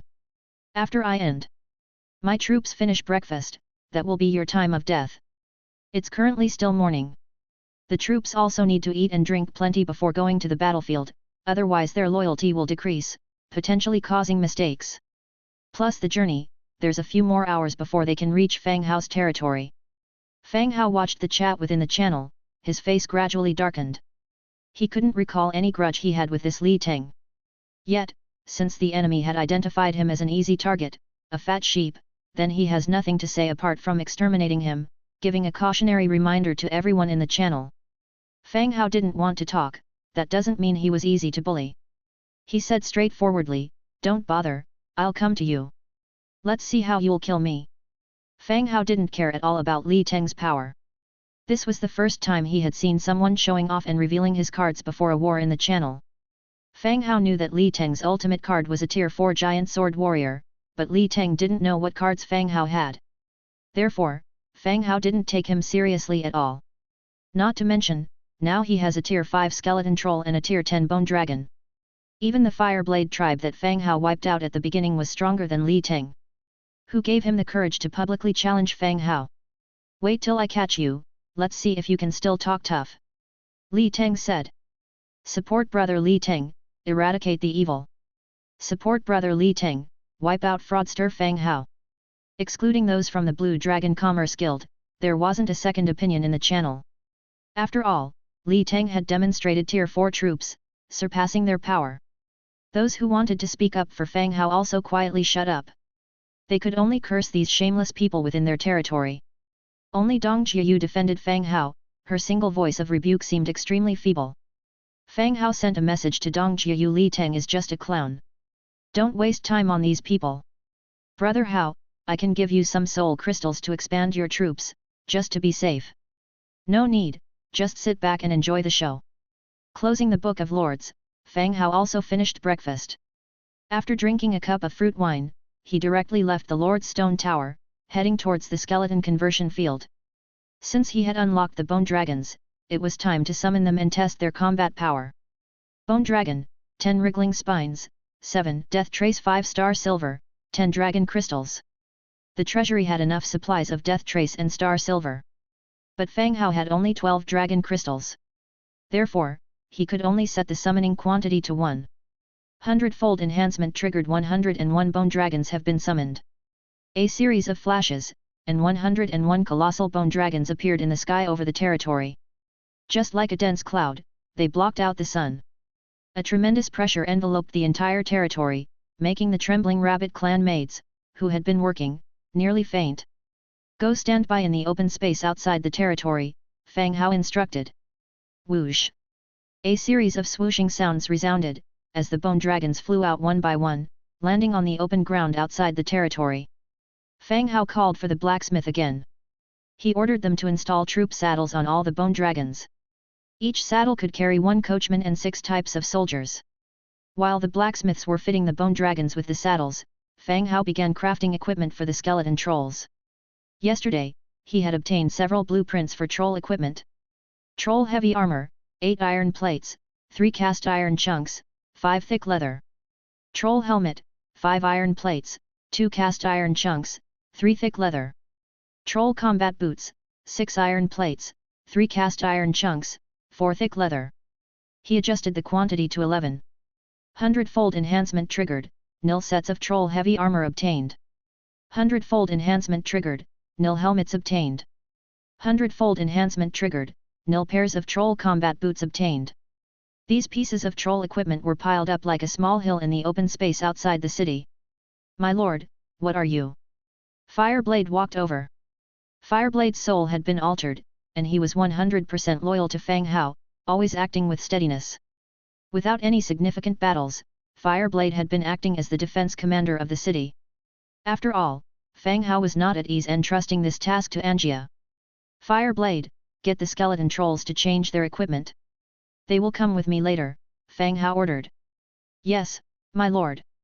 Fireblade always executed Fang Hao's commands faithfully, without any emotional changes. Whether it was to defend the city or lead the troops in battle, he showed neither willingness nor reluctance. 10 minutes later, the blacksmiths had finished fitting all the saddles. The skeleton trolls had followed instructions and changed their equipment. Fang Hao selected 2 bone dragons, and 68 skeleton trolls to accompany him and Fireblade. Mount the bone dragons. Prepare to depart, Fang Hao took the lead and sat on the back of a bone dragon, while 6 skeleton trolls climbed onto the dragon's back. The group of 70, after mounting the dragons, soared into the sky, heading in the direction of Li Teng's territory. Fang Hao absolutely could not allow Li Teng to approach his territory. There were numerous skeleton troops patrolling around his territory. If Li Teng came close and compared it to the map, he would deduce that Fang Hao could control skeletons. With Li Teng's stupid brain, he might even take pictures and post them directly on the regional channel, revealing Fang Hao's secret. Fang Hao was not like Li Teng, he wouldn't boast at the expense of exposing his secrets just for a moment of admiration. Therefore, upon learning that the other party was planning to attack his territory, he chose to take preemptive action. Chapter 128, Rapid Combat. Meanwhile, Li Teng was lounging, using a toothpick to clean his teeth. Having just finished breakfast with his soldiers, they were about to set off. Hell-bent on eradicating Fang Hao this time. 60 Tier 4 Great Sword Infantry, over 50 Tier 1 militiamen, plus his own army of more than 100, what could little runt Fang Hao use to fight against him? What made him think he could challenge him? In the alliance, the person with the best development only had a force of just over 20. Regardless of how well Fang Hao developed, he was no match for him. Prepare to set off, everyone.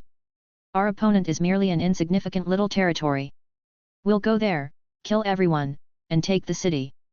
It's as simple as that, understood? Li Teng used the toothpick in his mouth to give his pre-battle mobilization speech. No matter how he calculated it, there was no reason for him to fail. It would only take some time to travel there, taking over Fang Hao's territory wouldn't be difficult. Understood, Lord. All the soldiers responded loudly. Spit. Li Teng spat out the toothpick in his mouth, he waved his hand, set off. The city gates opened, and the troops started moving towards the direction of Fang Hao's territory on the map. They hadn't gone far out of the city when... My lord, it seems there are creatures flying towards us in a group. A great sword infantryman frowned. Li Teng took a glance and slightly frowned. It was too far to see clearly. Crows? Or eagles? Ignore them, keep moving. The troops continued to advance at Li Teng's urging. But before long, everyone's faces started to turn pale. The targets coming head-on got bigger and bigger, and when they saw the creatures in the sky, everyone's heart tightened. The Tier 1 soldiers even covered their heads and hid, their bodies shaking uncontrollably. Bone dragons, a group of bone dragons that blotted out the sky, they were rushing towards them with an oppressive aura. What on earth was happening? On the back of the dragon, Fang Hao could see a human troop moving from far away. Without asking, he knew it was Li Teng's troop attacking Fang Hao's territory. Li Teng wasn't a total idiot, he had slightly more troops than those he had announced in the channel. About 100. Approach them, Dragon Breath. Fang Hao patted the bone dragon's neck. Roar. Receiving the command, the bone dragon swiftly dove down and released its death breath directly above the troops when it got close. The death breath was full of death energy. It discharged from the dragon's mouth and swept across the marching troops below. Ah! Heart-wrenching cries rang out. People hit by the death breath started to dissolve and only a charred skeleton was left on the ground. Roar! Then the bone dragons following behind also released their dragon breath, sweeping the panicking people who were running in all directions.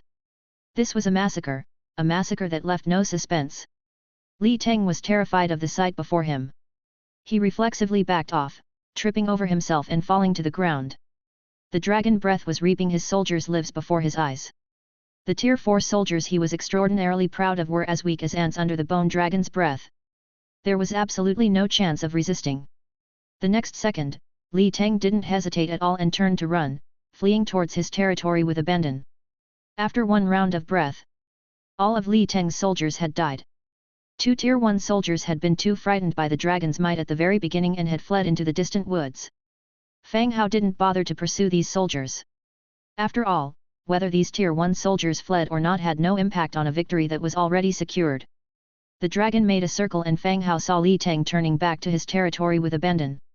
Li Teng's modern clothing made him easy to identify. Watching Li Teng enter his territory and the city gates closing again, Fang Hao sneered, "This kid really is lucky to have survived." The bone dragon changed direction and began flying towards Li Teng's territory. The bone dragons that blotted out the sky were circling above the territory. The next moment, countless large figures, skeleton trolls wielding giant axes, jumped down from the bone dragon's body. They descended into the city like dumplings in a pot. The towering city walls, the tightly closed city gates were of no use now. Followed by a skeleton warrior dressed in full red armor, wielding a long blade, who jumped down. He spoke loudly, "Kill all the people who are resisting. Capture the opposing lord alive." Clatter. All the skeleton trolls received the command and quickly dispersed to clear out the remnants. But, besides a few Tier 1 soldiers who stayed behind, where were others to resist? Only the farmers of the territory were trembling in fear in their rooms. The city was taken, the city gates opened, and Fang Hao strode in casually. He sat down in the lord's mansion. At this time, Li Teng, like a dead dog, was begging loudly as Fireblade dragged him in front of Fang Hao. Li Teng's arrogant demeanor in the channel was nowhere to be seen. His whole body was shaking uncontrollably, his snot and tears were mixed. When he saw a man sitting in the lord's seat, he was slightly taken aback. He had been thinking all the time that he was just unfortunate to be attacked by the undead. He never thought the troops were Fang Hao's. "Li Teng, we meet," Fang Hao said with a smile. This. Even if Li Teng was slow to react, he had an idea what was happening at that point. His eyes widened and he looked terrified as he looked at Fang Hao in front of him. You are Fang Hao? Impossible, impossible. You're lying to me, you're undead, Li Teng yelled out loud. He knelt on the ground, his body continually retreating. Fireblade dragged him back again. I'm Fang Hao. I'll make it quick for you, in consideration of us being fellow townspeople.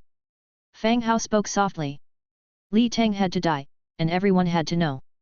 Otherwise, some people would take any opportunity they got, get smuggish, and then try to challenge him.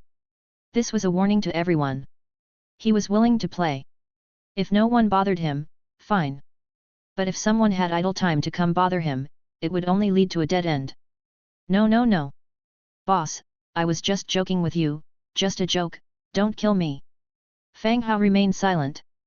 Boss, please spare me this time, I was wrong, I won't dare to do it again, I kowtow to you, spare me this time, I won't dare to do it again. Saying that, he banged his head hard against the ground as if the harder he kowtowed the better. Fang Hao still didn't speak and directly opened the Book of Lords. The area channel was still buzzing. Judging by the time, Li Teng should have arrived, wonder if he has killed that kid Fang Hao yet. Fang Hao is probably begging for his life right now, wiping his tears off like a wronged little wife. Ha ha ha. Li Teng, hurry up and post the photos, we want to see what mess Fang Hao is in. One message after another appeared in the channel. Still cheering for Li Teng, ridiculing and attacking Fang Hao. Fang Hao looked at Li Teng and said directly, Fireblade, make it quick. He's a fellow townsman. Yes, sir. Chapter 129, Affiliated City. Hearing Fang Hao's words, the long blade at Fireblade's waist unsheathed. Li Teng was even more scared to death, a stain spreading from his crotch. Fang Hao, don't kill me, I beg you, I really won't do it again, he pleaded. Dragging his muddy pants, he advanced a few steps, I was wrong, please let me go this time, really, let me go. Splat! The next second, a cold gleam flashed from Fireblade's long blade, and Li Teng, who was begging for mercy, suddenly felt a pain at his neck. Next, the world spun around, and he saw his body kneeling on the ground. His eyes filled with confusion, slowly rolling to one side. Li Teng was dead, his head severed by Fireblade. Looking at the severed head rolling to his feet, Fang Hao sighed slightly. He didn't want to kill people and didn't want to use his strength to bully others. But this was the third person he had killed. Fang Hao opened the Book of Lords and, using the newly available photo function, took a picture of Li Teng's severed head and corpse, and sent it directly into the channel. There were no limitations on gore, and no pixels used for censorship. The bright red blood, the lifeless severed head, the limp body, instantly silenced the channel. Everyone shut their mouths. For a moment, no one spoke. Li Teng is already dead, as for others who harbor hostility towards me, feel free to challenge. Fang Hao's words lingered in the channel for a long time. It was quite a while before someone finally spoke again. Is that Li Teng's head? No shit, if it wasn't Li Teng's head, with his personality, he would have been spouting threats by now. Leader Fang Hao is a real boss. Indeed. Li Teng's deathly image remained displayed in the regional channel. Those who had supported Li Teng and verbally attacked Fang Hao now kept their mouths shut. Those who dared to speak in the channel began to address Fang Hao as boss, one after another. Then, an untimely message appeared. The Azure Dragon Mutual Aid Business Group is permanently disbanded. A simple conclusion, but it represented the feelings of all the members of the Azure Dragon Business Group. Li Teng's lifeless appearance sent chills down the spines of members of the Azure Dragon Business Group, with beads of cold sweat appearing on their foreheads. They were terrified that Fang Hao would find out the locations of their territories and directly rush over to kill them. If the whole business group's support in soul crystals couldn't match up to Fang Hao alone, how could they possibly resist? They wanted to apologize to Fang Hao in the channel, but were afraid of inadvertently revealing their own misdeeds. If they didn't say something, they would be overwhelmed with guilt, so after some discussion, they simply disbanded the just-established business group as a form of apology. Actually, everyone knew very well that the people who insulted Fang Hao were these business group members. If the locations of everyone were revealed, Fang Hao might indeed wipe them all out. Fang Hao merely glanced at the situation and then paid it no further mind, directly closing the Book of Lords. All those who had provoked him and insulted him in the channel had already been added to his blacklist. As the territories expanded, everyone would eventually meet. And when that time came, old and new scores would be settled. Sir, for you, Fireblade picked up Li Teng's Book of Lords and handed it to Fang Hao. As he received it, he got a notification. Book of Lords can be devoured. Then, Li Teng's Book of Lords turned into stars and merged into Fang Hao's Book of Lords. Devouring successful, your current Book of Lords level is 2, upgrade requirement 1/2. The first time he devoured a Book of Lords, his own Book of Lords had already been upgraded to level 2. He received, marching speed plus 1%, resource gathering plus 2%, daily message limit in district channel plus 10 as rewards. Today's devouring accounted for 1/2 of the total upgrade requirement. Devouring one more, he could upgrade his Book of Lords to level 3, acquiring more benefits. You have obtained the decision-making authority over Li Teng's territory. Occupy/abandon. Occupy will become your subsidiary territory and can continue to be developed. Abandon will acquire 50% 80°/0 of this territory's resources. This territory will be abandoned. The first time, due to lack of power, he chose to abandon, but now he had the capability and the strength to control this city. Occupy. Without any hesitation at all, Fang Hao directly chose to occupy. You have occupied a subsidiary territory and have the ownership of this territory and its 2 subsidiary villages. You can set an acting regent in your Book of Lords. After choosing to occupy, this city was automatically recognized as a subsidiary territory. He obtained all the rights to the city. To his surprise, Li Teng had indeed managed to make quite an impressive development. The Lord's mansion and the city walls had all been built up to level 4, and he was earnestly hoarding materials for upgrading to level 5. Upon opening the Book of Lords, he could see all the blueprints that Li Teng had acquired. Aside from what Fang Hao already owned, there were 2 new blueprints. Scythe Manufacturing Blueprint, Agricultural Truck Manufacturing Blueprint, Two-Handed Heavy Sword Manufacturing Blueprint, Green, Heavy Sword Infantry Training Ground, Human Clan. The first 2 were both agricultural blueprints. The agricultural truck blueprint wasn't too different from the cart blueprint, the agricultural truck was just bigger and heavier. The last 2 blueprints were, in Fang Hao's view, rather mediocre. Especially the heavy sword infantry, their combat prowess was just so-so, thought they appeared quite imposing at first glance. After one round of attacks from the Bone Dragon, they had nearly been annihilated. The information about the subsidiary villages could also be seen. In the storeroom of the subsidiary villages, he found a large amount of wheat and potatoes. This was proof that these villages could produce a large amount of food. No wonder his expansion was so rapid. The issue of food and clothing was indeed a crucial factor. Sir, there are still many human farmers remaining in the territory, do you want us to kill all of them? Fireblade walked in again to ask for Fang Hao's instructions. How many are there? More than 20. Fang Hao nodded, bring them in. Yes, sir. In a little while, a group of peasants were brought in. Fang Hao counted 32 people, more than the 20 that Fireblade had mentioned. The peasants were different from Fang Hao's skeleton laborers. The human clan accepted some external refugees. Once you accepted them, they would become the peasants of your territory. Some of these people were recruited by Li Teng, and even more were refugees that he had taken in. There were even a fair number of women among the refugees, or entire families with children. I am Fang Hao. Starting from today, I am the lord of this city. I will ask you some questions. If you answer well, you are safe. If you don't blame me for not being kind, he said. There was still silence below. Everyone clumped together, no one daring to speak. Who knows what the area around the territory is like, tell me about it. After a moment of silence, a man stepped forward fearfully from the crowd, kneeling on the ground and said, Sir, I'm a vagabond from a western village. There are many human villages to the west. Chapter 130, Blood Hunter Hero. After listening to several of the villagers, Fang Hao began to understand the situation. West of this fiefdom, many human villages were regularly preyed upon by bandits made up of humans and the Beast clan. Residents of villages that had been wiped out would look for human cities to join. This is one reason why there were so many refugees. Now that he understood the situation, Fang Hao came up with a plan. Looking at the people below, he said, some of you may already know, but for those who don't, I have no intention of starting a war. It was your lord who challenged me.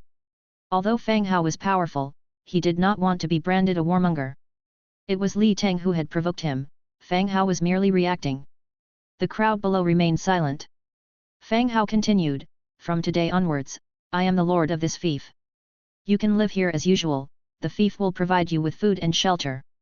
All the farmers looked lost, glancing at their companions nervously. After hesitating for a few seconds, all of them knelt down to show their submission, following the first person to kneel and give thanks. Of course, Fang Hao would not just let them go and spread the news of the undead army. Not killing all of them already showed his final bottom line. "Don't worry, I am a human like you, a mage who can summon creatures. You can continue with your regular work and live your lives as usual."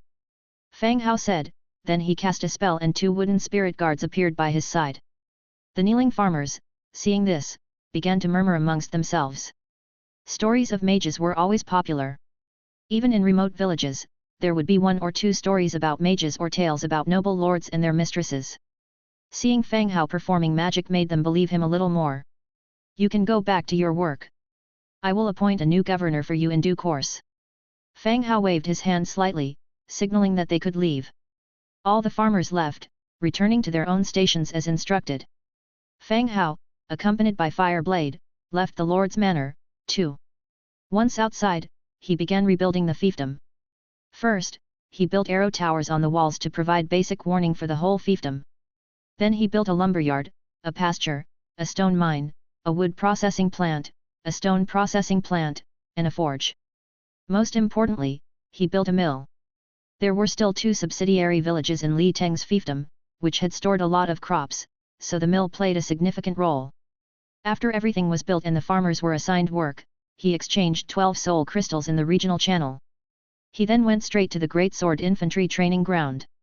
Greatsword Infantry Training Ground. Recruitment available, Greatsword Infantry, Tier 4 troops. Greatsword Infantry, 4 soul crystals, 20 food. Description: a special building that can recruit special troops.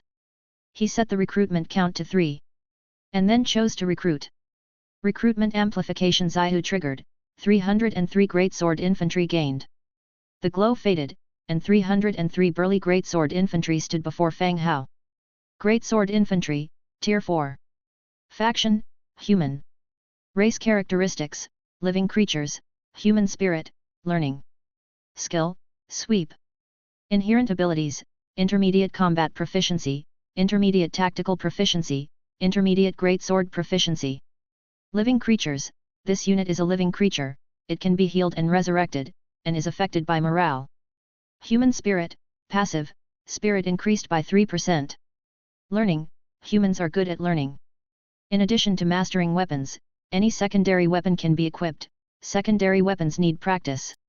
Sweep, AoE attack that damages all enemy units in front and inflicts 40% extra heavy damage. Remark: do not underestimate these guys who lift heavy iron swords.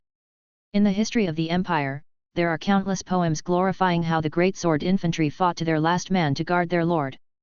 The 303 Greatsword Infantry stood before Fang Hao, their muscular upper bodies bare. With bronze skin and bulging muscles, they looked as exaggerated as gym coaches. If they were to hand out flyers on the streets, they would surely attract a lot of attention. "We are at your service, my lord," the 303 muscular men said in unison, touching their chest with one hand and saluting. The human etiquette was slightly different from that of the undead, but both expressed respect for the lord. They had just been recruited and had no memory of Li Teng. They only knew that their lord was Fang Hao. "I welcome you on board. Wait a moment. I will make some equipment for you," Fang Hao said. He opened the Book of Lords and started making equipment for them. 2-handed great sword, 5 iron, 4 leather. Set production quantity to 3. Amplification Zaihu triggered, gain 303 2-handed great swords. Next, Fang Hao made plate armor, arm guards, black iron open-faced helmets, and leather boots. He made 303 sets in total and distributed them to all the Greatsword Infantry. Only when all the Greatsword Infantry were properly equipped did Fang Hao continue, "Your duty is to guard this territory, protect the safety of the villagers and the city. And, without my orders, anyone who tries to flee this territory will be treated as a traitor and executed on the spot." "At your command, sir." They all dispersed to carry out Fang Hao's orders. After wrapping things up here, Fang Hao left. Regarding the governor, Fang Hao hadn't thought of a candidate yet. He just asked Fireblade to stay and guard the fiefdom for the time being. He would choose a suitable person to replace Fireblade when he returned. He left a small number of soldiers for Fireblade. Then Fang Hao mounted the Bone Dragon and flew back to his domain. Thanks to the Bone Dragon, a journey that would have taken hours took only 20 minutes. Upon returning to his territory, Fang Hao saw Nelson coming out of the Viscera Museum, followed by a skeletal hero with large wings on his back. "Good afternoon, Lord." Nelson greeted him proactively. After Fang Hao, Nelson held the highest status in the domain. Out of respect, Fang Hao also greeted Nelson with the honorific scholar whenever he saw him. Nelson's high status was due to the fact that he was a level 7 orange hero and, more importantly, capable of creating skeletal heroes. This made him like a production line. The hero units that other lords could only dream of, he could turn those into heroes on his side whenever they were killed. The loyalty of these heroes was 100%, an extremely powerful feature. This directly enhanced the strength of the fiefdom, not less powerful than Fang Hao's Hundredfold Amplification. Just because of this, no one could surpass Nelson's status in the territory. "Good afternoon, Scholar Nelson." The conversion is complete. Fang Hao looked at the winged hero behind him. Even though he had been made into a skeletal hero, he still retained the vampire's fangs and gigantic bat wings. "Yes, my lord." "Blood Hunter, this is Lord." Nelson stepped aside, making way. Blood Hunter took a step forward and bowed. "Blood Hunter at your service, my lord." Chapter 131 Orc Counterattack. Blood Hunter already reduced to a white bone. Without the cover of lips, 2 tusks look more sharpened and slender. "Welcome to join us, Blood Hunter," said Fang Hao with a smile. Blood Hunter, 5th Order Hero. Faction, Undead. Template, Blue. Racial trait, Undead, Hollow Skeleton, Weak to Light. Legion Talent, Dark Deception, Air Force Commander. Skills, Blood Siphon, Dread Scythe, Thirst. Inherent abilities, Advanced Tactical Mastery, Advanced Flight Mastery, Advanced Command Mastery. Dark Deception, in the dark, the units led by the hero are less likely to be discovered. Air Force Commander, flying troops' attack power is increased by 5%. Blood Siphon, active, causes 70% spell damage to living targets, 25% chance to weaken the target, every second during the process, 2% of your health is restored. Dread Scythe, active, summons a blood-colored scythe to slash forward, causing 150% weapon damage. Thirst, passive, the scent of blood on the battlefield ignites the desires within your body, increasing overall attributes. Description, the creation of the corpse witch, not recognized by the god of undead, this hero can't be promoted or advanced. Blood Hunter's skills are pretty decent. At that time, he relied on his ability of flight, the attacking forces in his territory could barely touch him. Had he not charged himself headlong into Nelson's holding, there really wasn't much one could do about him. Now, his memory has been altered, and he has become a hero for Fang Hao. In the future, he will be fighting for the territory in the endless years to come. In the same vein, as a modified undead hero, he won't be able to advance and progress anymore, he will always remain as he is. Your loyalty to Blood Hunter has reached 2. Blood Hunter under your banner, his loyalty to you has reached 2 points, he will not be affected by any intrusive feelings. Blood Hunter has no memory of his past, he will only be loyal to Fang Hao and his territory. Blood Hunter, you shall lead Bone Dragon and Skeleton Giant Bat, Fang Hao said. The only flying troops in his territory were Bone Dragon and Skeleton Giant Bat. Moreover, Fang Hao felt that Bone Dragon was a really good fighter in itself, arranging Blood Hunter was mainly because of the enhancement bestowed by Legion Talent. Regardless, having it was always better than not having it. Yes, Master, Blood Hunter agreed, and with his colossal bat wings spread open, he flew into his territory. All of Bone Dragons were arranged outside the territory by Fang Hao, 100 wyverns took up too much space. After Blood Hunter had left, Nelson entered the main hall of the city lord's mansion with Fang Hao. The two of them sat down on the chairs. This morning, I occupied a human city on the western side of my territory, it lacks a lord, I don't know who should be arranged for this task, Fang Hao said. Oh? A human city? Nelson expressed surprise, thought for a moment and continued to say, humans might find it hard to accept the undead's rule. I did consider that, I'm hesitating to send a rabbit clan over there, Fang Hao voiced his thoughts. Though the rabbit clan belongs to beast clan, their appearance is very close to humans. And the girls of the rabbit clan had a gentle disposition, it was relatively easier for Fang Hao to control them, there would be lesser errors. That can also work, but those kids of rabbit clan have limited abilities, even if they are arranged, I fear you might be still worried, Nelson thought and responded. What he meant was, the rabbit clan is a small community, they are not educated and lack worldly wisdom.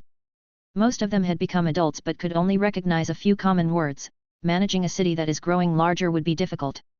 In the end, it would still be Fang Hao single-handedly managing 2 cities, the appointment of the city lord is deemed pointless. Fang Hao gave it a thought, these are indeed important points to consider. Till think about it, Fang Hao fell into deep thought. Next, Fang Hao and Nelson discussed the issue of Skull Crusher tribe. Time slowly passed by. When night fell, the system notification appeared again. The unexpected event Lord's Conquest ends, map marker feature revoked. Alliance system, Alliance chat channel, and photograph feature are officially activated. This mission didn't grant any rewards. Most people were restrained as this wasn't a compulsory mission, no battle took place. Before going to bed, Fang Hao lazily scrolled through the regional channel. 25 years old, model, maid, foot fetish, selling photo album. Picture online lullaby service, wake up service in the morning, interested guys contact me. 25 years old, exactly 180, any ants willing to date. The opening of the picture feature seemed to have launched a new business opportunity in the channel. Various beautiful girls dressed in the maid costumes sold by Fang Hao, striking a range of sexy poses. Some of the handsome young men were showing off their muscular torsos, bearing them for all to see. Fang Hao was watching them critically. He watched until his eyes could no longer stay open, and then he slipped into sleep. Meanwhile, elsewhere. The Skull Crusher tribe in the mountain range of Bitter Cold. Inside the great chief's hall. Nigo, the gnoll whom Little Yu had possessed, was standing in the center of the hall, looking around with his eyes constantly on the move. Above him hung chandeliers made out of human skulls. They illuminated the entire hall, yet added an eerie quality to it. The soft breeze passed through, causing the chandelier to sway, casting the shadow of the gnoll in an unsteady glow. Little Yu was a wandering spirit, and yet the oppressive atmosphere in the hall made her curse to herself. This place was even scarier than her own graveyard. While she was lost in her thoughts and worries about revealing her true self, there were slow approaching footsteps from the back of the hall. Soon after, a burly orc with the demon bloodline emerged, striding in confidently. It was the great chief of the Skull Crusher tribe, Skull Crusher Shah.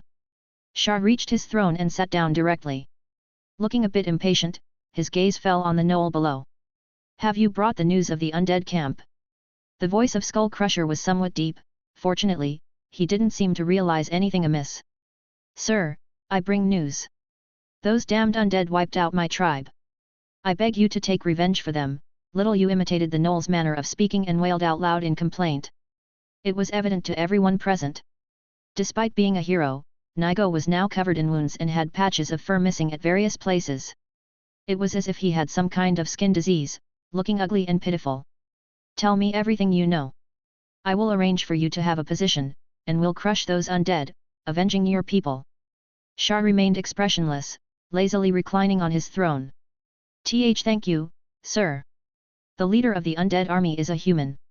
All the soldiers involved in the attack were undead, numbering about 10,000. The gnoll said loudly. All of this was prearranged by Fang Hao to be told. The orcs clearly had sent scouts to surveil the territory. Since it was unclear how much information the orcs had, she decided to tell the truth in order to win their trust. What type of undead soldiers were there? Shah continued to ask. Mostly, they were lower-ranked undead foot soldiers. There were also some undead mages. Undead mages too. Shah's brows furrowed all of a sudden. The last scouting party hadn't reported anything about any mages. Yes, but not too many.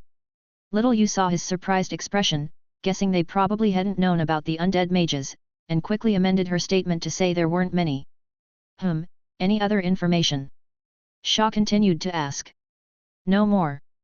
After my village was destroyed, I rushed here to ask for your help, and I hope you can give me an opportunity for revenge. The gnoll, with a face of agony, roared. The tone was filled with hatred towards the enemy. You've come at the right time. You will join the army tomorrow and seek revenge for your people, Sha said indifferently. Little Yu knitted her brows. The army was set to advance on the territory tomorrow? She had almost arrived too late. Seeing the knoll silent, Sha asked coldly, "What is it? Do you have something else to say?" "No, nothing. When the time comes, I will kill the enemy with all my might. I won't let our great chief down." Little Yu immediately responded. "Ha! So, this knoll does have a way with words." Sha gave a soft laugh. Then he shouted towards the outside of the door, "Come in." A beast clan guard walked in. "Great chief." Sha continued, "Take him to Amari and let Amari explain the plan and the rules to him." "Yes." He then led the knoll out of the hall, towards the camp where soldiers were gathering. Although Nigo's status was not high, as a hero of the knoll, he was assigned separate quarters.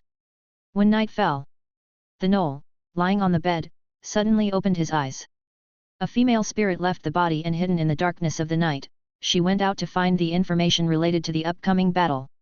Chapter 132, Zhang Bin's Continuous Nightmares. The next day, early in the morning, Fang Hao rubbed his blurry eyes and sat up in bed.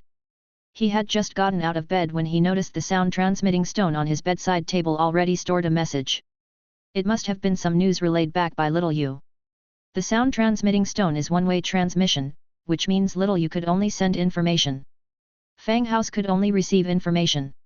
He picked up the sound-transmitting stone and put it to his ear, listening carefully. As he heard what was inside, Fang Hao's expression started to become increasingly serious. Little Yu's message was relatively brief. The enemy's army had set off early this morning and according to the plan, they were marching on quickly, and were going to commence an attack near the territory in a day or so. The commander leading the team was not Skull Crusher Sha, but a hero named Amari. There was also one more thing, various tribes on the east side of the territory would also join in on the attack. The largest of these tribes, and the one with the most influence, was Fang Hao's old acquaintance, Bronze Bull Teluk. Having heard all the messages from the sound-transmitting stone, Fang Hao's heart immediately tightened. Despite his confidence in his own troops, he still felt inexplicably nervous upon hearing of the imminent attack. He put down the sound-transmitting stone, took a deep breath to calm his nerves, and then walked right out of his room. Ira was preparing breakfast. Seeing Fang Hao coming down the stairs, she warmly greeted him. "Good morning, master." "Morning. Keep the breakfast simple, Ira. I have important matters to attend to once we're done eating," Fang Hao said. "Oh, all right, master. And where's Angia?" "Tell her to hurry up and get up," Fang Hao continued, and then walked straight out of the Lord's mansion. He made his way to the Viscera Museum where Nelson and Blood Hunter just happened to be coming out. "Lord." The two saluted him. Fang Hao nodded and then said, "Little Yu sent back news. The Skull Crusher tribe started their march early this morning." Fang Hao briefed them on the news Little Yu had sent back, particularly highlighting the matter regarding Bronze Bull. "Lord, what do you propose?" Nelson asked Fang Hao. Fang Hao thought for a moment and then said, "Blood Hunter, get ready. Have all bone dragons carry enough skeleton trolls and set off right away." "Okay, my lord, I'll prepare right away." Blood Hunter spread his wings and flew towards the bone dragon station. Fang Hao thought again and then said, "Scholar Nelson, if you're not otherwise engaged, come with us. After all, the opponent has a purple hero and I'm afraid Blood Hunter may not be able to handle him alone." Nelson nodded, "All right, my lord, I'm at your service." "Good."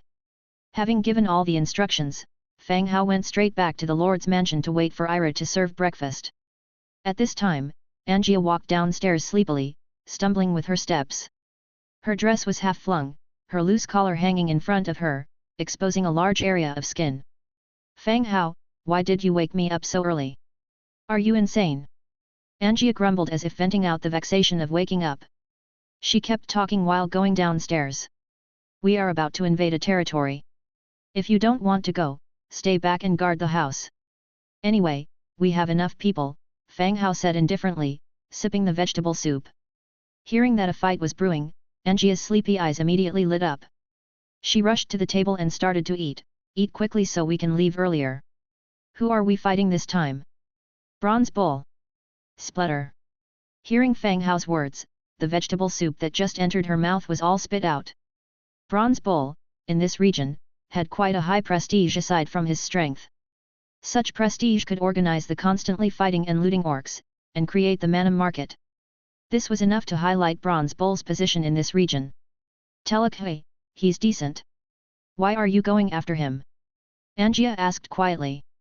Angia knew the strength of Fang Hao's undead army. Now with the bone dragons, not to mention Bronze Bull, even a gold bull or silver bull would be crushed to slag. Little You sent a message that Bronze Bull is joining the Skull Crushers in their attack on our territory. Therefore, we must prepare in advance and weaken the opponent's combat power, Fang Hao replied while continuing his meal. Bronze Bull's Telek was one of Fang Hao's concerns. He could persuade the surrounding orc tribes to put down their arms, and exchange goods peacefully at the Manam market. He could make orcs pick up their arms to attack a city of the undead. Therefore, the problem of Bronze Bull had to be solved. If it couldn't be resolved peacefully, then he would simply have to be killed. He could either join to become a purple hero under Fang Hao's command, or not join and become a purple skeleton hero. The only difference is whether or not they can continue to improve in the future. Oh, alright, he can give me those bull horns, I'll use them as decoration. Damn it! Fang Hao almost spewed out. Your worst plan is to kill the Bronze Bull, and you've already started coveting the bull's horns on its head. Fine, I will leave early, and you will lead 50,000 infantrymen to this location. There's a city over there where we will meet. He opened the map on the Book of Lords and pointed to Zhang Bin's territory. Oh, okay. Angia nodded.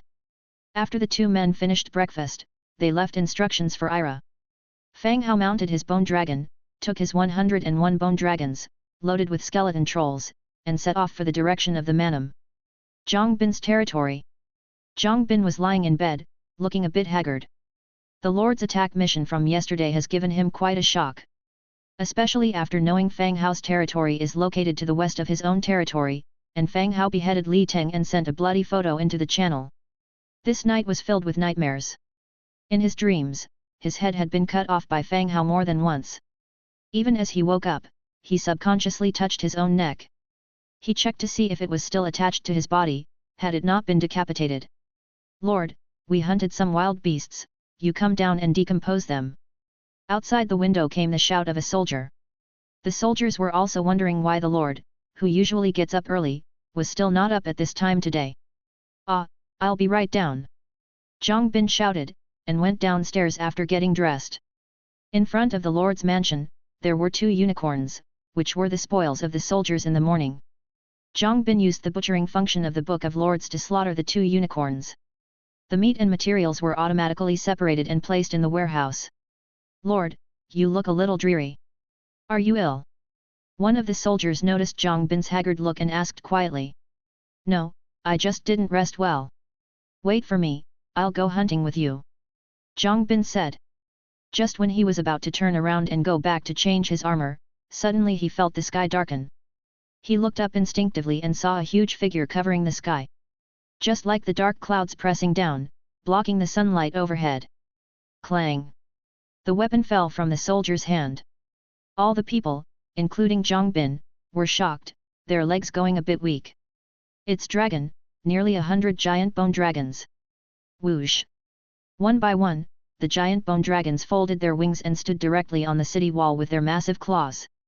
Nicely lined up in a circle around the territory. Fang Hao stepped down from the dragon's back, leading the heroes and the skeleton troll, and came in front of Zhang Bin. You are Zhang Bin, right? I'm Fang Hao, our territories are not too far apart. Fang Hao showed a friendly smile, trying not to make the atmosphere too tense. Fang Hao had seen Zhang Bin more than once. But all were through the perspective of the god's presence skeleton. This was the first time he saw him in person. Zhang Bin was a bit older than him, about 30 years old, wearing a somewhat faded white shirt and trousers. It seems he was an office worker before. But, why are his dark circles so heavy? Does he have any health issues?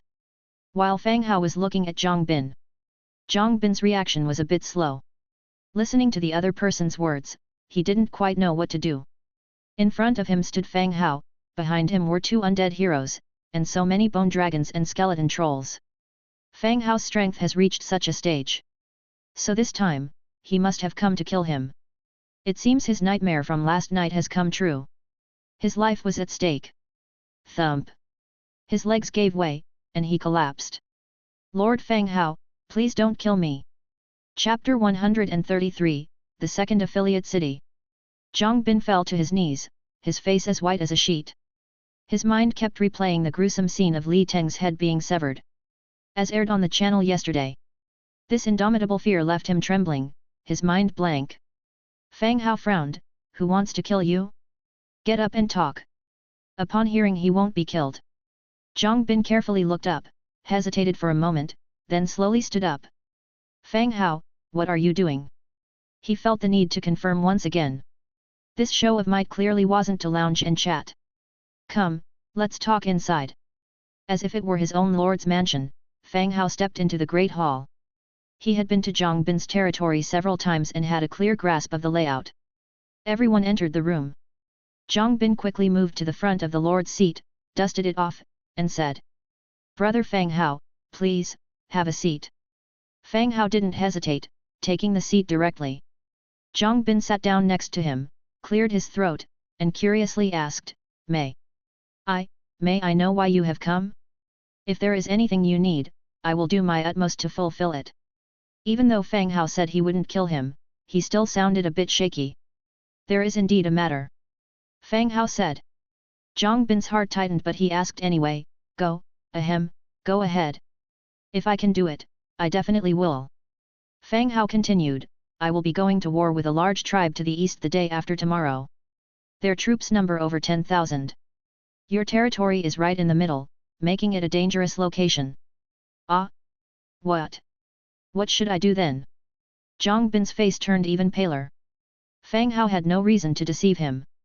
Given his overwhelmingly superior strength, there was nothing he could do to stop Fang Hao. This meant that whatever Fang Hao told him must be true. "Zhang Bin, we are fellow townspeople. Our territories are so close, we should support and stick together." Fang Hao gave him a deep look and said, "Do you understand what I mean?" Zhang Bin's mind was in a haze as he received too much in one day. He was somewhat overwhelmed. However, the phrase "do you understand my meaning" made him instantly catch on. After working in a corporate environment for so many years, he could easily decipher the implied meaning behind words. Without any hesitation, Zhang took off his Book of Lords and handed it to Fang Hao, saying, "Brother Fang Hao, you're right. We should stick together for our survival." He was not a fool, he knew that Fang Hao was giving him an out. As for the fellow townsman excuse, Li Teng had also crossed over from the same place, yet Fang Hao had lopped his head off anyway. This way of doing things Fang Hao proposed was amiable in comparison. Seeing that he was a smart one, Fang Hao revealed a slight smile, took the Book of Lords from Zhang Bin, and chose to devour it. Devour successful. Your Book of Lords has met the upgrade requirements. Current level, 3, required for a level up, 0/5. Lord has risen to level 3, marching speed plus 2%, resource gathering plus 3%, infantry attack power plus 1%, regional channel daily speeches plus 10. Unlocked new blueprint, Hunting Lodge, Human. Zhang Bin had a blueprint Fang Hao did not have, the Hunting Lodge. It could be used to recruit hunters for hunting. You have acquired control over Zhang Bin's territory. Occupy/discard. Occupy will become your subordinate territory, can continue to develop. Discard will acquire 50°/080% of the territory's resources, this territory will be discarded. Of course, he chose to occupy. Occupy. You have occupied the subordinate territory and gained possession of this territory and 2 subordinate villages. You may appoint a proxy governor for your sub-cities in your Book of Lords. With his Book of Lords being devoured, Zhang Bin had a bitter look on his face. After all this effort, he ended up losing even his territory. You and your handful of troops won't be much help in the war against the orcs.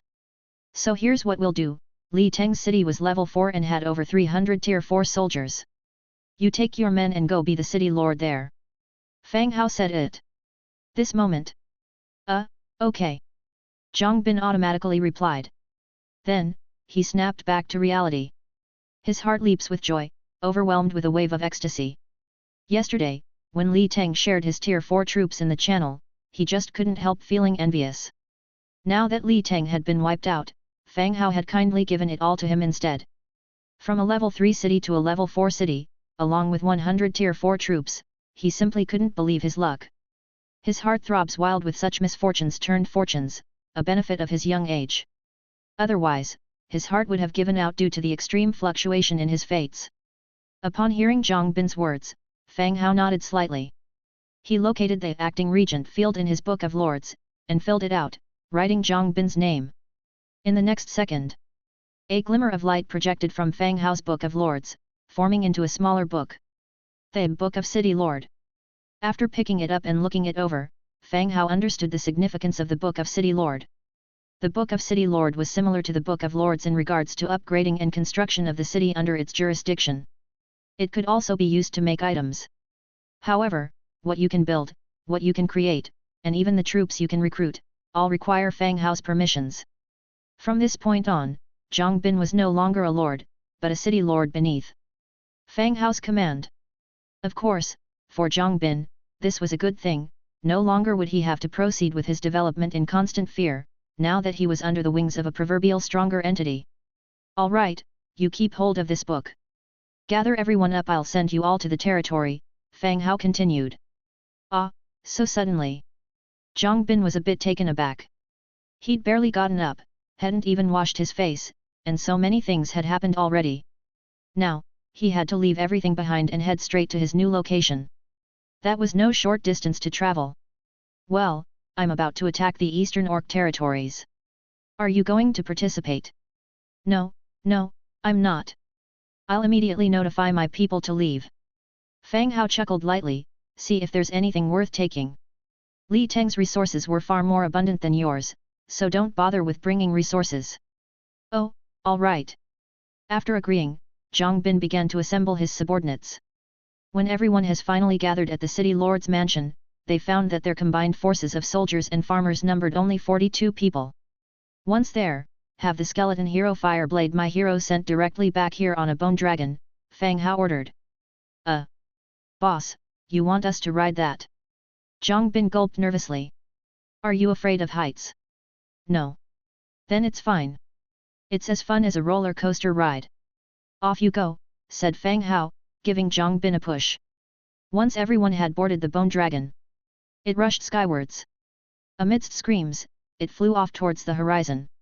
As Zhang Bin was lifted into the sky on the bone dragon, he looked down at the earth and saw a skeleton army, long and winding like a white serpent, already on the march. He understood then, Fang Hao had not lied, they indeed were heading into battle. Having sent off Zhang Bin and his people, Fang Hao began to upgrade this territory.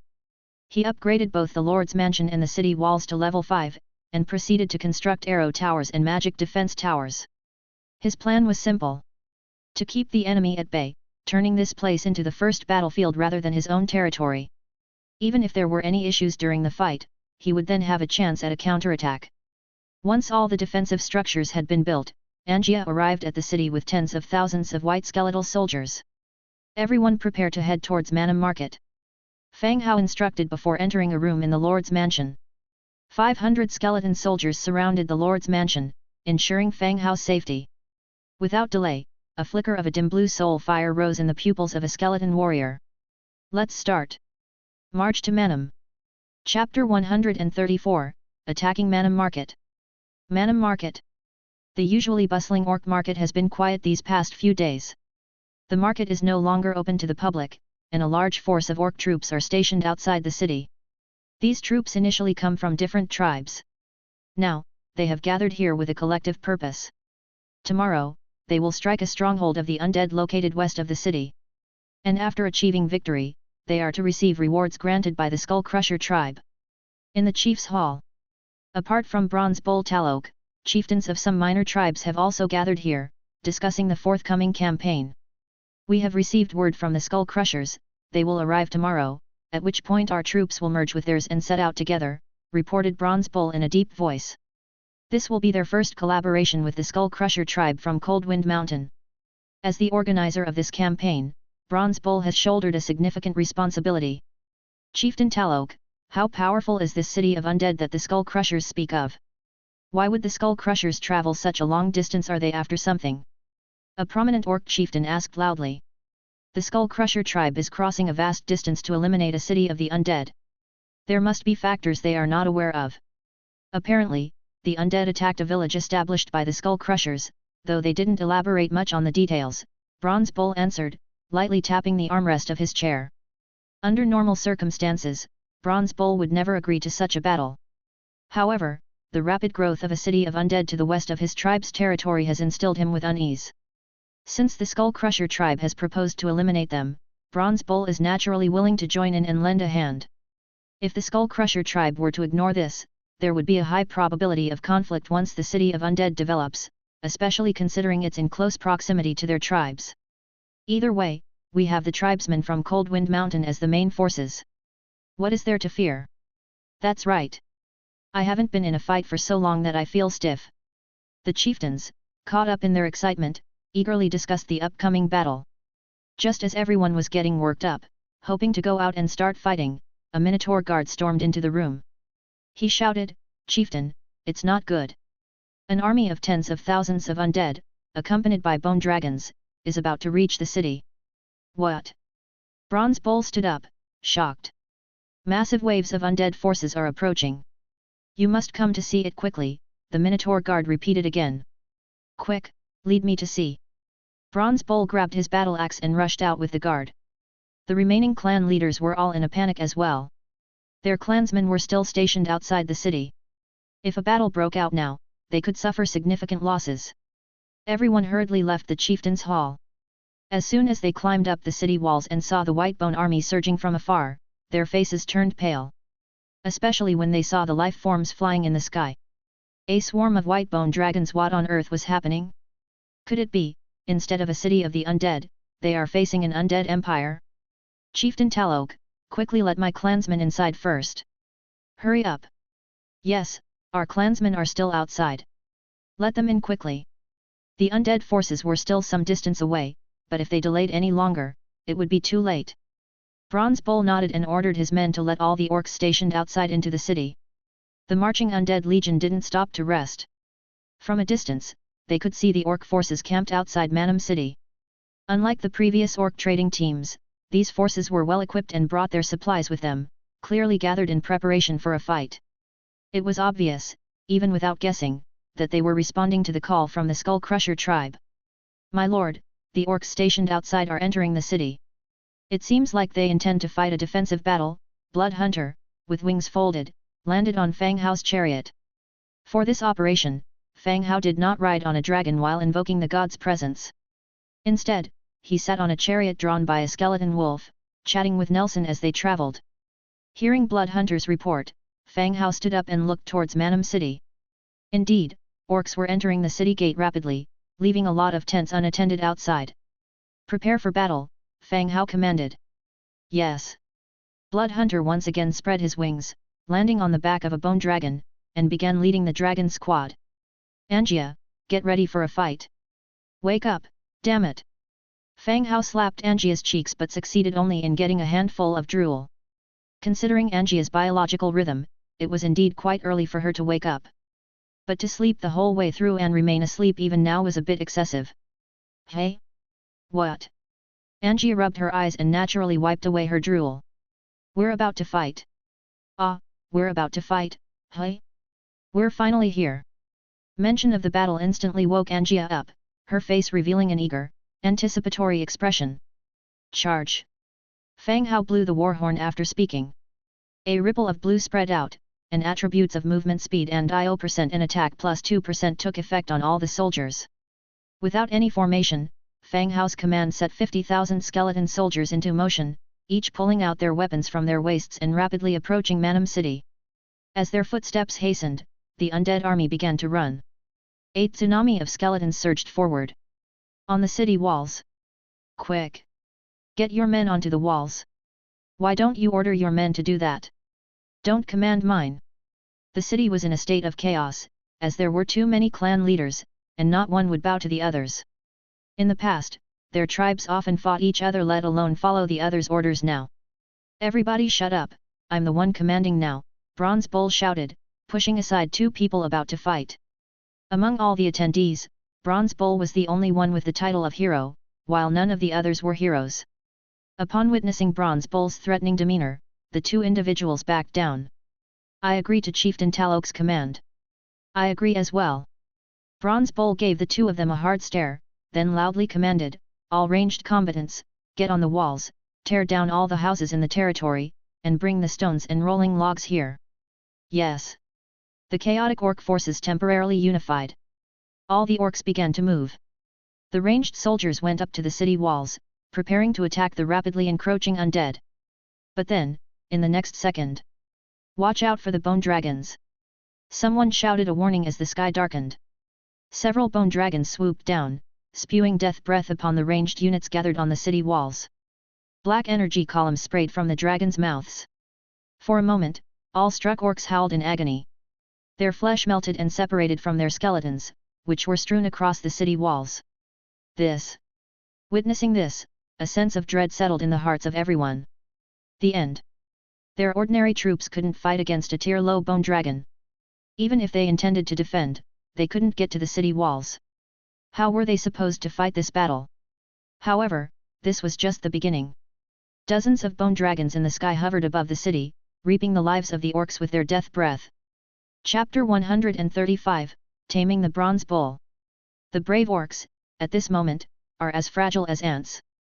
Under the dragon's breath, they can't climb onto the city wall for defense, the remaining orcs can only find cover to avoid the hovering bone dragon. The orcs who couldn't find cover have already turned into piles of white bones on the ground. While the orcs couldn't leave their hiding places, one of the skeleton trolls jumped down from the dragon's back and opened the city gate, ushering the skeleton army into the city. Fang Hao, controlling the skeletons, stepped into the city with ease. Stop the attack! Fang Hao ordered. Thump, thump, thump. The bone dragon stopped its circling, landed on the rooftops of the city, and the earth trembled. Bronze Bull, my old friend has come, aren't you coming to have a chat? Maybe we don't have to fight this battle. Standing outside the chieftain's hall, Fang Hao spoke loudly. Bronze Bull and the others, unable to cope with the bone dragon in the sky, had all retreated to the chieftain's hall. Hearing Fang Hao's voice, the other clan leaders looked towards Bronze Bull simultaneously. The skeleton outside recognizes Bronze Bull? Chief Teluk, why don't you have a talk with him? Try to save as many of the remaining people as possible, one orc clan leader whispered. The orcs were now completely at a disadvantage. It could be said that if the fighting continued, none of them would survive.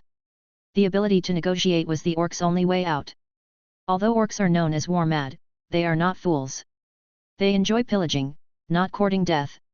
All right, I'll go talk to him. Bronze Bull put down his weapon and walked out. Exiting the chieftain's hall, Fang Hao was waiting at the door. Seeing Bronze Bull coming out, he said to one of the skeletons, "Bring 2 chairs." Bang!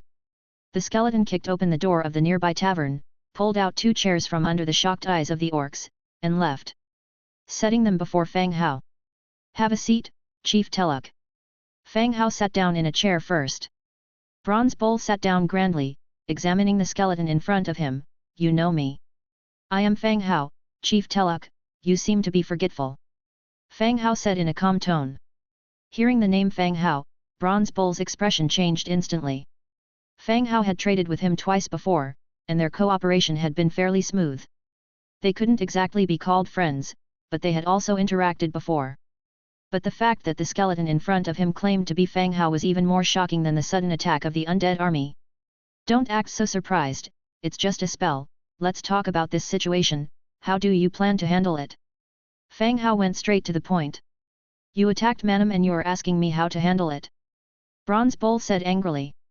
"Come on Teluk, you're not good at acting, so stop pretending. Skull Crusher is on his way, do you think I don't know? Be honest, you and your clan might have a chance to survive." Fang Hao spoke bluntly. Bronze Bull, who was just about to question and blame, instantly lost his attitude. Now the two sides were at odds, it was normal for them to be wiped out. Moreover, in the law of the orcs, war only saw the strength, not right or wrong. "What do you want? Since you didn't continue to attack, you must have already thought about it, so why bother to ask me?" Bronze Bull continued. Fang Hao glanced at Bronze Bull and said seriously, "It's simple, either surrender or die." "Sir, we surrender, we surrender." From a distance, an orc clan leader, having overheard their conversation, shouted loudly. No one wanted to continue a battle with no hope of victory. Even if Fang Hao wasn't talking to them, it didn't stop them from expressing their stance. Fang Hao ignored the shouting orc, his gaze remained on Bronze Bull, and he continued, "Sign a hero contract and I won't kill you. A purple battle hero can greatly enhance the strength of a territory."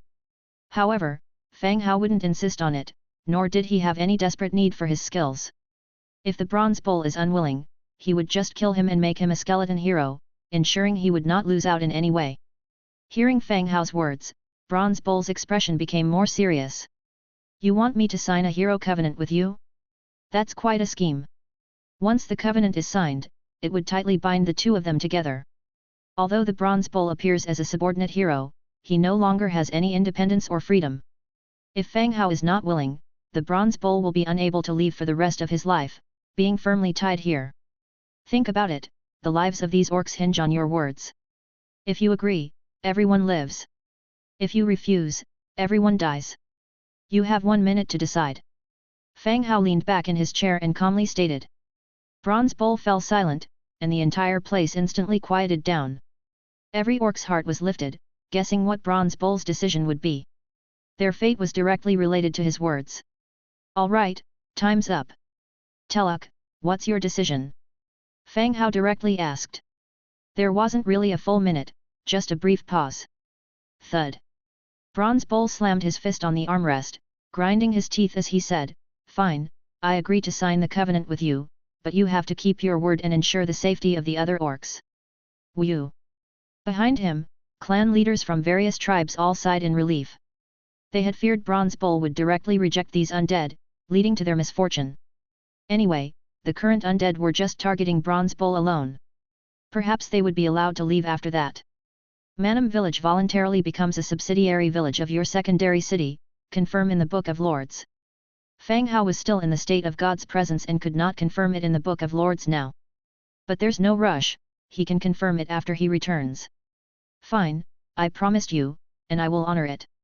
Have everyone come out and gather here, don't blame me if you don't." Fang Hao continued. Bronze Bull had no other choice but to comply with Fang Hao's orders, summoning all the orcs to assemble in the central plaza. "Angia." "What?" Angia said. "Take some people to check, don't touch anything else, just bring out all the money." Hearing Fang Hao's words, Angia's eyes immediately brightened. "Okay." After speaking, he led a group of skeleton soldiers directly into Teluk's chieftain hall. In the plaza, all the orcs were gathered, their weapons and equipment confiscated, everyone standing there. About 5,000 orcs were left, the rest had already turned into white bones under the dragon's breath. "My lord, can we leave now? We are not members of the Tauren clan, we are just passing merchants." An orc tribe leader stepped forward, pleading for himself and his clansmen. "Less talking, go back to your spot." Fang Hao coldly rebuked. The orc tribal leader shivered, shrunk his neck, and returned to the lineup. Fang Hao looked at the crowd of orcs below and said loudly, "I know about the Skull Crusher tribe, and I know your purpose. According to the customs of the orcs, the defeated become the slaves of the victor, you should all understand this, right? It's common for orc tribes to plunder each other. The defeated often become the slaves of the victors. This is why orc slave traders live such plentiful lives. There are fugitives and defeated orcs everywhere, as long as there's information, a large number of slaves from wiped out tribes can be captured." "My lord, didn't you just say if Chief Teluk signs the covenant, you would let us go?" the tribal leader said softly. "I said one won't kill you." Fang Hao looked at the orc, frowning, "Why do you talk so much?" Chapter 136, Purple Hero. All the orcs were put in shackles and kept under unified surveillance. Fang Hao promised not to kill them.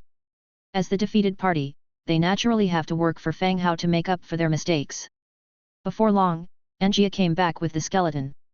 "Fang Hao, this old bull is really wealthy." Behind Angia, several skeletons were following. Each pair of skeletons were carrying a box filled with shining coins. There were Warfire coins and more Beostheid gold, a common currency among the Beast Clan tribes. Acquired, 271,455 Warfire coins, 355,451 Beostheid gold. Wow, Bronze Bull is really wealthy. It makes sense when I think about it. Bronze Bull has been running the market here for many years, and he must have saved a lot of money. Just the two transactions between Fang Hao and Bronze Bull amounted to tens of thousands, even hundreds of thousands of warfire coins. He is simply swimming in wealth. As for the remaining items, Fang Hao didn't plan to take them away. Once the Manam market is registered as a subordinate village in the Book of Lords, all its resources will be shared with the main city. There is no need to go through the trouble of transporting back and forth. Talok! Fang Hao called out. Bronze Bull Talok walked over, glanced at the boxes of money on the ground, and showed no expression. At this point, even if he was unwilling, there was nothing he could do. He had already lost and couldn't make the other party leave the money behind. Lord Fang Hao. Bronze Bull responded reverently. Although the contract has not been signed, according to the agreement, Bronze Bull will become one of Fang Hao's heroes in the future. His status is the same as Angia's. It's only right to address him as Lord. Well, leave the old and weak of your tribe behind, and the rest of the orcs will go to my territory with me. Fang Hao said. Okay, I'll get on it right away. Bronze Bull immediately agreed. Manam needs people to stay behind. Fang Hao let the old and young from the Tauren clan stay behind to look after Manam, also as a reassurance to Bronze Bull that they wouldn't be made too miserable. As for the other orcs, those who came here were all young and strong fighters. There were no groups of old or young. Once Bronze Bull had given his instructions, the large procession started up again, escorting a large number of orcs to Zhongbin city. After everything was arranged, Fang Hao directly deactivated his god's presence state. He opened the Book of Lords and saw the message sent by Zhongbin. Boss, I've arrived in the city. Mr. Fireblade has also returned on his bone dragon. After Zhongbin joined, his address changed from Big Brother to Boss. A whiff of countryside life. Okay, develop it well and ensure the food production of the subordinate villages. Fang Hao replied. Okay, boss, I'll do my best to not let you down. Zhongbin was somewhat excited at the moment. His current territory. It could not be called a territory, it should be called a subordinate city. His current subordinate city was much better than his original one. The agriculture there was developed very well, and there was absolutely no problem with food supply in the future. Moreover, his backer was Fang Hao. He didn't need to worry about people causing him trouble. As long as he did not court death or provoke Fang Hao, he could develop safely. It was much better than his original remote place. After ending the chat between the two, the Book of Lords showed a new prompt. Manam village has become your subordinate village of the secondary city. You can rename the village and control all resources within the village. Like the Pigman village, Manam market has also become a subordinate village in the Book of Lords. Now, Fang Hao could check the resources of Manam market through the Book of Lords. In the future, Fang Hao could carry out direct operations through the Book of Lords, using resources from secondary cities and their subordinate villages. New blueprint unlocked, Tavern Construction Blueprint. Tavern Blueprint. Type, Construction.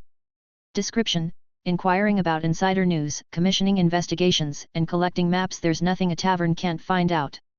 Of course, you have to make sure your tavern is filled with customers. After looking at the attributes of the tavern, Fang Hao scratched his head.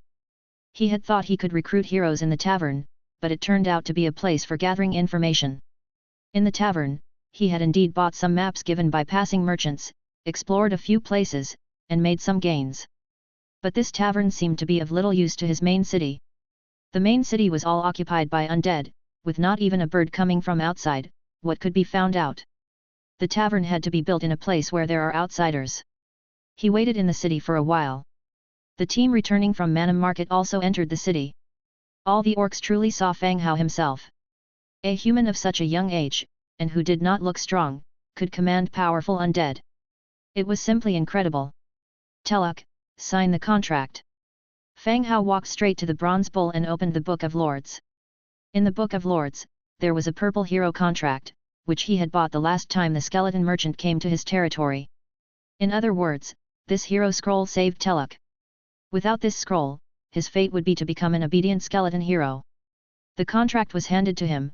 The Bronze Bull did not hesitate and immediately cut his finger to leave his handprint on the contract. A beam of light emerged from the contract and entered the Bronze Bull's body. The contract was completed. Bronze Bull Teluk, current loyalty to you is 65. The contract is a rule-based restraint. Teluk will be unable to betray or harm Fang Hao in any way. This rule is much more advanced than modern contracts. Bronze Bull Teluk, Purple Tier 5 Hero. Faction, Orc. Template, Purple. Race traits, Living, Tenacious, Blood Rage. Legion talents, Inspire Allies, Infantry Charge. Skills, Beast God's Rage, Bronze Skin Iron Bone, Heavy Strike, Earth Trample, Frenzied Charge. Innate skills, Advanced Strength Mastery, Advanced Defense Mastery, Advanced Tactics Mastery, Advanced Command Mastery. Tenacity, passive, duration of stun effect is reduced by 15%. Blood Rage, passive, after entering battle, close range attack power increases by 5%. Inspire Allies, morale of the troops led by this unit will be boosted, all attributes increase by 10%. Infantry Charge, infantry under his command receive a 30% charge boost. Beast God's Rage, active, awakens the Beast God's blood in the body, lasting 20 seconds, attack power increased by 270%. Bronze Skin Iron Bone, passive, close range resistance increased by 10%, ranged resistance increased by 15%. Earth Trample, active, tramples the earth, causing nearby enemies to be stunned. Frenzied Charge, active, charges forward, repelling and causing substantial damage to all enemies in the way. Heavy Strike, active, brutally strikes a single enemy, dealing 100% increased damage on hit. Description: after the destruction of their homeland, the Torrens became aimless wanderers. After the Bronze Bull became the chieftain, his power and prestige allowed them to establish the Manam market in their own order. The contract was completed, and Fang Hao smoothly reviewed the Bronze Bull's attributes. For such a long time, his bronze skin had given Fang Hao a sense of an 18 copper man formation. His muscles were even more exaggerated than those fitness coaches distributing flyers on the street. Surprisingly, in the attributes, there was really a bronze skin iron bone skill. Teluk, those orc captives are under your supervision. No one is allowed to leave here. Fang Hao handed the captives directly to the Bronze Bull. Yes, my lord, I understand, Teluk agreed. He then turned around and headed toward where the orc captives were held. Fang Hao then turned to Blood Hunter, command the Bone Dragon to make a few more trips and toss all these orc bones into the transformation field. Yes, my lord. With all the gains from this trip, he boarded the Bone Dragon and flew towards his main city. Chapter 137, Skeleton Minotaur. It took Fang Hao and his companion 20 minutes to reach the main city. As soon as they landed, Fang Hao immediately rushed to the barracks for recruitment. He took a look at the stock of the wriggling spines in his warehouse, 16,521 in total, 457 of which were dropped from the orcs he had just killed on the battlefield. Altogether, there were 16,978 wriggling spines, enough for him to carry out a massive recruitment operation. He first went to the skeleton conversion field to recruit from the troops he had successfully transformed. The types of troops he had unlocked were not many, mainly the Skeleton Beast, Tier 1, Skeleton Soldier, Tier 1, Skeleton Wolf, Tier 2, Skeleton Giant Bat, Tier 3, Skeleton Troll, Tier 5, and the Bone Dragon, Tier 10. The Skeleton Beast was a result of Fang Hao's experiment of throwing the bones of some wild beasts into the conversion pool. The beasts of Tier 3 or below became Tier 1 troops after the transformation. During this time, Fang Hao had adjusted his trading methods in the channel, preferring to exchange special and rare materials. This had allowed him to accumulate some recruitment materials. His warehouse had 212 beast tooth stones, 72 blood stones, and 3 troll stones. There was no need to recruit Tier 1 troops, so he went straight to recruit the Tier 3 Skeleton Giant Bats. Skeleton Giant Bat, 3 wriggling spines, 1 blood stone. He set the quantity to 72. And he chose to recruit directly. Hundredfold increase triggered, recruiting 7,272 Skeleton Giant Bats. 7,000 Skeleton Giant Bats appeared in the light and landed all around. Go and stand by outside the territory, Fang Hao ordered. All the Skeleton Giant Bats flew straight outside the territory. After recruiting the Skeleton Giant Bats, Fang Hao continued to recruit trolls. For other lords, the troll was still a difficult target to overcome. He didn't know which lord obtained these 3 troll stones. Skeleton Troll, 5 wriggling spines, 2 death traces, 1 troll stone. He triggered Hundredfold Increase 1 again and recruited 303 skeleton trolls.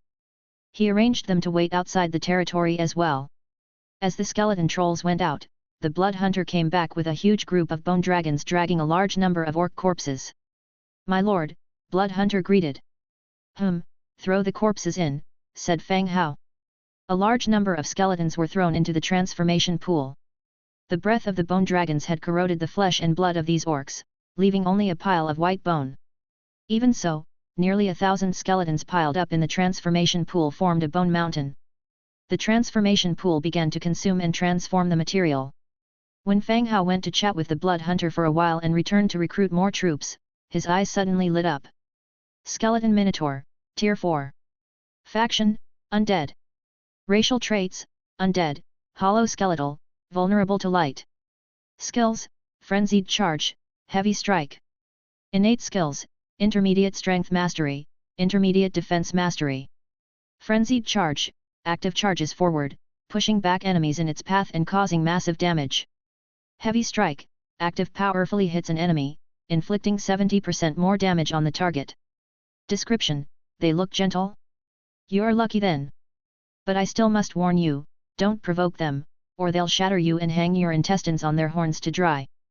The attributes of the Minotaur are quite good.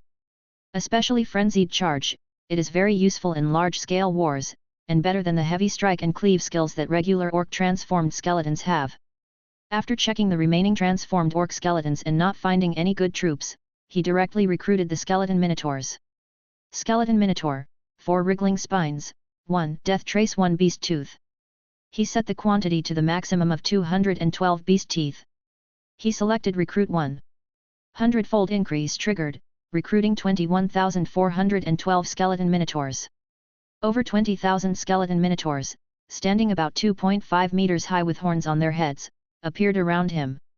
"All right, all of you go and wait at the gate of the territory." All the skeleton Minotaurs walked out. The recruitment in the skeleton conversion field used up 1,079 wriggling spines. He still had 15,442 wriggling spines left, enough for him to continue recruiting ordinary troops. Next, Fang Hao continued to the undead troop building for recruitment. This time he planned to use all of the wriggling spines. After all, in case of any mistake during the fight. Undead Mage, 3 wriggling spines. Recruit quantity, 1,000. Skeleton Cavalry, 3 wriggling spines. Recruit quantity, 147. Skeleton Warrior, 2 wriggling spine. Recruit quantity, 3,000. Skeleton Spearman, 2 wriggling spines. Recruit quantity, 3,000.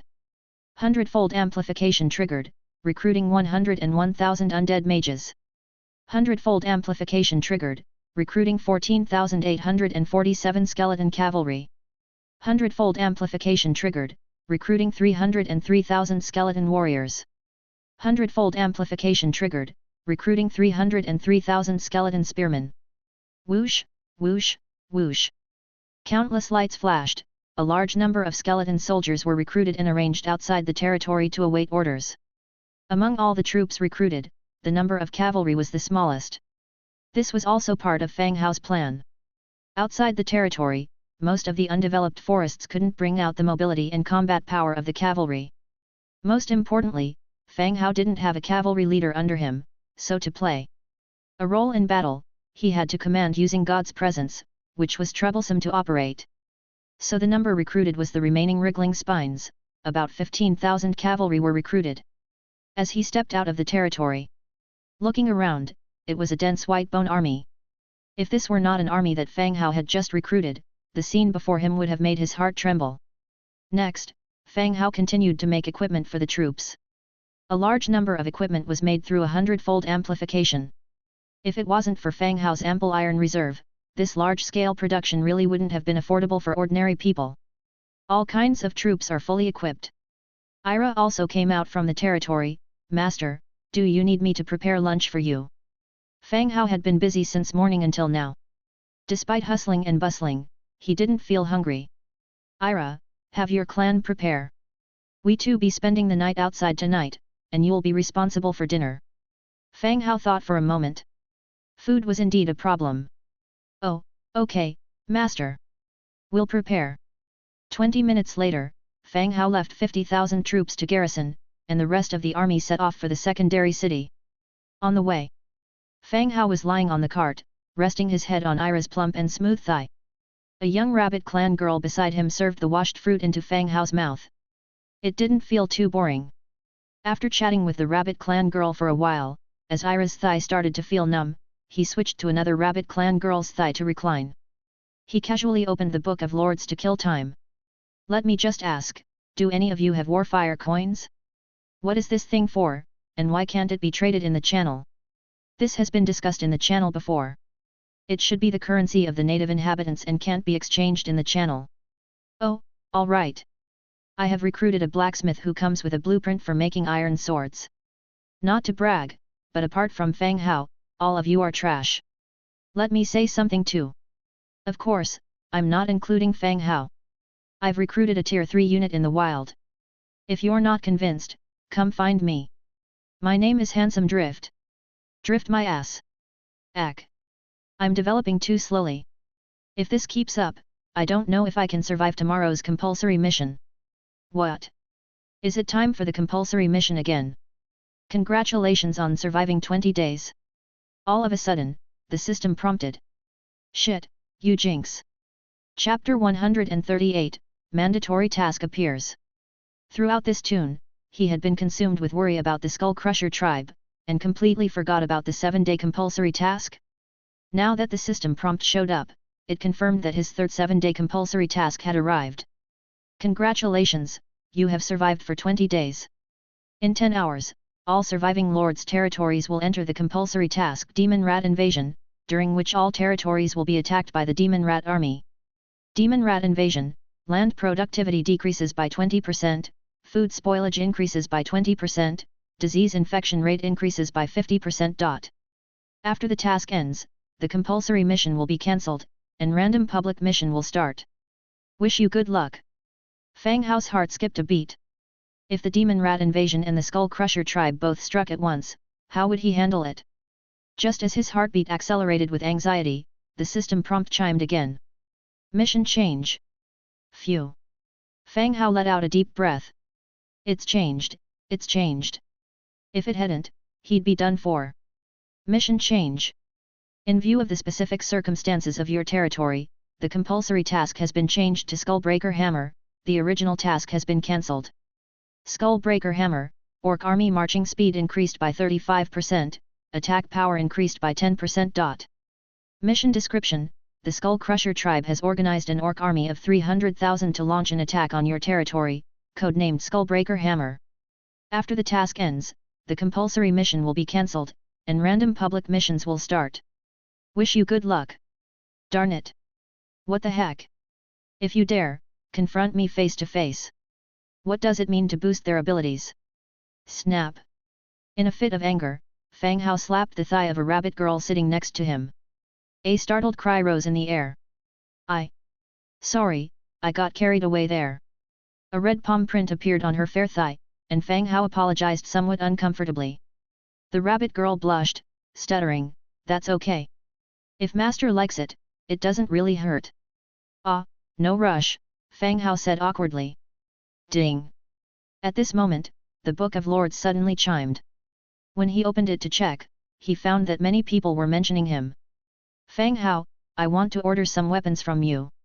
I want to buy some armors, and rejuvenation springs. Fang Hao had hacked Li Tang to death and posted the pictures in the regional channel. Everyone started to be more cautious when speaking with Fang Hao, no longer as casual as before. Who knew if one day their territory would be exposed by some random task, and get wiped out by enemies with soldiers and horses. After looking at the messages, Fang Hao replied, I'm in the wilderness, I'll go back and make them for you. This is the last compulsory task, everyone, fight to survive and support each other if you are nearby. There was a slight pause in the channel, then message after message popped. Damn! I'm getting teary-eyed all of a sudden. Honestly, from the very beginning, when Brother Fang Hao started selling food, weapons, and then later, rejuvenation springs, most of the people in the channel who managed to survive received help from Brother Fang Hao in some way. Brother is right, this is the last compulsory task, everyone has to survive. My territory has a tier 3 troop, if I can finish the battle early, I'll support anyone who sends up a smoke signal. I have more troops, if anyone needs help, you can send up a signal smoke. People need a leader. A leader with prestige and authority. Many who were doing well started to speak, expressing their intentions to rush to the aid of nearby territories if they win their battles. Fang Hao saw the messages and let out a faint smile, comfortably shifting his position. He said, "Though I'm in the city of the undead, my heart is still blazing hot." Pretty soon, the team caught sight of the city ahead. Night. The Skull Crusher tribe's army, after a strenuous march, was finally closing in on their target. As night fell, the army began to set up camp and start fires for cooking. Even the sturdy orcs felt drained after such a high-intensity march. But the results were evident, they made good time. Orc tents were pitched, people started to cook, stewing carried raw meat, while others used this time to lay down and rest. After having their fill, the camp was filled with snoring sounds. It sounded like a large construction site, the noise was ear-piercing. Inside the commander's tent, Amory, dressed in bright silver beast armor, was looking at the scouts' intelligence map. According to the route, they should reach the city of the undead by tomorrow. Take the treasure from them, and present it to the great chief. By then, his status would also be elevated and he would ascend to a higher position. Tramp, tramp, tramp. Suddenly, hurried footsteps came from outside the tent. Amory's face turned stern, his hand reaching for his sword. "Who is it?" the orc guard asked. "It's me, I have something to report to the commander." "Let him in," said Amory. He recognized the voice, it was one of his subordinates. An orc strode in, panting heavily. He said, "Commander, it's bad news. The accompanying gnoll is dead in his tent." Amory's expression immediately turned serious. Killing a beast clan hero in the camp was a grave matter. Aside from the danger he himself might be in, if this got out, the morale of the army could possibly take a hit. "Gather the guards and go to see," Amory said in a grave voice. With a group of men, he rushed towards the tent where the gnoll was residing. The gnoll was not a member of the Skull Crusher tribe, but a hero arranged by Great Chief Sha to accompany the army on the journey before they set off. Despite his low racial status, as a hero he was capable of fighting. The gnoll rarely interacted with them, silently following the team. But his sudden death made Amory nervous. Could there really be an assassin in the camp? If an assassin managed to silently kill a hero, wouldn't he also be in danger? Soon, they arrived at the gnoll's tent. "Take down the tent to avoid any danger inside." The temporary tent was not sturdy, two orcs stepped forward, and with a few tugs, they tore it down, revealing the black shape of the gnoll's body lying on the ground. Now the gnoll was far from what he originally looked like. His fur had fallen off, his bare skin looked like it had been poured with molten iron, it was grey and swollen. He didn't look just recently dead, but like a body that has been dead for several days. "Lord, the remaining orcs also saw the clues. They belonged to professional military personnel. They dealt with the dead frequently in their battles. A person's body will undergo various changes if it has been dead for a long time. 6. Although they didn't understand the reasoning, they could guess approximately when the death occurred. Amory wore a solemn expression, looking at the body on the ground. "Since we can't figure it out, let him tell us." Chapter 139, Dialogue with the Dead. The northwest corner of the orc camp was a special area of the encampment. This area was piled with all kinds of miscellaneous objects, and was close to where the orcs excreted. The stench was overwhelming, and flies and insects were buzzing about. In even more secluded corners, there were a few gigantic iron cages, in which one could vaguely see that some humans were imprisoned. Two orc guards walked over. They glanced at the human guard nearby and coldly said, "Guan Chi. Sirs, how may I serve you? Why bother yourselves to come in person?" The human attending to the cages hastily stood up from his seat, his face full of obsequiousness. The orcs gave Guan Chi a look of disdain. When they were attacking the city of undead, they discovered several human territories along the way and conveniently occupied and captured them. These humans were really ununited. Appointing this Guan Chi as a slave handler, he kept the other humans in check. Even more so, to please the orcs, he was even more ruthless than they were. "The commander wants 3 people as offerings. Pick 3 who are lame and cannot work," the orc spoke solemnly. Clunk. Upon hearing the orc's words, a small panic ensued inside the iron cages. Nobody wanted to be this offering, even if their current existence was worse than a dog's. "Understood, sir. I know who can work and who's handicapped, I'll get them for you immediately." Guan Qi loudly assured them, proving his effectiveness in front of the orcs. His wooden stick knocked against the metal bars, making a grating noise. Qi Ming, you, and you, all come out. Stop pretending to be dead, Guan Qi pointed out 3 people. For the other 2 people he didn't even know their names. Actually, the human conditions inside the cages were not too bad, those that bore disabilities had been killed and their bodies discarded in the wilds long ago. Guan Qi's method of selection was also very simple, if he didn't like them and had no use for them, they were immediately disposed of. Brother Guan, we come from the same city, don't choose me please, the man named Qi Ming pleaded loudly. If not you, then who? Stop fucking dawdling. Guan Qi cursed, then replaced his coarse words with an obsequious smile. Sir, these 3 are weak, unable to work properly, they've been lazy these past days, let it be them. Bullshit, Guan Qi. When did I ever slack off? One person cursed furiously. The orcs didn't care for such matters, they opened the iron cage, dragged the 3 men out, broke their limbs, and dragged them away, just like dead dogs, in the direction where Amory was waiting. The orcs left, and Guan Qi chuckled coldly, see that? If anyone dares to disobey me in the future, I have plenty of ways to kill you. As Guan Qi opened the Book of Lords, he looked at the comments discussing Fang Hao in the chat channel inside, snorted and said, "Pa. So-called Fang Hao big shot, am I any less formidable than him? Just once I build up a connection with these orcs, the regional first place will be mine." 3 humans who had their limbs broken were dragged in front of Amory. At this moment, beneath the gnoll's corpse, a complicated pattern of magic array had formed.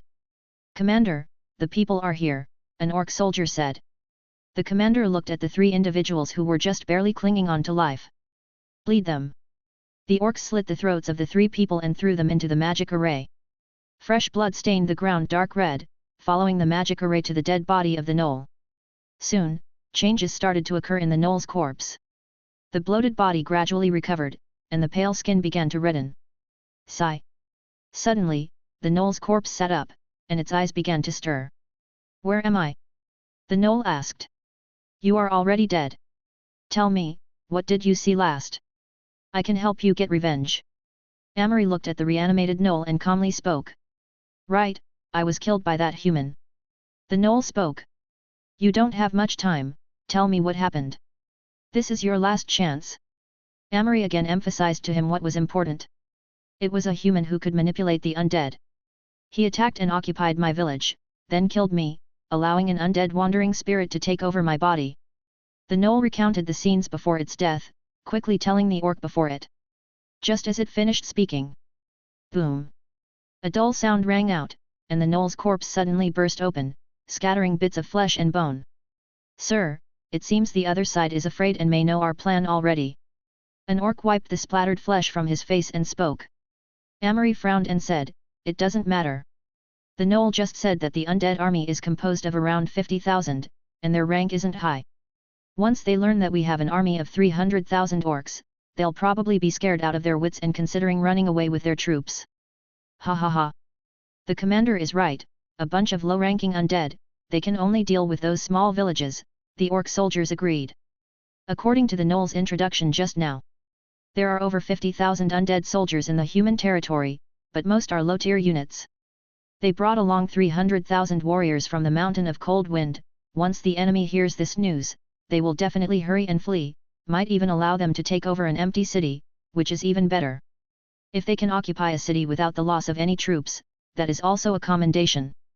Alright, rest assured, that possessed undead is just a low-ranking one. Probably already escaped under the cover of the night. Amory said. Yes, sir.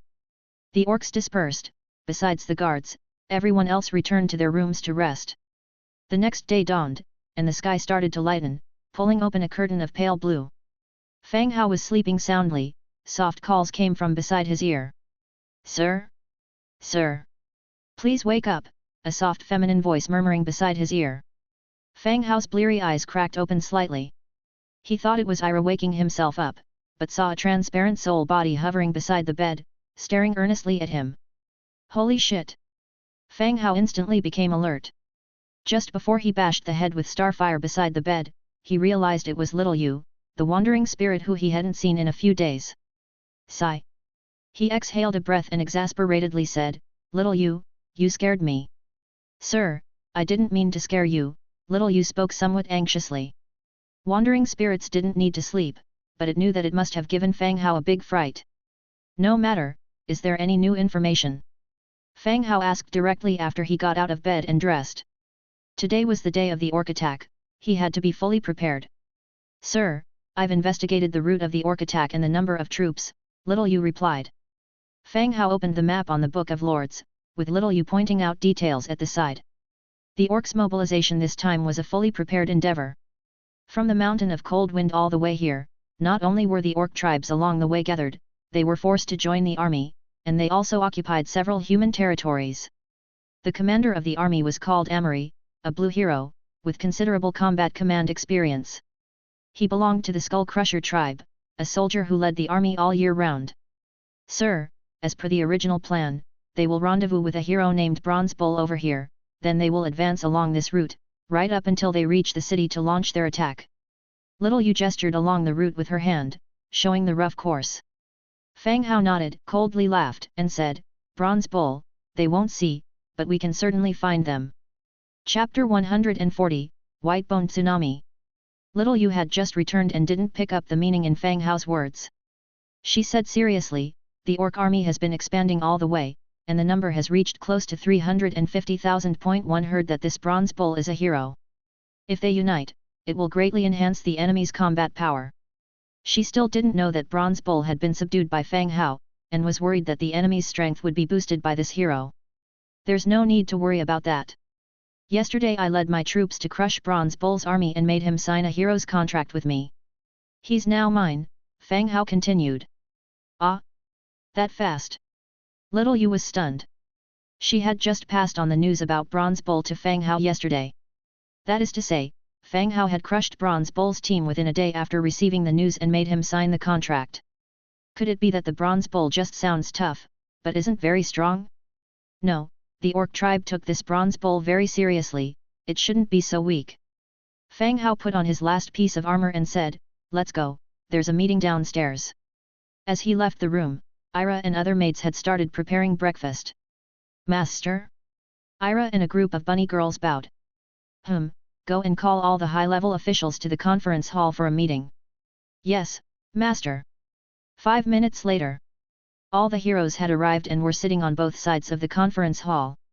Fang Hao sat in the main seat, looked at everyone, and quietly said, "I just got the news, the Skull Crusher tribe's army has approached our territory for the final assembly. Blood Hunter, you take the sound transmitting shell and scout out the enemy's status." "Yes, sir." Blood Hunter took the sound transmitting shell and walked straight out of the conference hall. The sound transmitting shell was brought back by Little you, which just happened to be used by Blood Hunter, so they can relay back the news in real time. With Blood Hunter gone, Fang Hao continued to assign tasks to everyone else. "Nelson, you're in charge of all mage units, Fireblade and Angia command skeleton warriors and skeleton spear wielders respectively. Bronze Bull, you take over all orcs and skeleton minotaurs. Blood Hunter will lead the air units. Any problems with that?" Fang Hao moved on with the assignments. These assignments didn't involve any tactics, they were just allocated based on each person's military talents. Everyone was to lead the type of troops they were best at. As for Fireblade and Angia, they had close to 700,000 basic skeleton soldiers. Even if they were stationed outside the city, you could see hills of skeleton soldiers as far as the eye could see. Since both were in charge of infantry, it made sense to split the forces between them. "No problem. Good, this will be the arrangement for now, everyone go and prepare." Once given their orders, everyone started to prepare. Soon, Blood Hunter sent back the news that the orcs' army was indeed stationed here. After a simple breakfast, Fang Hao went straight back to his room and started using God's presence. Soul fire rose in the pupils of the skeleton warrior. He went straight to where the troops were stationed, move out and invade the orcs' territory, catching them off guard. The orc army certainly wouldn't expect the undead army, which should have been frightened away, to be assembling and ready to strike. 100,000 undead soldiers were left within the city. Even though there were no heroes left behind to command, Fang Hao could still terminate God's presence at any time to take control if there were an attack on the city. Of course, if something unexpected were to happen, it would be that the orc army, not waiting for Bronze Bull, set off early, encountering the undead army halfway and resulting in a field battle. It would be difficult to bypass such a large army and directly attack the city. The colossal undead army were setting off grandly, heading toward where the orcs were stationed. On the way, they ran into Blood Hunter, who was returning. "Lord, the orcs haven't set out yet, but they've arranged for someone to rush to Manam Market. I killed him on the way," Blood Hunter reported. The giant bat wings provided Blood Hunter with mobility that ordinary soldiers didn't have. Scouting out enemy situations and killing solitary orcs was a bit of an overkill. "Good, you're in charge of the flying units," said Fang Hao. "Yes, sir." The army continued to advance quickly. 8 o'clock in the morning. The system's notification tone rang out once more.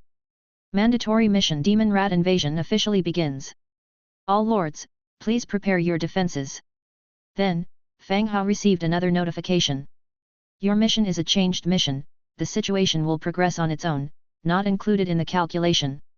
It seemed that battles in other domains had already begun, while Fang Hao's group was still on a long journey.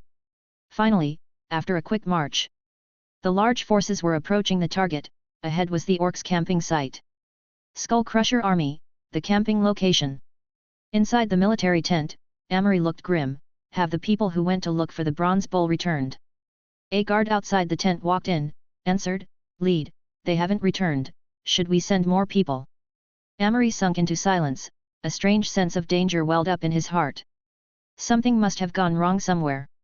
But where the problem was, he couldn't figure it out for the moment. Bam! Punching a chair beside him, the chair shattered into pieces, bustling with scrap wood. "No more waiting, notify them to prepare to move.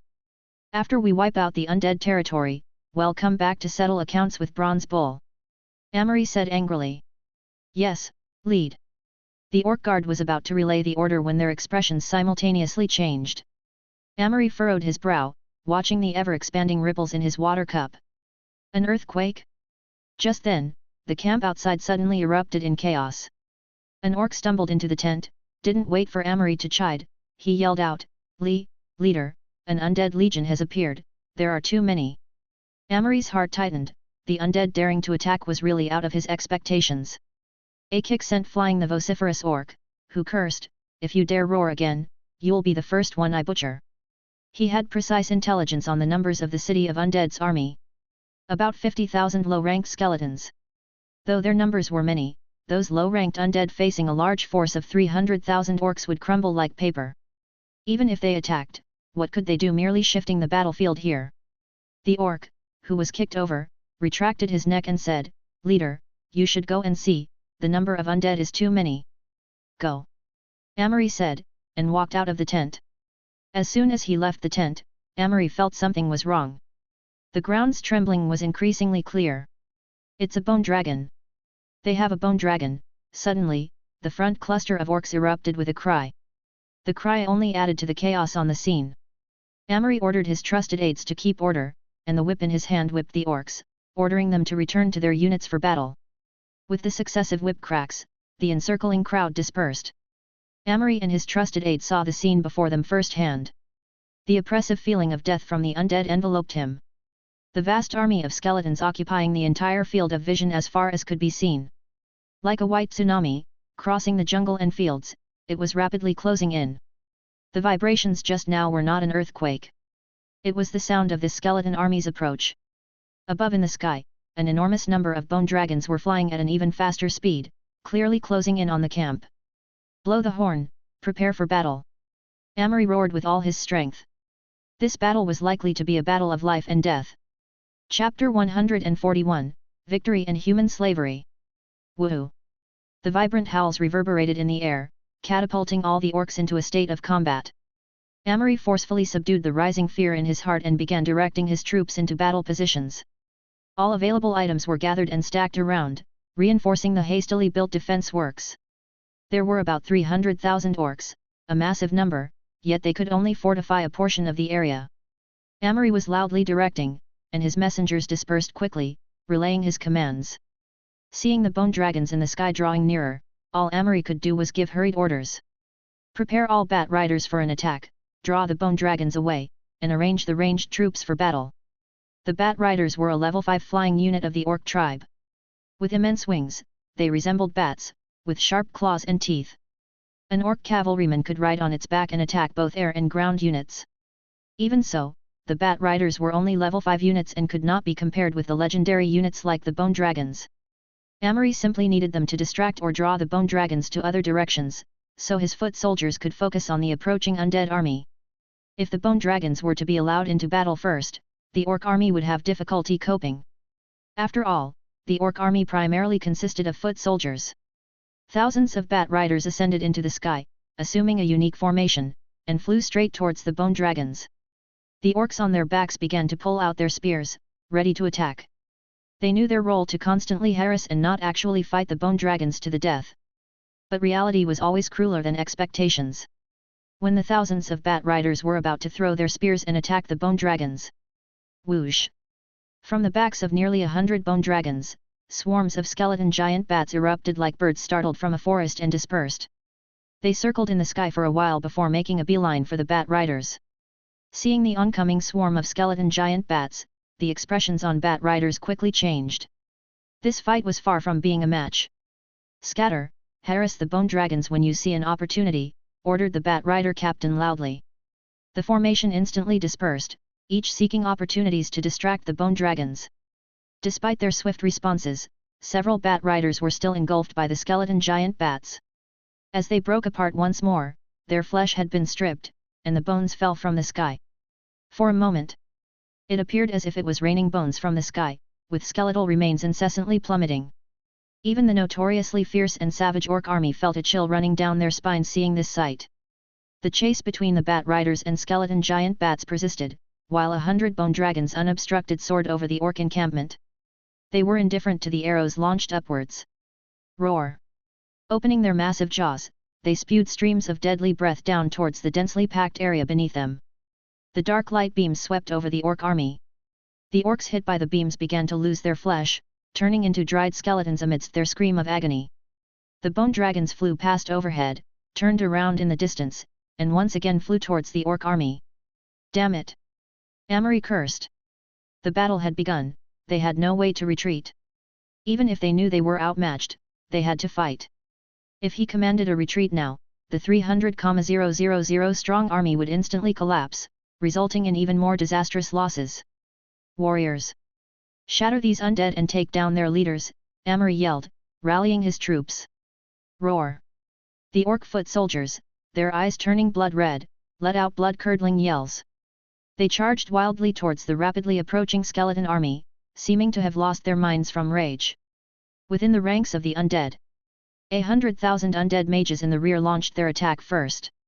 Black missile waves, full of negative energy, flew over the main army in an arc and landed amidst the charging orcs. The missiles exploded, blowing up large groups of orcs and spreading negative energy among them.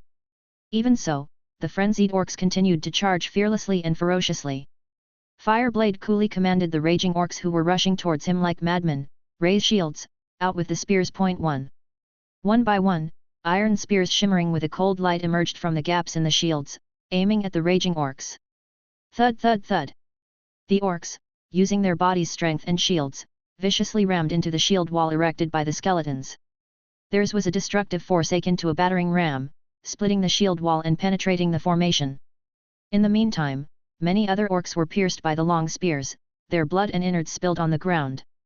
The orcs that managed to break into the skeletons' formation didn't achieve quite the result they had imagined. An iron sword cleaved down onto them, reducing them to a splatter of mushy flesh. The main forces of both parties were entrenched in a fierce battle. On the right flank of the orc tribe, tens of thousands of undead troopers crossed the rough and rocky mountains, directly appearing in the rear of the tribe's formation. The orc maiden leading the team looked at the battlefield below, consumed in bloodshed, and simply roared, "Kill!" The command was relayed, and she led the undead army, headed straight for the orc army. As time passed, the battle on both sides entered a frenzied stage. The undead army, unaffected by morale and unable to experience pain or fear, advanced relentlessly. However, the orc army, no longer boosted by the effects of the warhorn, suffered a swift decline in morale, their fighting spirit not as fierce as in the beginning. Fang Hao assessed the battlefield situation. He said, "Teluk, end the battle quickly." Bronze Bull let out a soft sigh. His enormous bull's head nodded slightly, "As you command, my lord." Bronze Bull's troops began to move forward from the rear, taking cover behind the shield wall. Fireblade glanced at Bronze Bull and gave his order again, "Open." Swish swish swish. The shields parted. With his eyes glowing crimson, Bronze Bull immediately activated the frenzied charge. Along with the Tauran warriors and the skeleton minotaurs, they sprang forth from the formation, charging like a speeding train, sending all enemy soldiers in their path flying. They burst into the orcs' formation, shaking off corpses entangled on their horns, and the abilities Beast God's Rage War Stomp follow up in succession. Like a bloodthirsty war god, they tore through the orcs' lines. The rhythm of battle, at the very moment when Bronze Bull charged from the formation, this led to a faster defeat for the orcs. All the undead abandoned their defenses and started attacking with all their might. The sea of skeletons completely covered the battlefield. This sight foreshadowed the victors of this war. The orc army began to collapse, a large number of orcs chose to flee when their morale dropped to the lowest point, scattering in all directions towards the forest. But the bone dragon circling in the sky, along with tens of thousands of skeletal giant bats, were not going to give them a chance to escape. They selected their targets and proceeded to eliminate them one by one. The noise of the battlefield finally subsided near dusk. The sight was gruesome. Blood flowed like a river, corpses were strewn all over, scattered limbs and broken bones were everywhere as if it was purgatory on earth. "My lord, all the orcs have been killed. We are currently organizing a team to clean up the battlefield. We found several human corpses towards the rear of the camp. It looks like Orcish handiwork, they are already dead." Fireblade reported. In a blade-to-blade battle, it was hard for anyone to survive. Fang Hao had adamantly ordered not to take any prisoners. Most humans who appeared here were likely transmigrators like himself. "Take me there," Fang Hao replied. Fireblade nodded, leading Fang Hao across the sea of corpses towards the rear of the orc camp. Shortly after, Fang Hao saw the human corpses Fireblade had reported. 6 humans had their heads chopped off, their skulls flung about haphazardly, staring unblinkingly, resentfully at a corner of the sky. From their attire, it was clear, they were transmigrated lords like himself. He bent down to pick up a Book of Lords fastened around someone's waist. Book of Lords, Level 3, belonging to Lord Guanqi. Level 3? The level of this person's Book of Lords was higher than his own. As Fang Hao continued to search for other Books of Lords, he began to understand the reason. It seemed that these Books of Lords had all been devoured by Guanqi. Lord Guanqi's domain has been destroyed, unable to obtain the decision power. Chapter 142, 4th Level Book of Lords. Right. Today is a compulsory mission, and all the lords are defending their own territories. The people here were captured by the orcs, leaving their territories deserted and available for the enemy's plunder. The destruction is understandable. If today wasn't a compulsory mission, the territory would remain even if the resources were stripped empty. He's currently under God's presence on the skeleton, temporarily unable to swallow.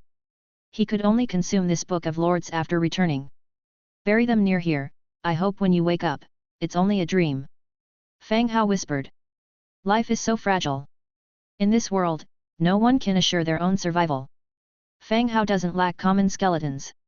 These few bodies of his fellow villagers will not be transformed, at least they will be laid to rest. A few skeleton soldiers stepped forward, collected the human heads scattered around, and buried them nearby with their bodies. The skeletons began to scatter to clean up the battlefield. The cleanup method of Fang Hao's camp is somewhat more complex. In addition to collecting loot and weapons, they also need to collect complete corpses. It's not about bringing back the organs, but the limbs must be intact. The fallen skulls and limbs have to be collected and put onto the wagon to be taken back to the territory. Wagons full of corpses tied tightly with hemp rope were still horrifying. "My lord, judging by the clothing, this man was the leader of this army." Fireblade's gaze fell on the body in front of him. The body in front of him was clearly different from the normal orc attire, with more sophisticated equipment, clearly a leader in the army. Let Scholar Nelson identify it, confirm the identity, and transform it into a skeleton hero. Understood, Fireblade replied. Good, collect the spoils of war and let's head home. Yes, my lord. In the center of the undead army, carriages full of corpses were huddled. Thick fresh blood dripped along the carriage, leaving dark brown trails. The army followed the road, heading towards the territory. God's presence was removed. Fang Hao woke up from the bed in the room. Coming out of the room, he saw Ira and several rabbit clanmates gathered in the hall. Seeing Fang Hao's face filled with leisure, everyone showed a joyful expression. Without a doubt his side had won the war. "Master, shall we prepare a more lavish dinner?" Ira asked in a low voice. "No need, we'll go back after dealing with things here," Fang Hao said. Even now, there weren't many living creatures in the territory. The orcs forced onto the battlefield by him probably wouldn't be able to enjoy a victory feast. It might be better to return to the main city and have a simple but nice meal with a few of them. "Oh, okay, Master." Ira obediently nodded.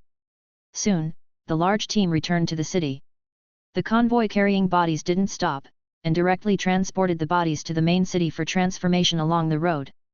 Besides the bodies and equipment of the 300,000 orc army, the greater gain was the wriggling spine. To cope with this battle, Fang Hao had exhausted all his resources, only to amass this nearly 800,000 strong undead army. But the victor was Fang Hao, his power would snowball, growing to a horrifying extent. Acquired, wriggling spine 115782. 110,000 spines. Fang Hao looked at this number and nearly laughed out loud. Never mind whether the Skull Crusher tribe will counterattack or not, Fang Hao is considering a preemptive strike once he has gathered sufficient intelligence and the timing is right. He could wipe out the Skull Crusher tribe completely and neutralize any potential threat. "My lord, your book." Fireblade hands the acquired Book of Lords to Fang Hao. Fang Hao takes it. As soon as the Book of Lords is in his hand, a notification for possible absorption appears. The Book of Lords, Level 3, can be absorbed. Following that, the Book of Lords in his hand turns into a ray of light and merges into Fang Hao's Book of Lords. Absorption successful. Your current Book of Lords is Level 4, with 4/6 progress needed to level up. 2 days ago, when Li Teng was killed, the Book of Lords was only Level 2, with 1/4 progress needed to level up. After absorption, it immediately reached Level 4, with 4/6 progress needed for the next level upgrade. Fang Hao wonders how many humans the orc captured along the way. Definitely, more than the 6 he saw, perhaps more. Upon reaching Level 4, marching speed increases by 3%, resource gathering by 4%, daily limit of regional channel messages increases by 30%. All attributes increase again after reaching Level 4. Even the daily limit of regional channel messages increased by 30%. This would make it easy to engage in verbal arguments without fear. His opponents would run out of messages while he can still reply. Such a pity for these people's territories and resources. Otherwise, Fang Hao's domain could have expanded significantly. Blueprints unlocked, target range construction, leather boot crafting, kitchen knife crafting. There's even a blueprint for constructing a target range. "My lord, I heard you are leaving soon." At this point, Bronze Bull comes over. He's wrapped in bandages in several places, apparently injured in the recent battle. "Teluk, you're right on time. I was just thinking about discussing the situation here with you." Fang Hao invites him in for a chat. The two of them go into the main hall and sit down on the chairs. 2 rabbit clanmates bring them plain water. Unlike the main city, where there are fruit wines, only water is available here. "Teluk, we wiped out 300,000 Skull Crusher troops. What do you think the Skull Crusher tribe will do in response?" Fang Hao cuts straight to the chase. Among Fang Hao's commanders, probably only Bronze Bull is qualified to comment on the Skull Crusher tribe. Being an orc himself, he used to maintain private contacts with them. Without hesitation, Bronze Bull immediately replies, "My lord, I think you are overestimating the Skull Crusher tribe. If they had won this war, they would have used the captured cities as a base to absorb neighboring tribes and grow stronger. But having lost and 300,000 of their troops dead, they're severely crippled. I suspect there may even be internal disputes within the tribe." Bronze Bull's point is simple. It's the Skull Crusher tribe, not Fang Hao, who should be worried. Once they learn about the massacre, troubles could surface within their own tribe. "You're saying, it's unlikely they will launch another attack in the short term?" Fang Hao is having trouble understanding the situation of the local forces. He can rely on the wriggling spine, together with a 100-fold increase, to recruit massive armies. But for other forces, it's challenging to amass and maintain armies.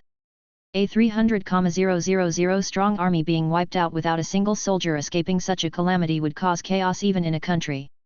Thinking of launching another expedition and gathering another 300,000 troops could be a problem. I'm not sure about the situation in the Cold Wind Mountain range, but they definitely won't send troops in the short term, Bronze Bull states confidently. Fang Hao rubs his brows, deep in thought. He doesn't know the Cold Wind Mountain range, and they don't know him either. The Skull Crusher tribe thought Fang Hao only had a 50,000 strong undead army, so they dispatched a 300,000 strong force to annihilate him. Then, they would use the momentum to unify all local orc tribes. But unexpectedly, Fang Hao used even bigger forces and slaughtered all 300,000 of their troops. Now, what Fang Hao lacks is information about the enemy. Whether it's the road, the enemy's strength, the distribution of various tribes, or the consideration to launch a counterattack, everything needs to be taken into account. Fang Hao's Whitebone army can directly confront the enemy, utilizing their terrifying numerical advantage. But once his forces are dispatched to raid the Skull Crusher tribe and spread out into the Cold Wind Mountain range, problems can easily arise. His advantage is like a snowball rolling, he cannot lose, he can only win. Is there any way to get information about the Skull Crusher tribe? Can we send some orcs or buy out some orcs from the Skull Crusher tribe? Chapter 143, Skeleton Archer. Preparation and gathering precise intelligence are crucial before launching an attack. This kind of intelligence can be obtained in several ways, not just by arranging scout patrols. For example, contact some of the insiders among the orcs, pay them, and gather some unimportant intelligence. This method should be feasible in the Frostwind Mountain range, where the Skull Crusher tribe relies heavily on their martial strength. So, it's worth a try, said Bronze Bull. All right, settle this matter. Don't hesitate to spend some money if needed, just dig out all the information about the Skull Crusher tribe. Fang Hao made the decision straightforwardly. Bronze Bull is quite reputable, so he should have no issues handling this. Yes, sir. Bronze Bull responded in a deep voice. And, also, continue to manage the mana market. Financial and manpower support will be provided as needed, Fang Hao spoke again. The east side of the city is occupied by orc tribes and the market operated by Bronze Bull for many years has brought considerable profits to Manam. Being able to maintain this would likewise become an important source of revenue for our territory. Thus, the Manam market must not be abandoned, and Bronze Bull should still be allowed to operate it. If necessary, Fang Hao would invest resources and manpower to support it. Sir, how do you intend to handle the other tribes? Bronze Bull further inquired. He was referring to the orcs of some other tribes who were captured at the Manam market. They had agreed to meet up with Bronze Bull at Manam and then proceed together to a predetermined location in the Skull Crusher tribe's territory. Who would have thought that Fang Hao would arrive first with his undead army, and many of them have now become captives. Bronze Bull was under Fang Hao's command, but these people were in a very awkward position. They weren't of much use to Fang Hao, whether they live or die completely depended on Fang Hao's mood and his promises to Bronze Bull. They could be spared. Don't let the clan leaders leave for now, prepare the slave contracts. When the time comes, have them sign the contracts to turn their tribes into vassal villages, Fang Hao considered and then said. When your martial prowess holds an absolute advantage. There are too many ways to control a small power. Signing a slave contract is one of Fang Hao's more accommodating methods. There are many places in the city that need manpower. These people can be fully utilized. All right, sir. When will you leave? Bronze Bull asked. I'm leaving immediately. I'll have Fireblade stay behind in this city. If anything happens in Manam, Fireblade will support you immediately, said Fang Hao. Understood. Having resolved the issue, Fang Hao, along with Ira and others, left the Lord's Hall. Fireblade led 100,000 undead troops to maintain the city while the rest returned to the main city. If any problems occur, the Bone Dragon could reach here in just 20 minutes. They could effectively provide support. When the Bone Dragon returned to the main city and landed, the Rabbit clan maids, with people's help, finally managed to walk down, their bodies stiff with fear. Their faces were pale, and they knelt on the ground. It took a long time for them to recover. Fang Hao touched the maids' foreheads, feeling uncertain. Ira, are you guys all right? Fang Hao asked. Did the Bone Dragon fly too fast? They are so young, one dragon ride shouldn't have affected them like this. We're fine, Master. It's our first time flying so high. We just need a bit of time to recover. Ira forced herself to stand up. Rabbitmen were innately timid. The undead, dragons, and high altitude scared them quite a lot when put together. After a while, the rabbit women had calmed down quite a bit and started getting busy with their own affairs. "Sir, I'll get back to work as well," said Nelson from the side. "This time, they've obtained the body of an orc hero.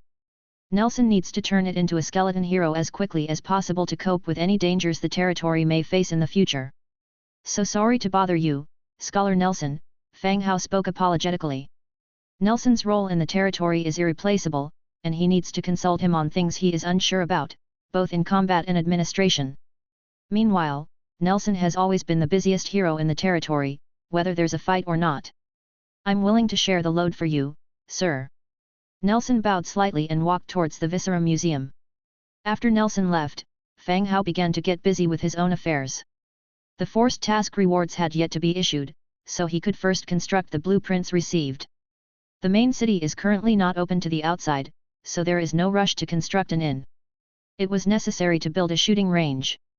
Level 1 shooting range, wood 500, stone 700, straw 200, leather 120, hemp rope 2.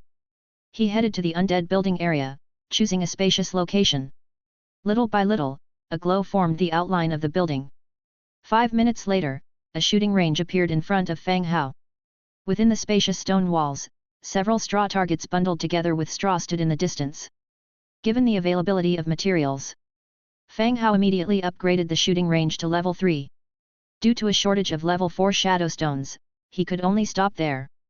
Level 3 shooting range. Recruit, Skeleton Archer. Skeleton Archer, Wriggling Spines 2. Remarks: archers belonging to the building's faction can be recruited here. Upgrading the building unlocks new types of soldiers and higher ranking units.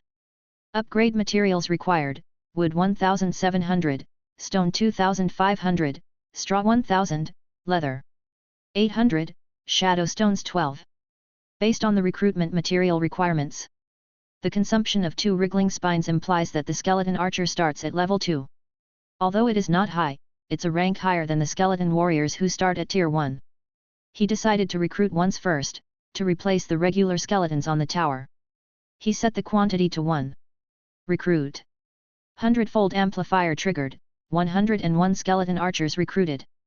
Whoosh! 101 skeleton archer frames appeared in front of Fang Hao.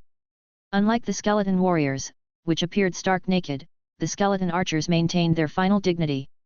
A band was tied to their foreheads, which could be regarded as their own clothing. Skeleton Archer. Faction: Undead. Racial traits: Undead, Hollow Skeleton, Light Weakness. Skills: Steady Aim. Inherent ability: Basic Archery Mastery. Steady Aim: active enter a steady aiming state, increase attack by 20%, and hit rate by 30%. Remarks: awakened from a long sleep, the undead archers, with their former skills and unwavering loyalty to their lord till death, continue to faithfully execute all the orders given by their lord, just like they did when they were alive. It's needless to say that the skeleton archer is a ranged unit. But Fang Hao also noticed that archers differ from other types of units. They have no specific weapon requirements. When recruited, the skeleton warriors came with a sword and shield combo, their skills requiring them to bear a shield. The skeleton spearmen used a spear and shield combo, their skills required them to bear a war spear. But the skeleton archers didn't have any specific requirements. Ranged weapons also come in many types: bows, crossbows, slingshots, or even muskets, for which Fang Hao had the blueprints but lacked the materials. This also enabled the skeleton archers not to be restricted by weapons. The weapon that could deal higher damage could be prioritized for equipping. You guys, go to the arrow tower, replace the skeleton warriors, and the rest go to the warehouse to get a 2-handed light crossbow to the city wall. Fang Hao issued the command. All the skeleton archers began to move, heading to their posts. The sky was dim. At this moment, the system alert appeared again. Congratulations, Lord, for completing the Skullbreaker Hammer mission. Rewards distributed, +50 influence to all factions, no influence to faction, 1 faction building blueprint, 1 random building blueprint, no warfire coins. Compulsory mission closed, random special mission opened.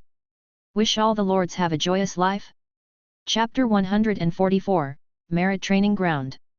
The compulsory tasks are more like a funnel, continually and relentlessly filtering out those unfit for this world. Once the number of people being filtered out is sufficient, the compulsory tasks are cancelled.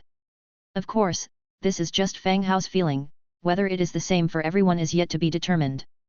He continued to look at today's rewards. This time, he received 2 building blueprints. The first one is a blueprint for the camp building, the Tower of the Fallen, purple. Not bad, it's a purple blueprint. Tower of the Fallen, purple. Type, building blueprint. Ability, increases the range of God's presence control. Description, a special undead camp building that can be built within the territory of a city/village, can increase the range of God's presence control. Materials needed for construction, durable wood 3,350, stone bricks 4,500. Iron 1,200, death trace 120, shadow stone 30. Is this it? Fang Hao was somewhat dissatisfied with this reward. What's this thing? There's no feeling of surprise at all. He could at least have been given a blueprint for a special troops building for him to recruit some powerful troops. Or a powerful weapon that could wipe out the Skull Crusher tribe in one go. But instead, he got something that increases the range of God's presence. Although it's something he needs, he's still not very satisfied with it. Even though he complained in his heart, he couldn't change the reward. The purpose of the Tower of the Fallen is easy to understand. It is like a signal tower in modern society. Fang Hao's God's presence ability is quite useful. A big part of his survival up to now is thanks to God's presence. He can use it to possess his troops without having to take any risks himself. However, God's presence has a significant restriction, its effectiveness is affected by distance and compatibility. Fang Hao can use God's presence to descend upon the pigman village, but he can't control the skeletons to go to the tomb of the dragon beyond the village. He needs to physically go to the pigman village and then use God's presence to shorten the controlling distance. The Tower of the Fallen can solve this problem. Although it's a beneficial ability, the quantity requirement for Shadow Stone is too high. What he lacks the most is Shadow Stone. Even with the blueprint, he can't construct it. He continued to check the second blueprint. Seeing this blueprint, Fang Hao's blood surged instantly. An orange blueprint. Merit Training Ground, orange. Type, Special Building. Ability, 1. Hero Assessment, 2. Hero Advancement. Hero Assessment, any troop that has reached the 10th level or are special type can undergo an assessment. If successful, they can be promoted to a hero. If not, they are demoted by 1 to 3 levels, but may continue to undergo assessments after reaching the 10th level again. Conversion, production, summoning, etc., types of troops cannot be assessed. Hero Advancement, heroes can go through trials here. By passing trial levels, their levels can be increased. Failed trials will not result in any penalties. Hero Assessment, Hero Heart 1, Warfire Coin 100. Hero Advancement, Hero Certificate 1, the corresponding template, Warfire Coin 500. Description, growth and breakthrough are the unchanging rules of survival in this world. Sometimes, all you need is a little push to make a leap forward. Materials required for construction, durable wood 2,200, stone brick 3,000, iron 1,200, battle trace 200, perfect essence 30. After looking at the abilities of the building, Fang Hao's expression became serious. The symbolism of this building was self-evident. Whether a territory has a way to improve or not can directly impact a hero's sense of belonging there. No one wants to live their entire life in a village with no development. A territory that can foster and support their growth is more likely to be accepted by the heroes. At the same time, the troops that reach the 10th level can undergo a hero trial, and if successful, they could become heroes. This signifies that he could now form an army composed of heroes. However, only the bone dragon within his territory has reached the 10th level. He wasn't sure whether it was considered a converted troop unit. Even if it's not, he currently doesn't have the hero heart and the hero certificate. Above all, the fees for this were too much. It costs more than applying for a master's degree and there's no guarantee you'll pass. Exorbitant, it's really exorbitant. While complaining about the exorbitant prices in his heart, Fang Hao chose a vacant spot near the statue area for construction. An orange glow lit up the territory, attracting the attention of many people. After a good 20 minutes, a building resembling an altar appeared in front of Fang Hao. Ding! The loyalty of the corpse which Nelson towards you has increased by 5, the current loyalty is 85. The loyalty of Fighting Tooth Angia towards you has increased by 10, the current loyalty is 87. When the building was completed, the affection of the two heroes in the territory towards Fang Hao once again increased. It seems, this building has a substantial influence on the heroes. The loyalty increased just by constructing a building. The more cultured and worldly a person is, the more formidable they are to win over. Nelson, as his first hero, only had a loyalty of 85, which was just slightly higher than the Bronze Bull, who was forced to join yesterday. Sigh. He could only think of slow ways to increase their loyalty. Master, it's mealtime. Ira jogged over, shot a glance at the altar, then turned to look at Fang Hao with big round eyes. Oh, let's go. I just finished up too. The two of them then headed towards the Lord's Stone Tower. To celebrate today's victory, the dinner Ira prepared was more lavish than usual. Though it was not in large amounts, it included all the dishes that Fang Hao and Angia liked. After the meal was served, the trio began to eat. Angia and Ira were having a conversation. Fang Hao opened the Book of Lords to see what everyone was talking about in the channel. Now that the system rewards had been distributed, those who were alive could finally breathe a sigh of relief. I survived, fuck. Without the compulsory tasks from now on, everyone can take their time to develop. There'll be no need to prepare for a 7-day test every moment. Yet, every time it got to the 6th day, I didn't even dare to poop. I was afraid that if I died, they would say I was a hungry ghost in the underworld. But now, I don't need to be scared. It's clear from the above that he knows how to live. I'm going to treat myself to a good meal today to celebrate the end of future compulsory tasks. Now that I have soldiers and food, to be honest, life is finally like how a lord should live. I think some of you are oversimplifying things. The system did state that after the compulsory tasks end, random event tasks will begin. Essentially there is no difference. That's not it. Random event tasks will be harder. Compulsory tasks give you a set time and arrange for a task to challenge your territory, but random events can be scarier. Do you all remember the Battle of Lords the day before yesterday? That was the first random event task. When your territory is exposed to other lords, it won't be any simpler than a siege task, right? I get what you're saying. It's like in a game. Previously we were playing solo against the computer, although it was tough, there was at least a strategy to follow. But now we're not only playing against the computer, we're also playing against other players. Everyone could potentially be your enemy. Is that what you mean? More or less. The duo explained their thoughts on the random events. Those in the channel who were previously celebrating their victories instantly deflated, and the whole channel quietened down. The cancellation of compulsory tasks is not an end, but just a new beginning. There are many more difficulties waiting for them. These lords in this novel world are experiencing a wide variety of new gameplay methods, designed to entertain unknown individuals. Oh dear, I almost forgot. I'm here to buy Rejuvenation Spring from Boss Fang. Oh yes, I need to buy some too. Following that, several people private messaged Fang Hao to buy the Rejuvenation Spring to recover from their injuries. Chapter 145, Recommending Trade Alliance. The next morning, Fang Hao had just gotten up when he heard Ira say that the skeleton merchant had already been waiting in the market. Calculating the time in his mind, it wasn't yet time for replenishing the market, so this visit must be about the Skeleton King's recommendation. If Fang Hao wanted to sell his goods in the market, he needed to join a union called the Eye of Sky. A necessary condition for joining was the recommendation of a veteran member. The skeleton merchant, Ruer, knew of Fang Hao's intentions to join the union and offered to recommend him to the Skeleton King Odis, to see if he could gain the approval of the Undead King. After all, Fang Hao was one of the few new territories developing within the undead ranks. The Skeleton King had a high chance of supporting newcomers from his own camp. Quite some days had passed, today would likely be about this issue. Whether it could be done or not, the answer would soon be known. Upon arriving in the market area, the skeleton merchant was still patiently waiting, sitting quietly on the side. Undead were unaffected by time, and the passing years did not pose a threat to them. Even if they sat quietly for an entire day, they wouldn't feel like time was being wasted. Sir. Noticing Fang Hao approach, Ruer stood up and saluted. Good morning, Mr. Ruer, Fang Hao greeted with a smile. Sir, I came because of the recommendation letter, Ruer stated directly. Just as I thought. Fang Hao's expression remained unchanged, but his heart couldn't help but race. This recommendation was crucial to his next steps.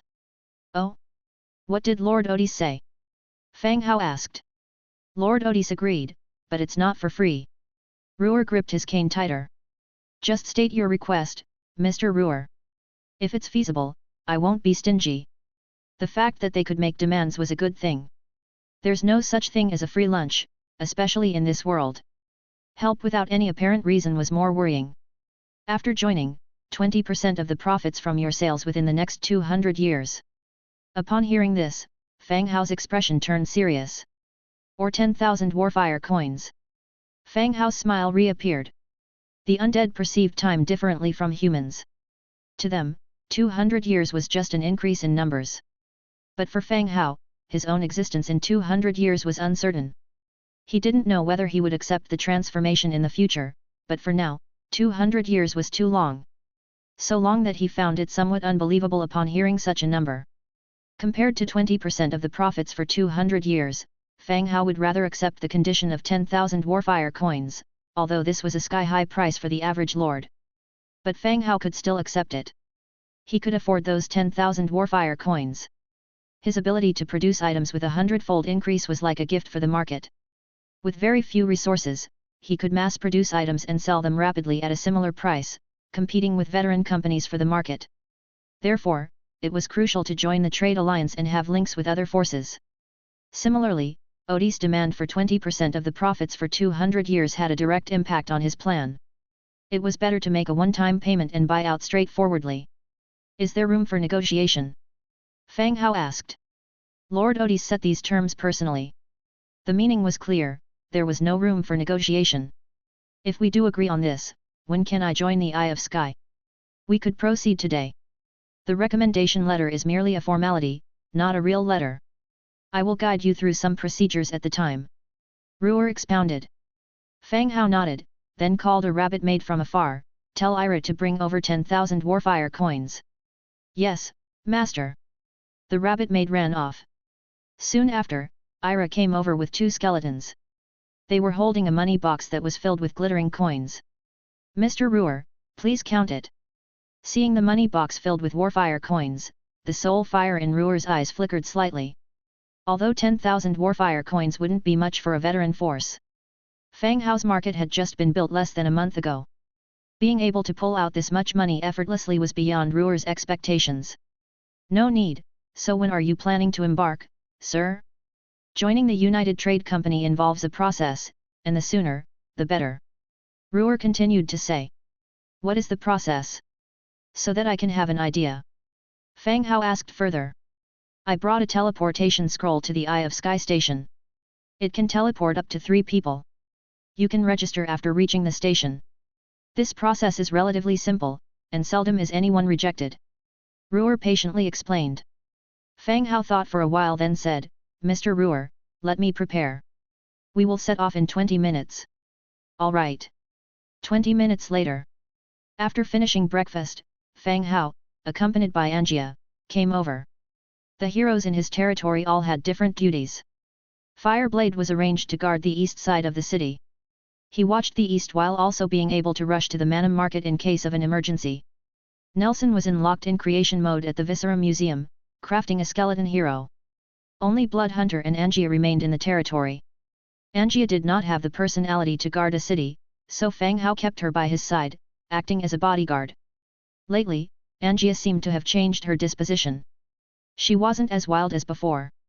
The day before yesterday, Fang Hao heard from Nelson that Angia sought him out to play chess and lost several games.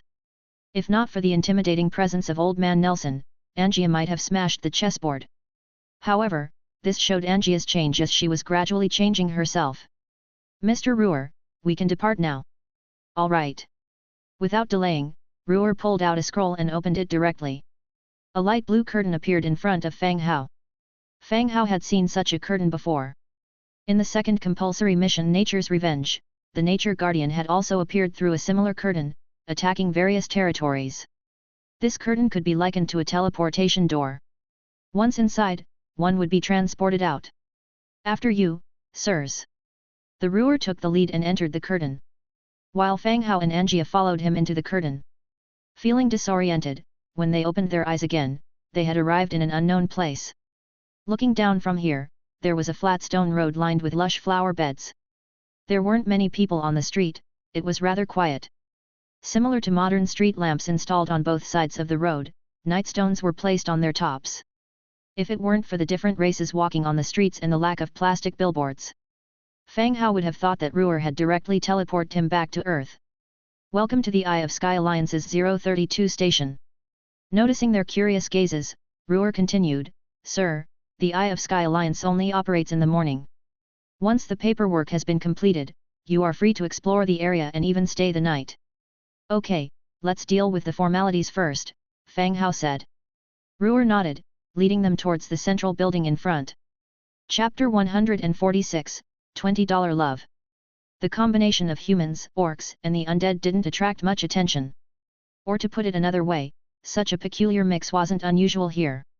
A fairy with dragonfly wings was kissing a burly orc in a nearby alley. Their passionate display was enough to reaffirm that love knows no bounds and doesn't discriminate based on race or size. 20 warfire coins, Ruer suddenly said. What?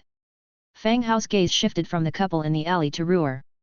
Ruer glanced at the couple in the alley and said, You can find such girls in taverns and inns. 20 to 100 warfire coins would suffice for all your needs. Elves, fames, or even female trolls. If they're attractive, you might even get a succubus for the night. What the hell? Fang Hao took another look at the couple in the alley. This wasn't love, this was a transaction. So, are all these people residents here? Fang Hao continued to inquire. Residents? No, settling down here isn't that simple. Most of those who stay here are here on business, like us, Ruer explained. The Trade Alliance base was located in a neutral area, constructed in various hidden regions across the continent. To enter, one would need to use a teleportation array or a teleportation scroll. Those who made it here were members of a power that had joined the Trade Alliance. They usually stay for a day or two. While they chatted, the group never stopped walking. They crossed several streets and arrived at the central district of the city. A stone castle, built with austere grey slabs, towered ahead. Two fully armed soldiers stood in front of it. One was an orc, and the other had a dark complexion with a set of bullhorns on his head, appearing somewhat similar to the mythical demon soldier. After a brief and straightforward interrogation, the guards offered no resistance, allowing the three of them to enter the castle. The hallways made of white marble were glossed and polished. There were various portraits hanging on the walls, which added an artistic touch to the long corridor. Upon entering the grand hall, it was bustling with people. The crowd consisted of various races, the bizarre faces amongst them looked unique. Everyone was engaged in their conversations in small groups or conducted their affairs in an orderly manner. Fang Hao followed behind Ruer, feeling like he was waiting in line at a bank. At that moment, Fang Hao felt a fixed stare at him.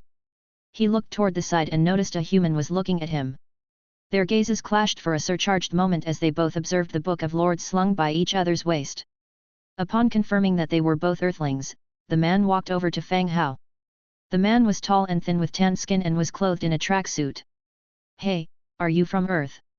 Even having seen the Book of Lords, the man wanted to confirm again. Yes, Fang Hao nodded. It's amazing. The first time I meet a fellow countryman is here, the man continued. Fang Hao found it hard to believe as well. He had always thought that he had been progressing much faster than any other lords in his zone.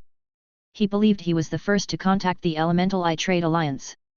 Surprisingly, there was someone who had progressed faster than him and had already made contact with the Trade Alliance. Fang Hao examined him carefully, wondering if he had been overestimating himself as the top player in his zone. Hey, is this skeleton the power you're relying on? You've really outdone yourself by getting involved with them, the man suddenly leaned in and lowered his voice. What do you mean? Fang Hao was slow to catch on. It's okay, there's no need to be embarrassed. I've also followed others here. It's not a big deal to rely on a power in this world. Not everyone is Fang Hao who doesn't have any problems with food and clothing, the man continued. It was then that Fang Hao understood what he was talking about. He believed that Fang Hao had managed to come here by clinging onto the undead. So you came here with the trolls? Aren't you afraid? They're so savage and eat people, aren't they? Fang Hao pointed in the direction where the man had come from. In that spot stood towering figures that were trolls. These trolls differed from the ogre race. They were decked in armor and followed protocols, queuing up quietly, and did not seem as violent as the ogres. Stop kidding around. Just by the looks of it, your undead seems more fearsome than the trolls. How did you manage to establish such a cordial relationship? The man went on. In his view, dealing with the undead was much more challenging than dealing with trolls.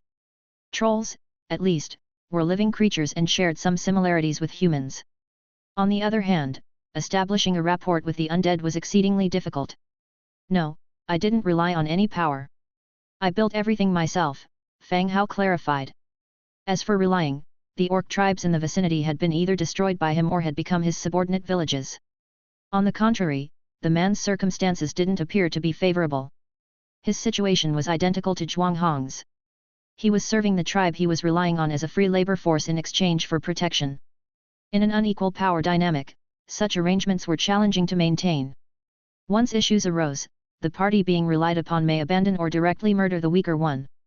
The man looked displeased upon hearing Fang Hao's denial. He had bared his soul, and in response, this insolent boy was stubbornly denying his own circumstances. If it wasn't due to being reliant upon a power, how could a human who had only been transferred 20-odd days ago arrive at a place like this? It was ridiculous. Tay, what's there to hide? If you have any difficulties, I thought of helping you out a bit. Humph. You're so arrogant, it seems like you don't need help, the man huffed, finding Fang Hao rather dull. He left a taunting comment and turned back to his troll group, striking up a conversation with a fawning smile. Fang Hao was also left somewhat perplexed. He had no intentions of mocking the man, but it seemed the man didn't think so. After a while, it was finally Fang Hao and his companions' turn to be served. The counter was constructed out of marble. A small goblin was immersed in his work sitting on a high stool. Goblin Teller, Level 3. Odis is recommending a newbie as well. The goblin spoke in a high-pitched voice. Upon noticing that the Skeleton King Odis was recommending a human, he stood up from his high stool. His line of sight cleared the counter and focused on Fang Hao's features. You undead, are recommending a human. The goblin teller exclaimed, steering everyone's attention in the grand hall towards them.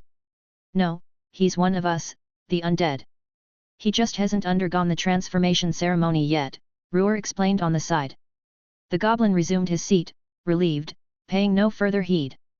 As long as the procedure was correct, he didn't give a damn about the petty squabbles between the undead and the humans. All right then, what's your name? The goblin asked Fang Hao. Fang Hao. Crash. A loud crash echoed from afar. The man that Fang Hao just spoke to had fallen off his stool. Under the watchful eyes of everyone, he collected himself and awkwardly resumed his seat. As the trolls proceeded to take care of their business, he had been constantly observing Fang Hao's whereabouts.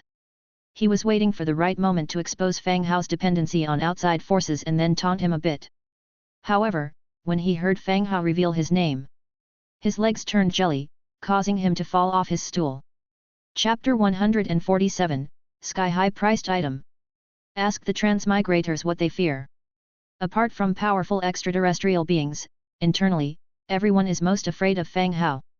He alone shoulders the heavy responsibility of sustaining the entire region's population, and the recent instances of him selling equipment are counted in the tens of thousands.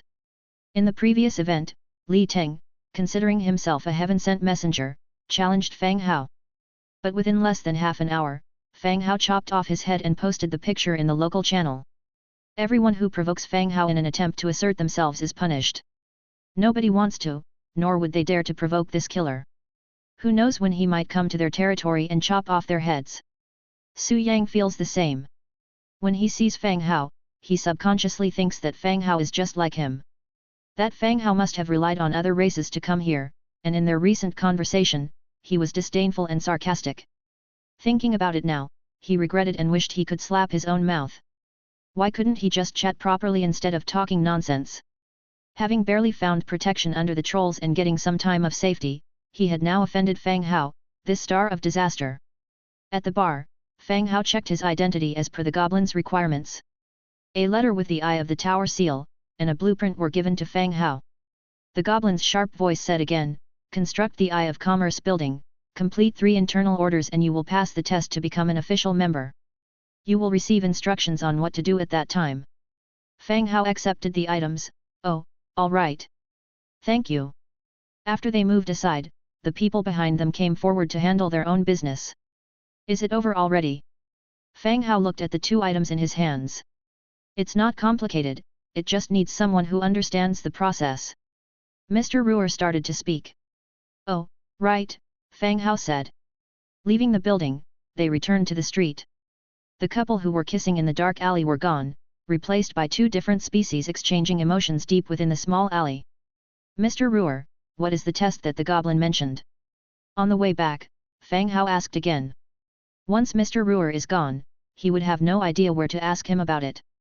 It's not difficult to understand, as after building the Trade Alliance's building, there will be a week-long probationary period. During this period, if you can complete 3 orders, it essentially means you have passed the test, Mr. Ruer explained. What's the use? By being a member, aren't I just selling items outright? Setting up a test doesn't seem to serve much purpose, Fang Hao asked. You can consider it an ability, 3 orders in a week, which is the basic requirement. If you can't even fulfill that, there is no point in joining the Trade Alliance, Mr. Ruer explained. The Eye of Commerce is more like a platform, providing a convenient method of transaction for all members who join. Displaying the wares to all forces who have built markets before the eyes. And if you wish to join the Trade Alliance, you should have a stable source of goods. Whether it's selling weapons, equipment, blueprints, or tools, you should ensure a steady source. Saving for half a year to sell once, the Trade Alliance would not allow you to take up space. Apart from the admission test, there is still a monthly quota to reach, and failure to do so will result in membership cancellation. Oh, I see. The group chatted while walking, stopping again in front of a building. It was a 2-story stone tower with a sign bearing the Eye of Commercial Alliance's symbol hanging at the door. This is the Trade Alliance's location. Here, you will understand the importance of Warfire coins, Mr. Ruer said, leading the way and pushing open the door. The door opened, and a bustling noise filled their ears. It was like stepping into a pub, with people filling the seats, discussing on their own. New face, hi, a voice called out. It was only when a goblin climbed onto a high stool with effort that Fang Hao noticed his figure. Ah, just joined, Fang Hao replied. Mr. Ruer sat down, seemingly letting Fang Hao familiarize himself with the environment here. All right, joining the Trade Alliance would be beneficial to you humans too. The goblin poured himself a glass of orange fruit wine and spoke. Everyone looking at Fang Hao, clean and white, assumed he was from the human faction. May I see the goods? I heard there are quite a few good things here. Fang Hao asked directly. The goblin scoffed and corrected, remember, they are the best stuff. With a tap underneath the bar counter, the cabinet behind him instantly opened, revealing an array of items. The goblin gave a confident look, raised his glass of wine to his lips, about to take a sip while boasting about the merchandise here. However, he noticed some compartments did not open. The drinking action paused slightly, and with a couple of taps on the buttons above the counter, there was still no reaction. Frowning, he asked, Kid, which faction are you from? The compartments for humans and elves aren't opening for you. Undead. Clang. The wine glass fell to the ground. The goblin bent down to pick up his cup, while Fang Hao examined the items on the counter. They included weapons, tools, skill scrolls, potions, and a wide range of other items. Fang Hao could not afford them, but he was just there to broaden his horizons. Demon Dragon Potion selling price, 4.5 million Warfire coins. Description, changes the constitution, significantly enhancing the magical power of the body. Lover's Greedy Potion selling price, 5.2 million Warfire coins. Description, reduces body sensitivity, prolongs endurance. Design Blueprint of the Starfire Gun, orange, selling price, 6 million Warfire coins. Description, a firearm designed by a Dwarven master. Viscera Jar, orange, selling price, 9.22 million. Description, in the event of unit death, a toxic plague erupts from the corpse. Blood Cup, crimson, selling price, 15.5 million Warfire coins. Description, a cup that overflows with fresh blood. Drinking the blood from the cup enables the drinker to possess the blood owner's ability for a certain period. Orange, selling price. Each item is worth a fortune. Each one was worth more than 1 million. Included were dragon armors and various orange equipment designs that Fang Hao coveted. No wonder, upon his arrival, Ruer had mentioned the importance of currency. The goblin also picked up his fallen wine glass from the ground, climbed back onto his stool, and smoothed his hair. What do you think, See anything you like? Asked the goblin. I like everything, just that I have no money. Fang Hao patted his pocket. Ha ha ha. The goblin roared in laughter, you will have money in the future, everyone joins the trade alliance to make money. How do I get those factions to display their merchandise? Fang Hao pointed to the unopened compartments. Influence, hardly any factions welcome the undead. You need a higher influence to get those compartments to open. The goblin explained leisurely.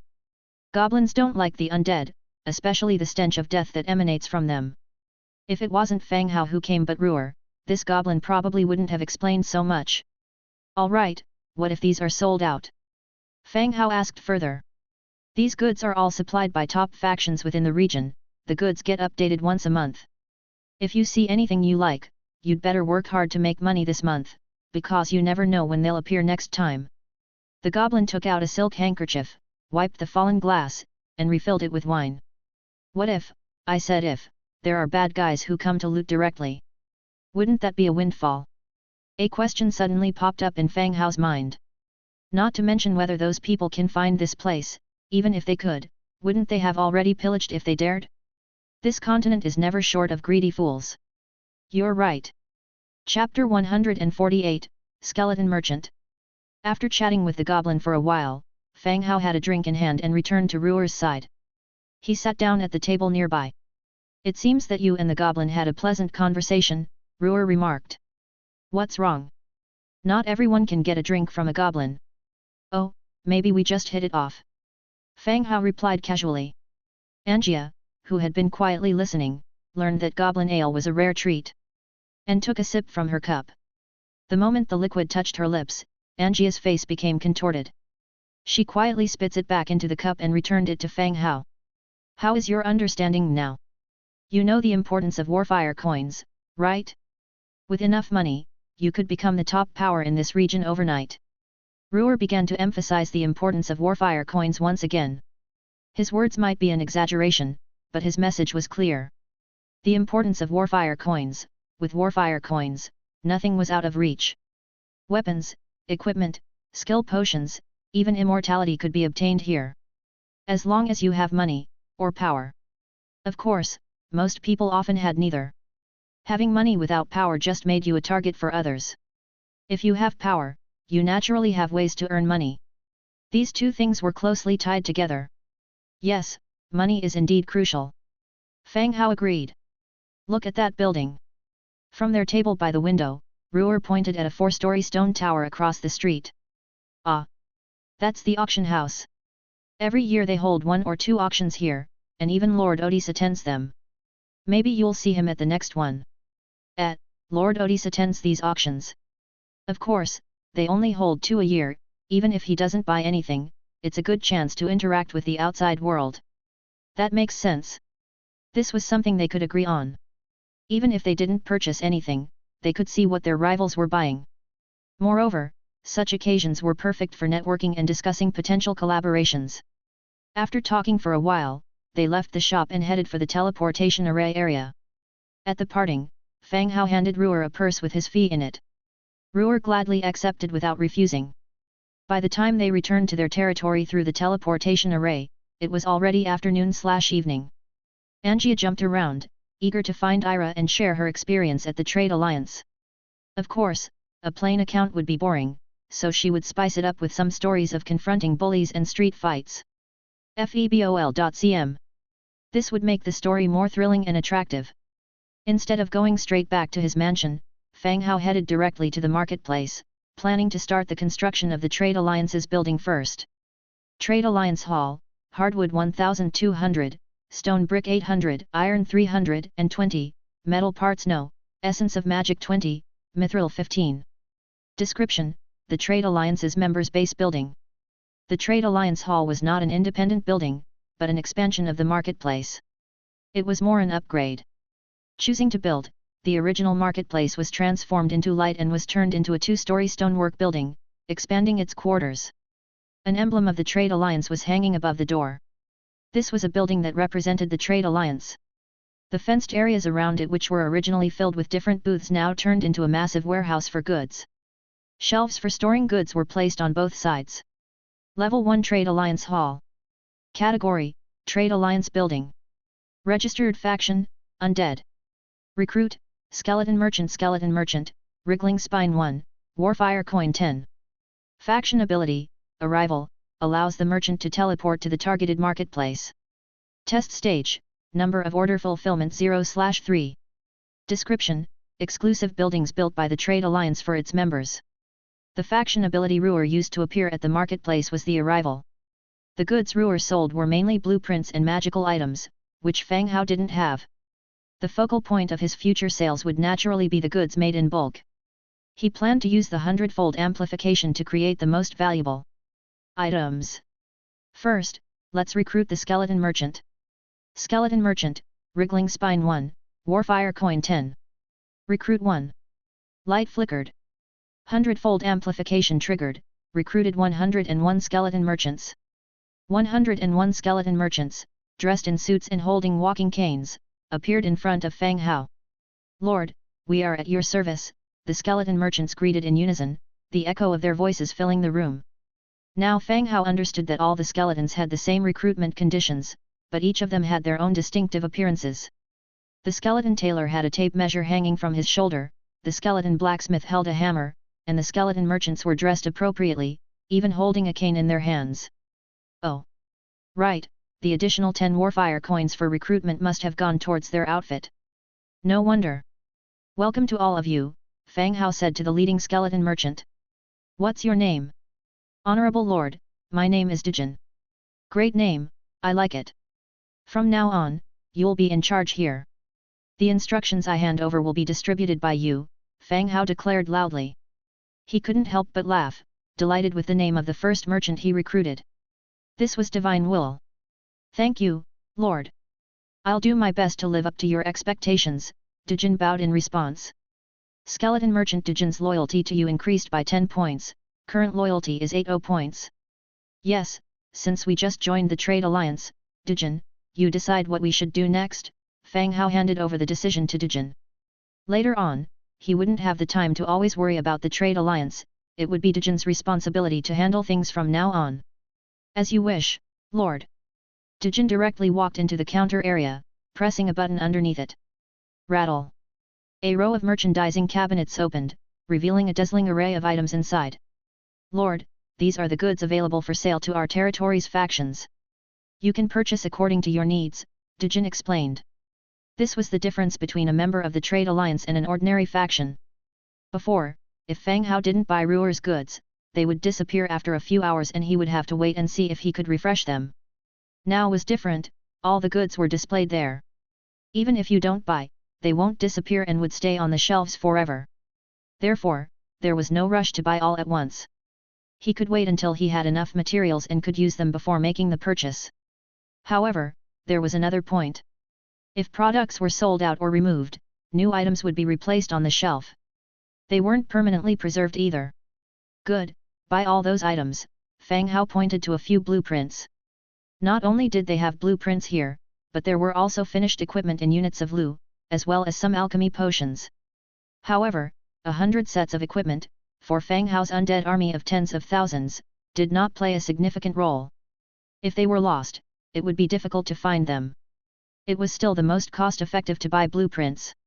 Iron Claw Rat Nest Construction Blueprint, Greenwood Lu, Thatch Noo, Trace of the Forest 3. Black Iron Kite Shield Manufacturing Blueprint, Blue Cast Iron Block 40, Iron 5, Metal Parts 2, Thick Leather 5. High-Speed Hardwood Shortbow Manufacturing Blueprint, Blue Hardwood 5, Metal Parts 3, Thick Leather 2. Chapter 149, Not a Person and Big White Leg. Black Iron Battle Pickaxe Blueprint, Green Sturdy Wood 3, Iron Block 5, Metal Parts 3, Leather 5. Apprentice Mage Robe Blueprint, Green Cotton Fabric 4, Spun Thread 5. 5 items in total, all of which Fang Hao can now craft and use. As for the rest that he couldn't use at the moment, there was no rush to purchase them. Dijin handed the items to Fang Hao, who promptly paid as per the quoted price. Sir, as members of the Trade Alliance, you can fill out orders.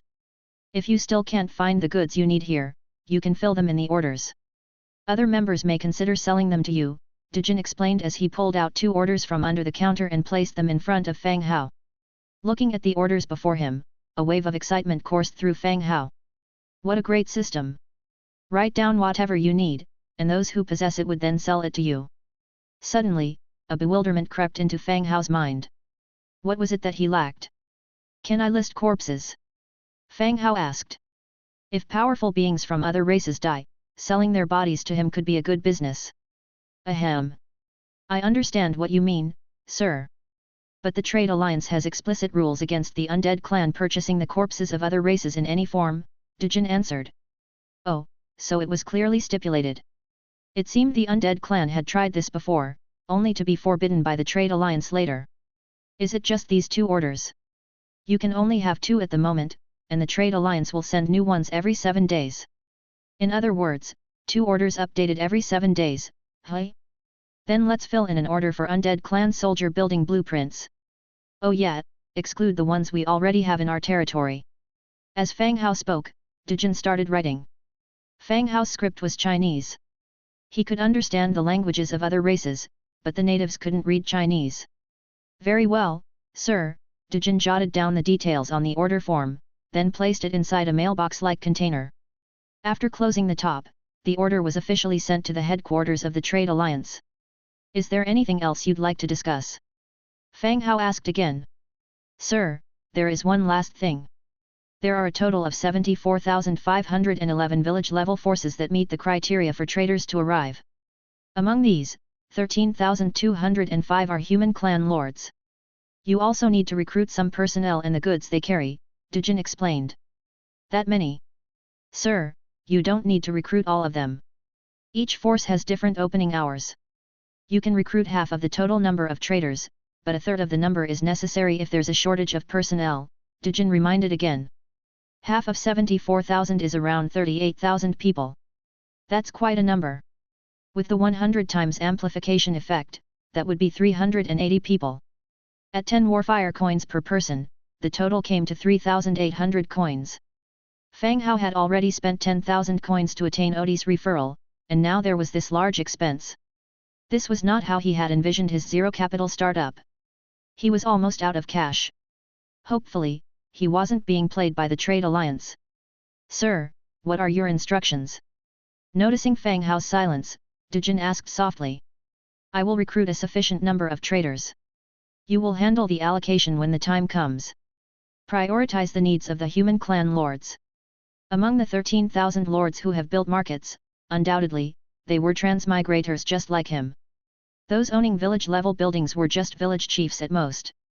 Only transmigrators like him were designated as lords. Human clan lords could obtain warfire coins through opening treasure chests or through certain opportunities. However, to get traders to settle in the markets they built, they would need the influence of their respective clans. Fang Hao stood out and was first in his region, which allowed him to unlock the Undead clan's traders. The lords probably had a hard time getting traders from their clans to settle in their markets after building them. If he could earn a single warfire coin from each of the 10,000 lords, he could recoup his expenditure. Of course, it was not just about prioritizing them, but also because the weapons, equipment, and various goods he produced were more suitable for humans. Understood, my lord, Dijin nodded. Next, Fang Hao began recruiting traders again. 100 times amplification triggered, you have gained skeleton trader 38,380. The room was filled with skeleton traders, with even more appearing outside the room. Then, Fang Hao crafted a mass of black iron knight swords, black iron open-faced helmets, hardwood shields, light crossbows, and various tools such as bathtubs, marching tents, iron axes, picks, and hand saws in the warehouse next to the Trade Alliance building. The 100 times amplification effect allowed a small amount of materials to mass-produce a large number of items. Selling them wasn't an issue either. Sir, rest assured. I'll allocate the goods according to the needs of each territory. You can rest easy, Dijin said. Yes, I trust you all. I'm going to build separate houses for you all behind the building. You can rest during your free time. Fang Hao said with a smile. Thank you, my lord. The thanks were met with an increase in the loyalty of the skeleton traders. After handling everything, Fang Hao returned to the lord's mansion for a meal. Having been busy all morning, his stomach had been rumbling for a while. He was a little envious of the undead who didn't need to eat and therefore never felt hungry. Ira prepared a hearty lunch. She brought it out and the three of them began chatting while enjoying the meal. When Angia began telling Ira about her past adventures, Fang Hao lost his rightful place in the conversation. He reached for the Book of Lords, taking a peek at others' chats. In the regional chat. Big news, big news. I built a market a while ago and couldn't find any traders to come, but today, suddenly, a clan settled in. Guess who it was? Who cares who it was? If you're going to say it, then say it. We're not playing guessing games with you. Exactly. Your endless chatter. Are you not able to get straight to the point? Aren't you two also wasting your time scolding him? You too. So are you. Stop. I'll show you a screenshot. Screenshot, fulfilling the clan influence requirement of 50. Do you accept the arrival of a trade caravan from this region's, Lord Fang Hao, into your market? Picture. The first screenshot was of the system notification, while the second was a photo he took using the Book of Lords. In the picture, a skeleton trader holding a cane was peddling his goods. You guys don't know how shocked I was. I can accept Fang Hao progressing quickly, but the undead? Did Fang Hao renounce his humanity even before transmigration? How is that even possible? Could he have the same name as someone native to this land? What nonsense! I have had interactions with natives, their names are similar to Western names, a long string of gibberish. The names with 2 characters, that's Fang Hao. Yes, Fang Hao has been collecting shadow stones, whose description states they are materials for undead-related construction. That settles it. Fang Hao isn't human. Looking at everyone's chat, Fang Hao almost spat out his food. Guessing was one thing, but why did they confidently claim that he wasn't human, backed by seemingly logical reasoning? To dispel their doubts, Fang Hao turned on the camera function of the Book of Lords. Stretching his left hand across the dining table, he took a photo of both his hand and the food, proving that he was still human and that he needed to eat. After snapping the photo, he sent it to the regional channel. Picture. Guys, stop squabbling. I'm still human. I just obtained a special building for the undead clan. Now, we can just trade items normally and buy things at the market, Fang Hao explained in the channel. Fang Hao, we didn't mean that you weren't human. It was a typo, please don't mind it. Yes, we were just joking. Please don't get angry, boss. Wait. Didn't you all notice? In the bottom left corner of Fang Hao's photo, there's a pair of white legs. There's actually a girl in his territory. Really? Let me see. Wow, that's true. Those legs, so white. Chapter 150, The Order Delivered to the Doorstep. Ding! Just as everyone in the channel area was exclaiming about the presence of a woman in Fang Hao's territory, the Book of Lords issued a notification for a private conversation. Su Yang? There was no need for Fang Hao to remember who this name was. As soon as he saw the content of the message, he was able to identify the sender's identity. Sorry about this morning, Fang Hao. I didn't know it was you. It was my lack of foresight. Turns out, the person who chatted with him in the Eye of Heaven Trade Alliance this morning was named Su Yang. It's fine. It was just a casual chat, Fang Hao replied. He hadn't actually taken the incident that seriously. Plus, Su Yang took the initiative to apologize, so Fang Hao decided to let it go. Ah, thanks, Fang Hao. Su Yang breathed out a sigh of relief.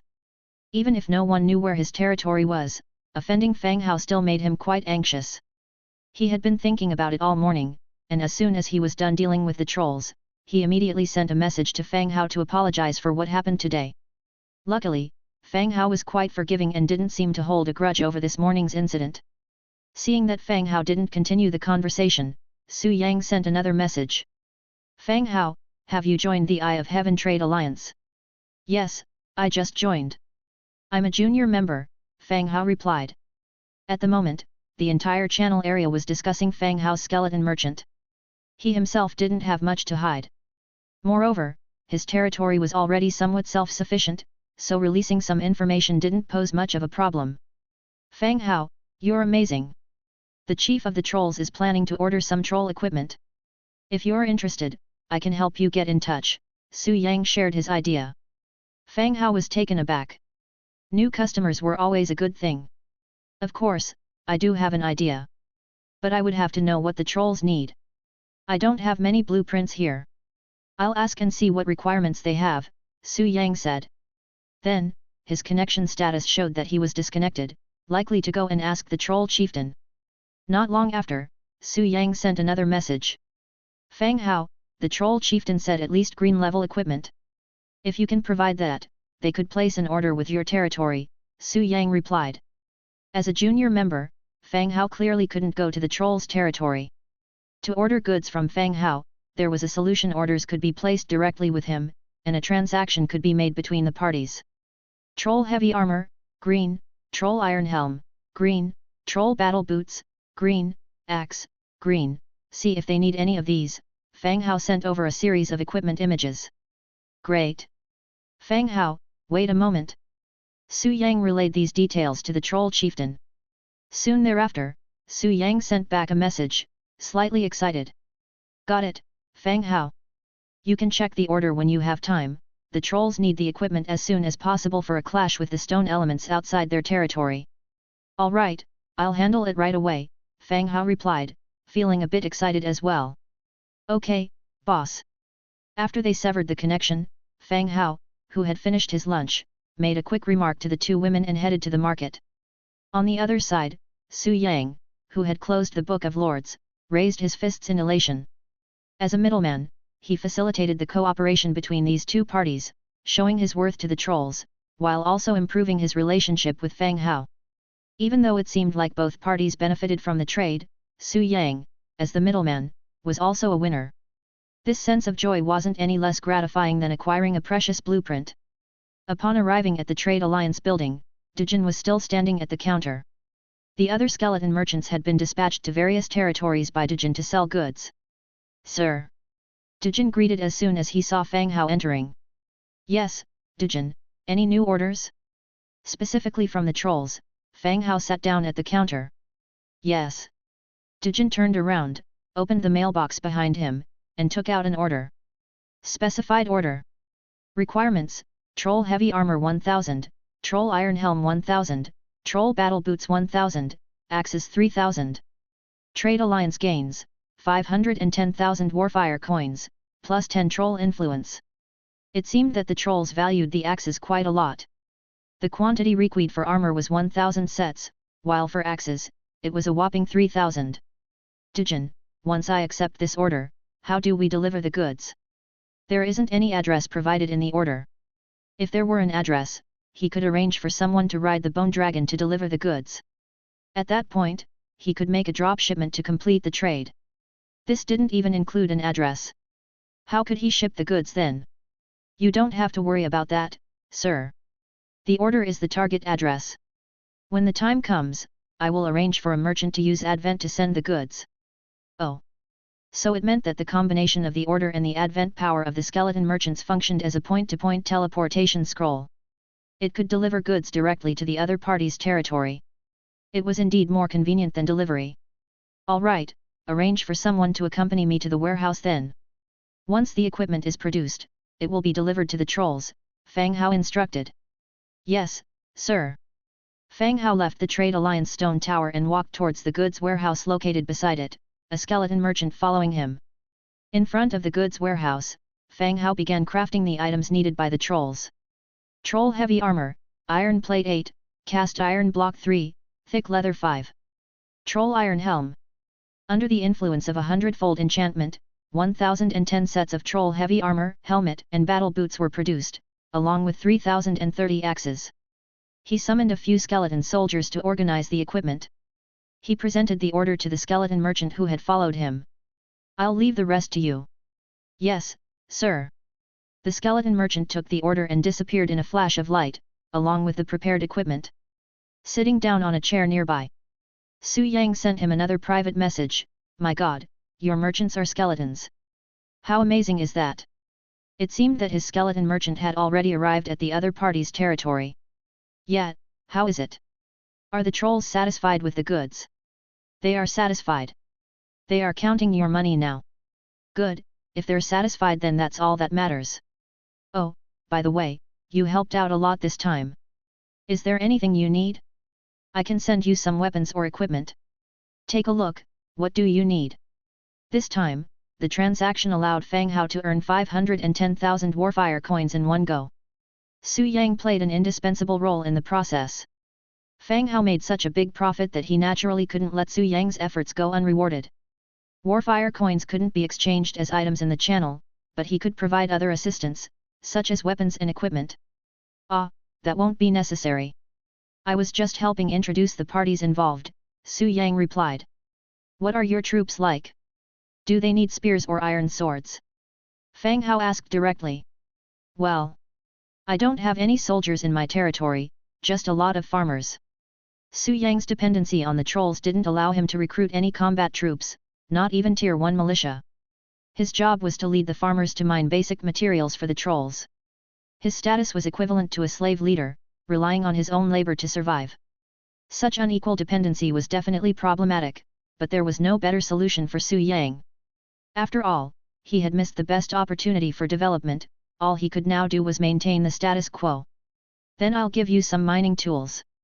You'll get them later, Fang Hao said directly. He directly put up handsaw IOOO iron pickaxe 1000 on the specified transaction column in the Book of Lords. It was a reward for Su Yang for making the connection this time. Thank you, boss. This time, Su Yang didn't refuse, he exchanged a few units of wood and completed the transaction.